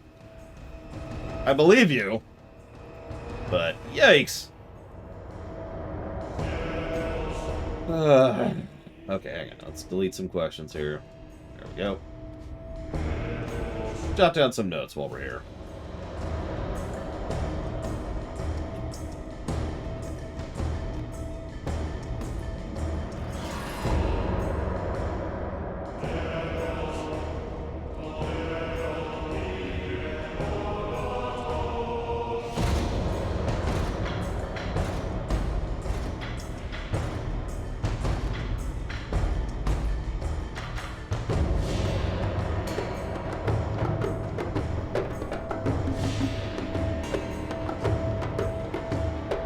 It's fine. It's fine. It's fine.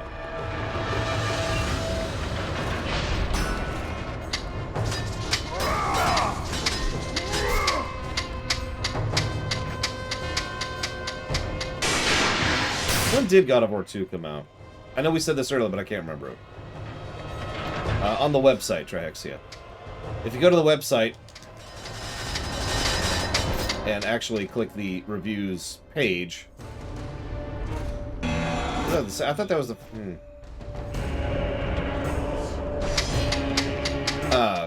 then you'll see all the old reviews. Unless you mean the old stuff before the Oblivion line.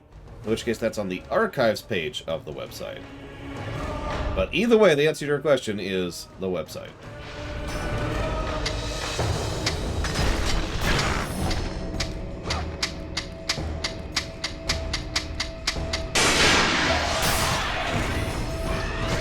I'm actually really happy that that worked. Probably not, Msanda. I got work to do. If anything interesting happens, I'll try to cover it on Lore Week. You know what? Can I do... Still no. Oh well.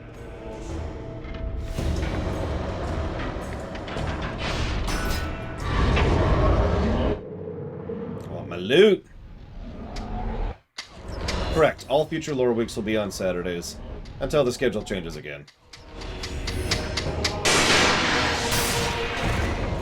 You're probably thinking, when will the schedule change again? No, it's just a hypothetical. Like, if the schedule were to change again, obviously, then that would be different.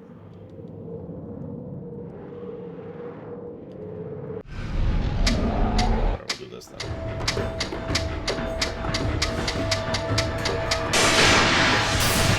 And we're instantly dead.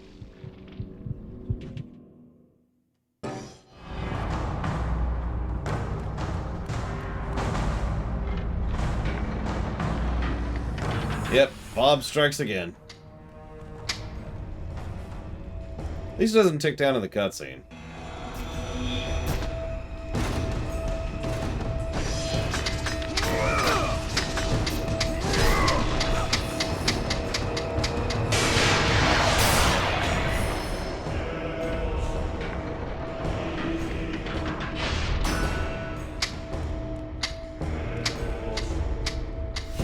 Open the damn thing? Nope. Okay, never mind. Oh my god.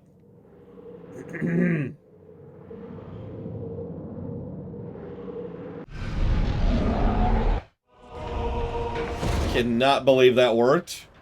That was just kind of a Hail Mary, but whatever.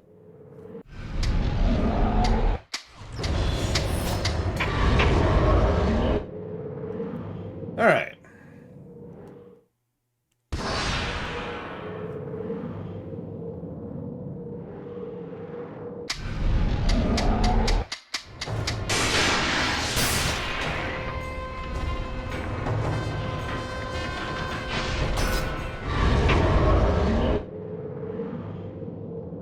Nope, can't move it. Okay.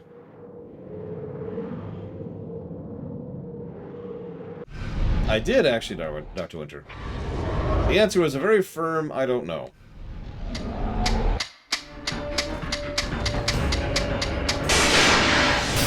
Nope.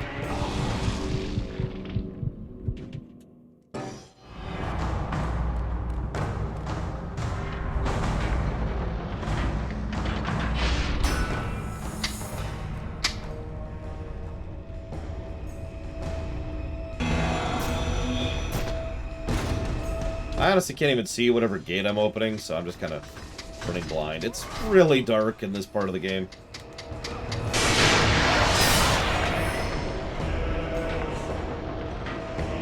Like, I believe I'm doing something.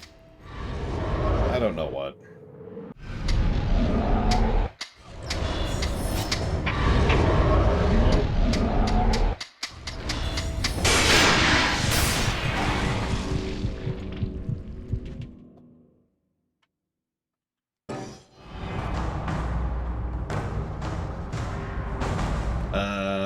Yeah, I probably could. You have to cancel his time stop when you open things. That's what cancels the time stop. The moment you start to interact with anything, it cancels time stop.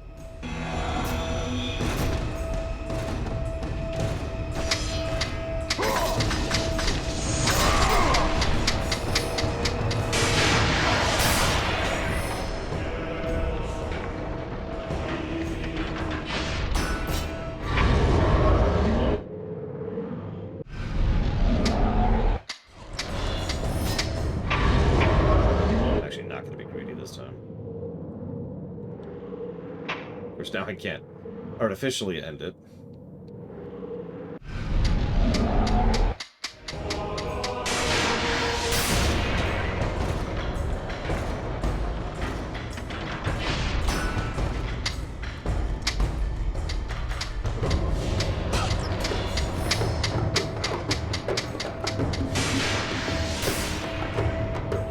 Out of curiosity, ignoring the obvious room in the background, can you see, like, to the left of me here? Because that is pitch black on my screen. Like, actual pitch black. I can see a faint outline on the right there, but that is nothing on the left. Move it over to my other monitor. If I move it to the other monitor, I can barely see a corner. No, not really. So that's still pitch black over there. Okay. Yeah. Alright.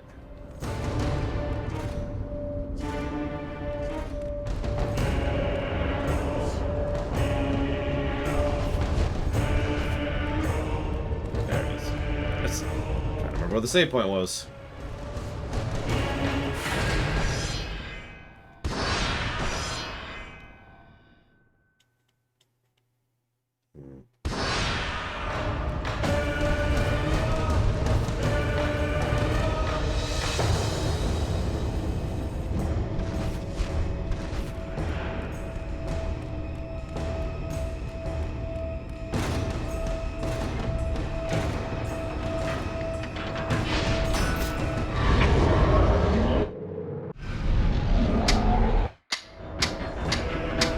Okay, I see the sparks moving. No, don't. It's the second time I've died to the exact same problem. I keep forgetting that I can't actually freeze time in midair. So I jump out to get out more quickly, and then hit this, and then nothing happens, and then I die. Good news is, we saved.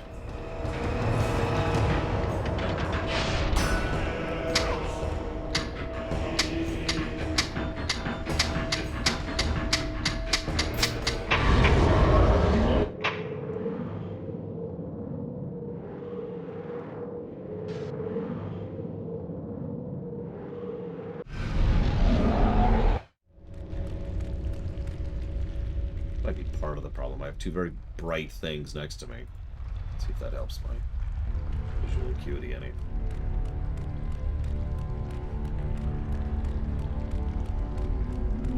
Well, yeah, it was the best part of the game. So good, I had to ding it twice. Technically 3 times.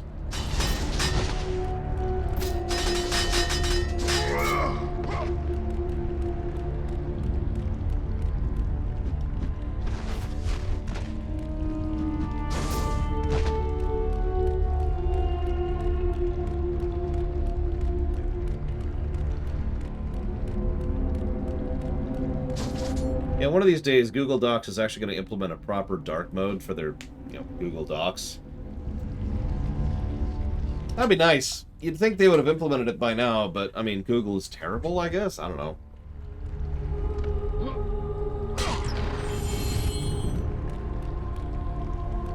I don't have an explanation.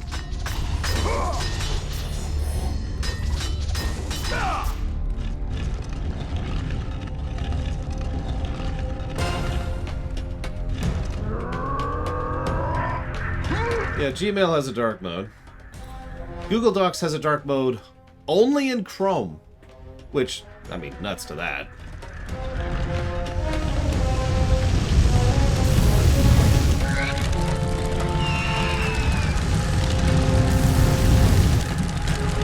I like how the enemies are completely unaffected by the fire, by the way.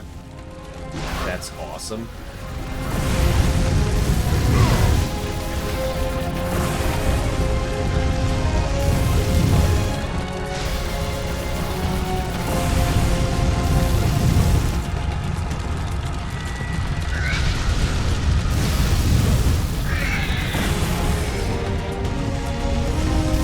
Because it didn't used to be the default, and so it isn't the default.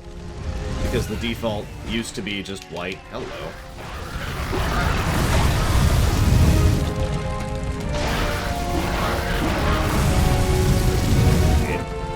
Game? Ah!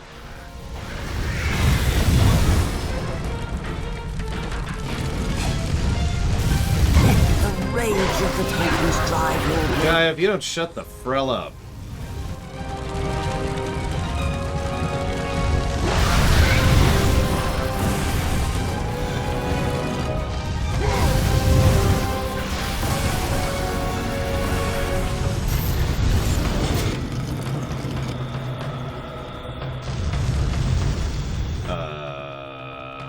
What?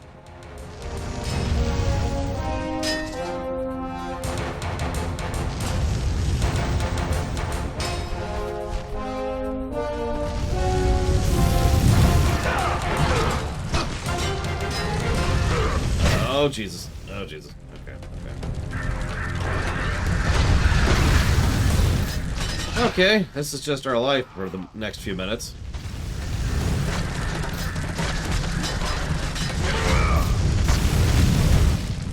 Kratos, please. Yep, okay.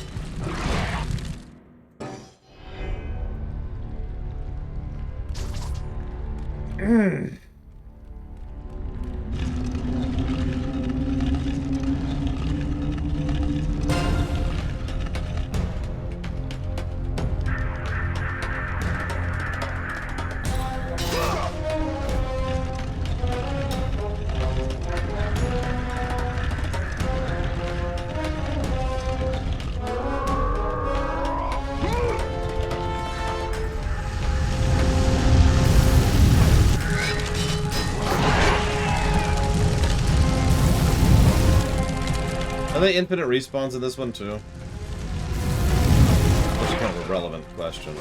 But I honestly don't remember. Oh my god! Stun locked! Stun locked.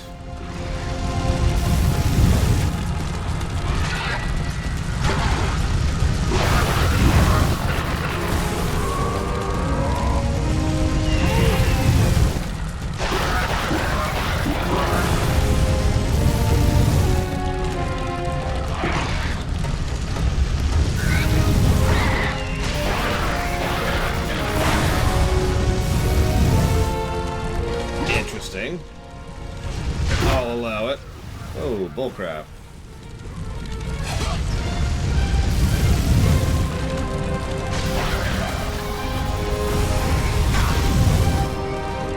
Come on. Open the goddamn chest, Kratos. Kratos! Open the chest! There you go. Good boy. Now stop dying while you're on the subject.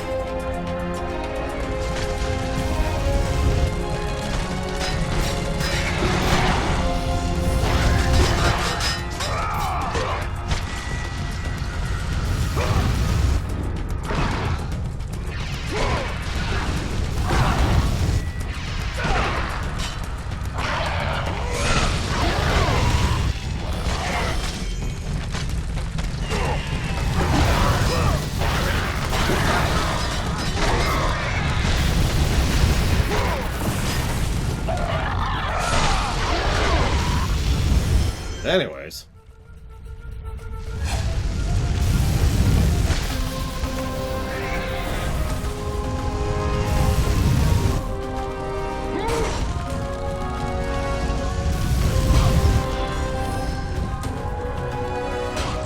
That's why I killed him. This also gets me this.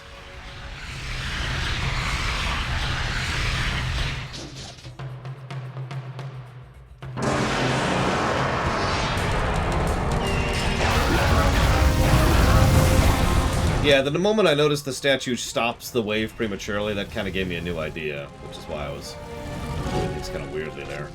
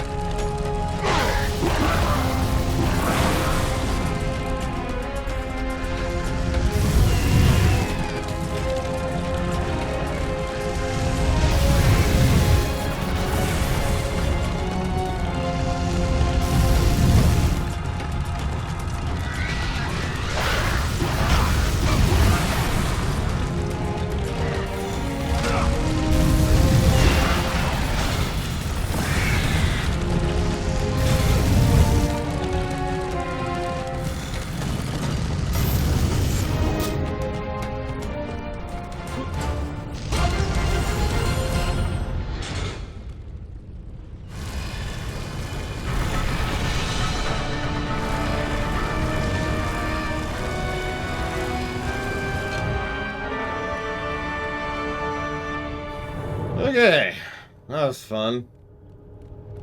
Not as bad as I thought it would be, honestly, but... Why do I open my mouth?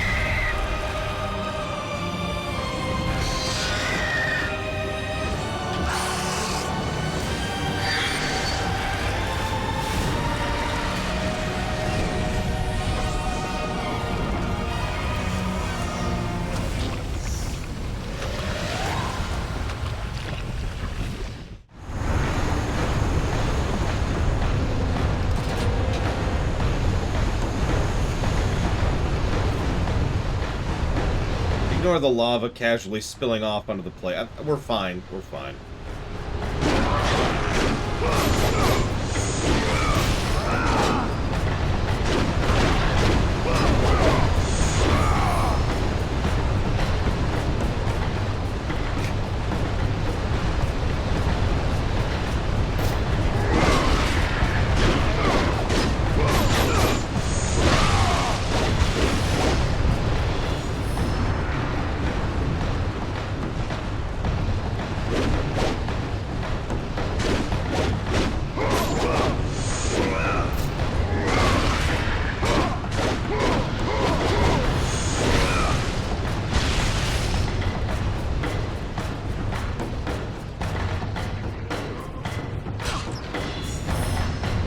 I'm not sure what to upgrade next. I've got everything I actually want.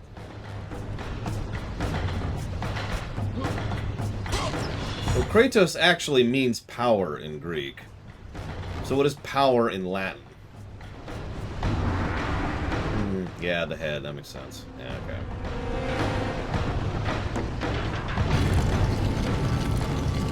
No, I've already committed to Poseidon's... wow. Kronos' rage, so... raising Atlas Quake is going to take more than I'm going to get for the rest of the game. Urael's Head's probably a better pick. I did get this chest.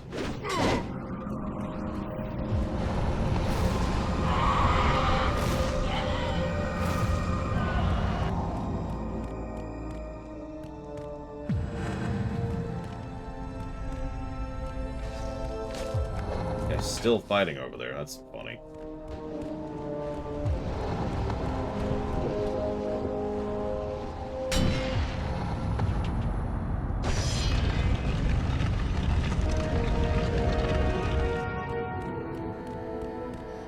A lot of blood in here for some reason. Oh, he stopped fighting him. Cool.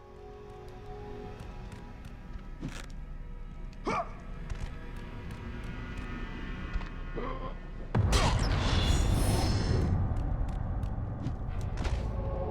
much does Urael's take for the first one? Oh, that's not too bad.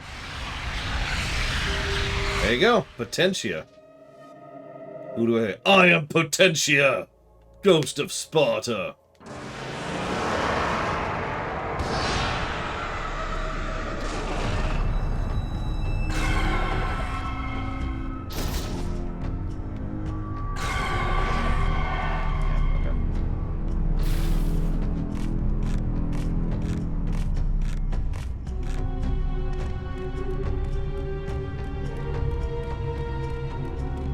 So I like this upcoming scene, but it's a complete narrative cheat.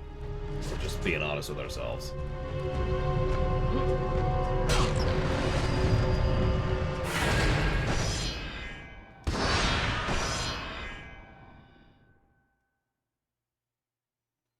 Well, it'd probably be some specific province of Rome, right?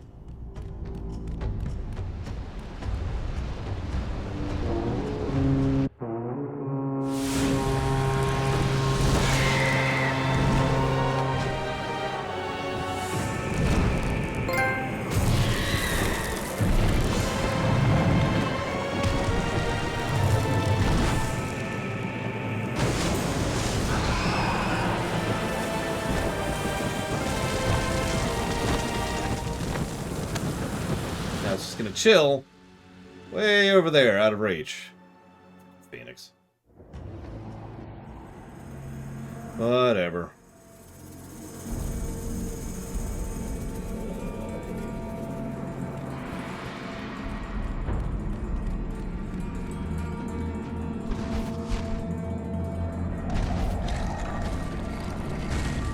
Huh. I mean, birds are dicks in every video game. We all know this.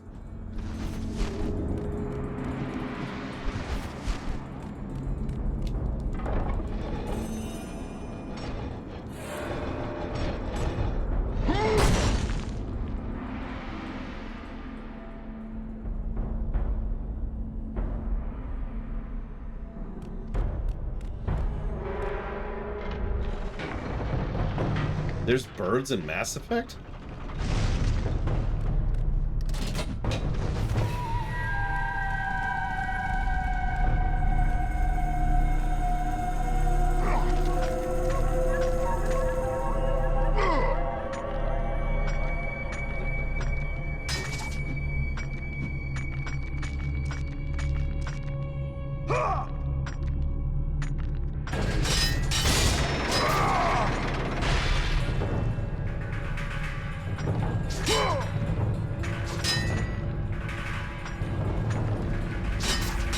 Oh god, those frickin' birds in Elden Ring were the worst. The birds... Well, so there's actually 2 birds in Elden Ring, which are the worst. And ironically, both of them share the same trait. They're both birds mixed with dogs. Not good dogs. FromSoft dogs. Waiting for the next one. 8,000. Just... Oh, those things sucked.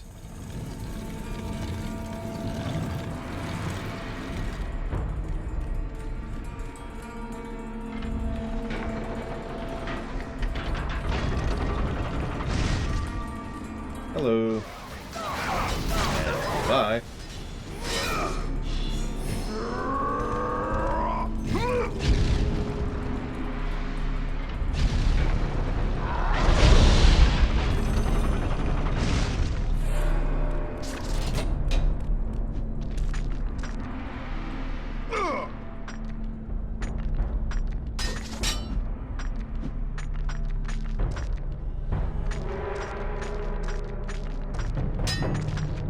I mean, those damn dogs. I mean, FromSoft dogs are always terrible, but the ones in Bloodborne, oh my god. I never actually experienced the ones that were bugged in Elden Ring. They fixed that bug while I was playing Elden Ring. The ones that would hit you every frame. Like a chainsaw. Speaking of Dark Souls, I will get caught up in my own cable. Yep. Oh, jeez, I'll get even more cable caught up. Oh, Jesus. Cables everywhere. Ah! Okay, we're good. Thank you for being a part of my show, Dakota. I will jot that down for Neo, which I'm pretty sure isn't funded.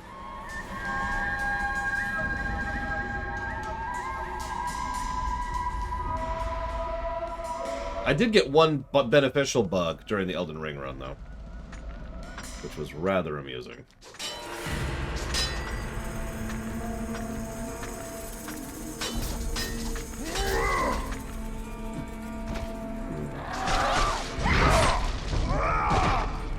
Quit it. Quit it.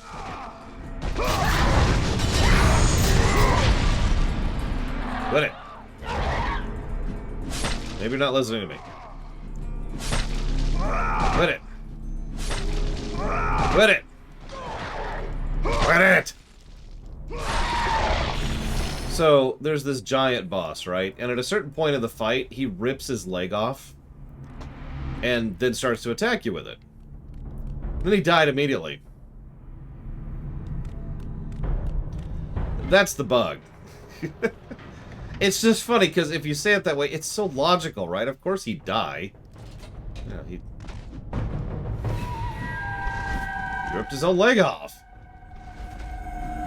That was awesome. I was just so amused by that.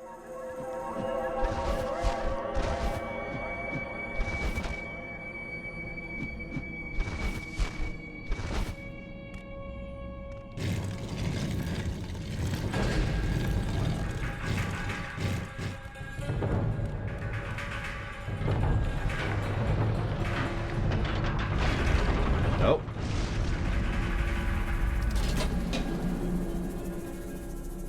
Okay.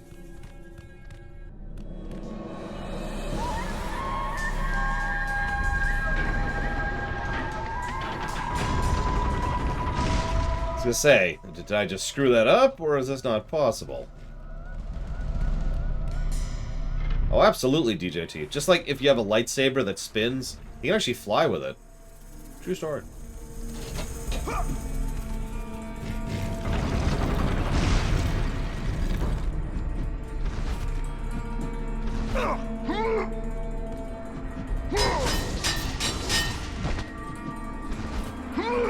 Look, I like Rebels. I do. It's actually probably my favorite Star Wars show overall. But, what the hell?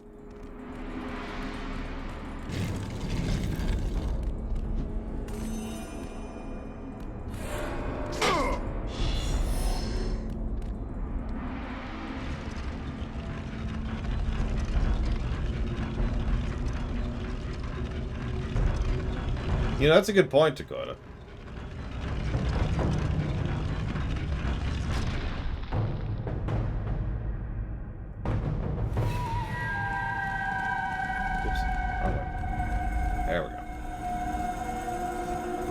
Well, when it comes to rating a show, I have to rate all of the show. And Clone Wars has some real dreck in it. Frankly, it has several seasons of dreck in it, if we're just being completely honest about that. So...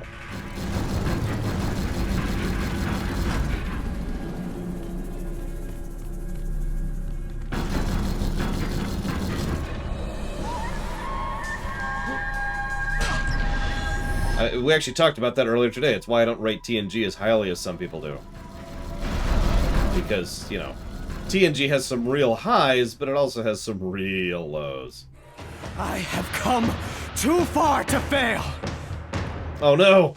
It's a mysterious attacker! I'll defeat you, random stranger! Something playing Donkey Kong Country Tropical Freeze here.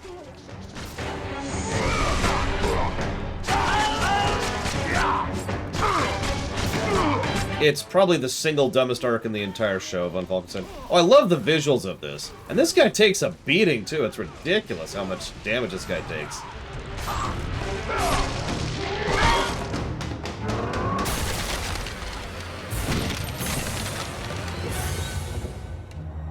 You? Worst thing he could do. I told you to return to Sparta! Why do you leave Sparta unprotected? Sparta is no more. What treachery is this? Zeus. He came under the cloak of darkness into Sparta.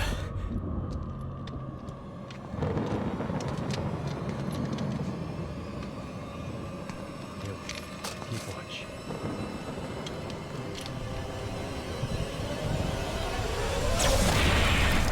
Yeah, Zeus is really big on, if you piss me off, I'll kill you and everything you ever loved. They begged for their god to save them. But you did not come.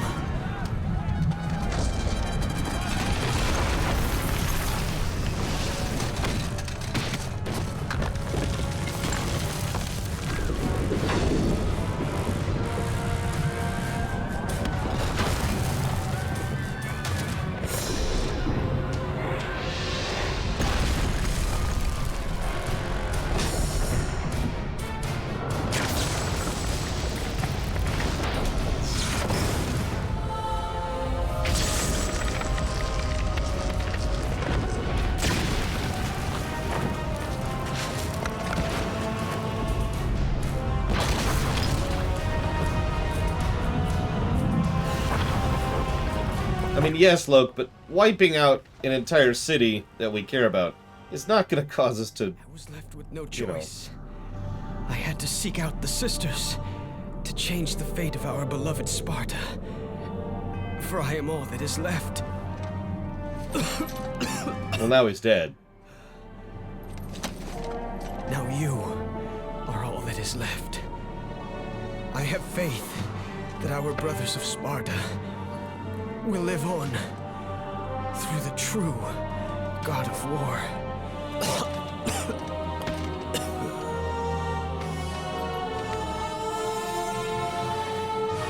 Zeus! Is this how you face me, coward? I am through doing the bidding of the gods! Come down here and face me now, Zeus! Now, before that...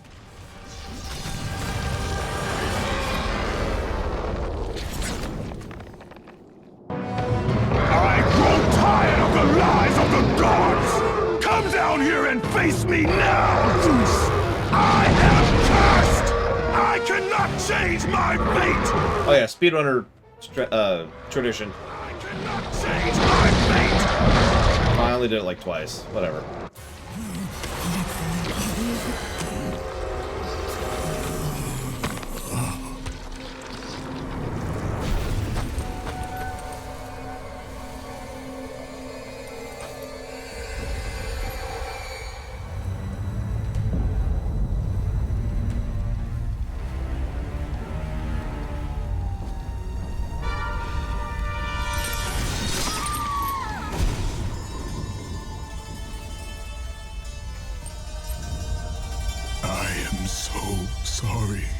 My love, can you ever forgive me? All is not lost, Kratos. You must go on. There is much at stake here. I cannot defeat the gods. Victory favors you, Kratos.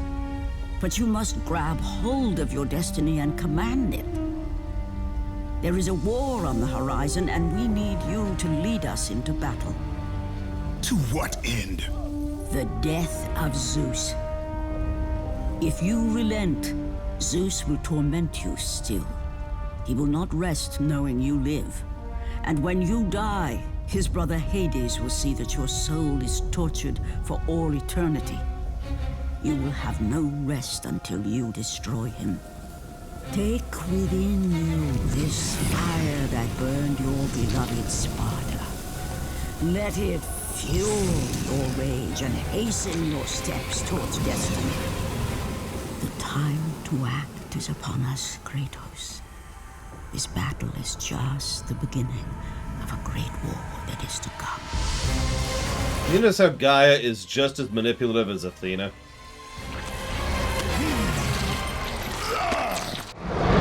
Different methods, but same general approach.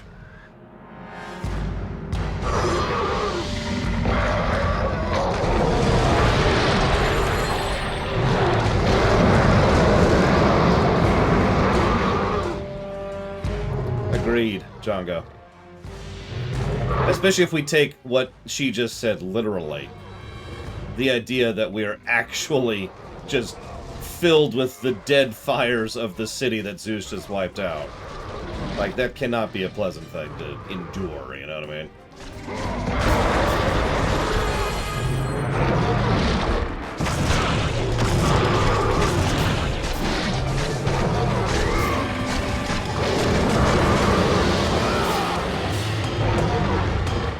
I know, game. Thank you. Shouldn't complain. But reminder, this is a new mechanic they added for God of War 2. Corpses!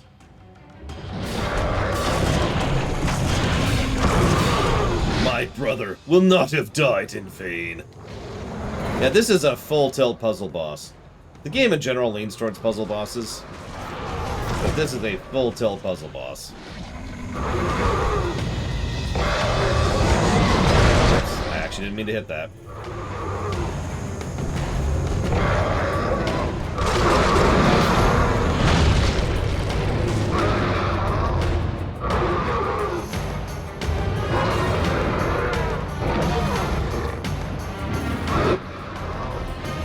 Come on. There we go.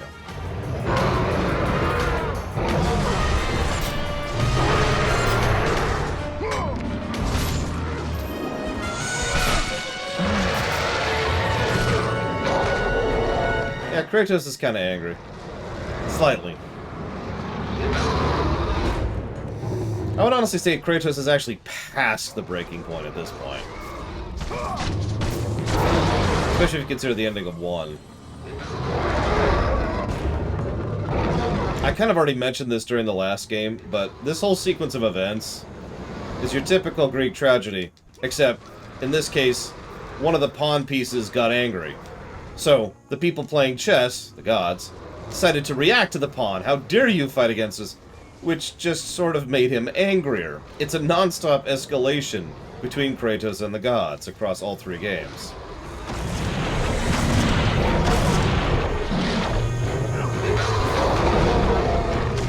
And of course, we're the player character, so we keep winning. For a certain definition of winning.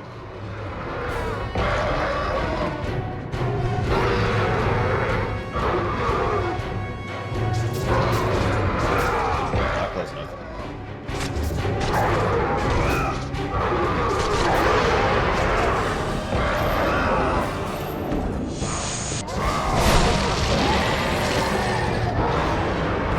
Kraken's a little upset about this. So, there goes the last Spartan. So that method won't work anymore.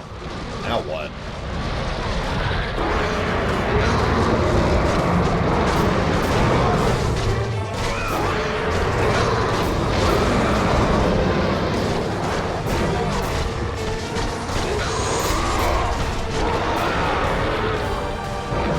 You know what?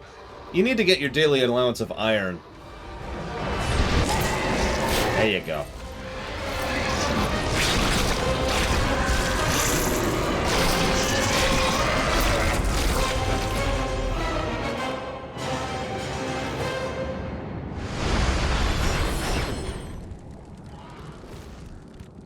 Well, he was hungry. Clearly. That's a good boss fight. I actually like that boss. Someone kill Kay immediately for being a smart aleck. You can kill him with donuts if you want to. I'm down with whatever.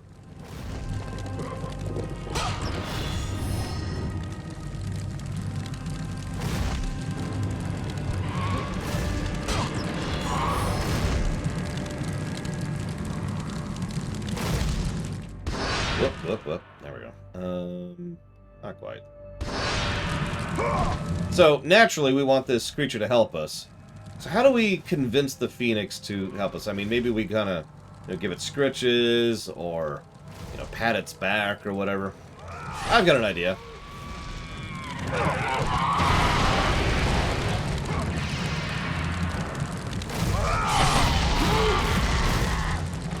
Let's beat the snot out of it with blades, and dig our blades into the creature's neck to force it in a direction. Perfect.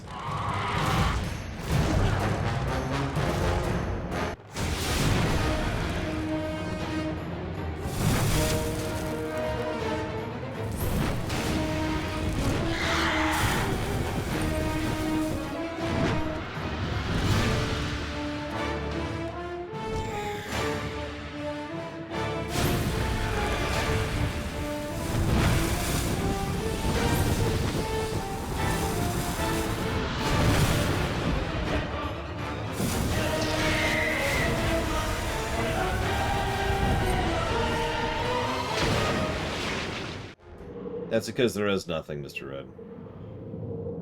Spoilers.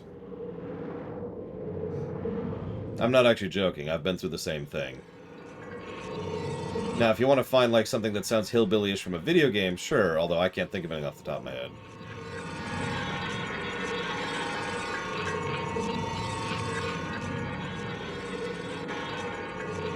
Interesting place.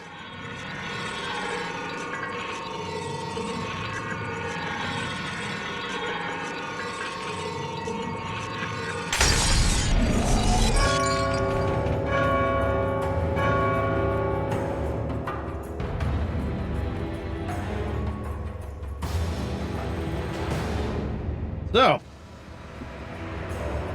Sorry, I wanted to get to that point so that noise would go away. Excuse me. It's lunchtime. But before we go, I want to type up a few things.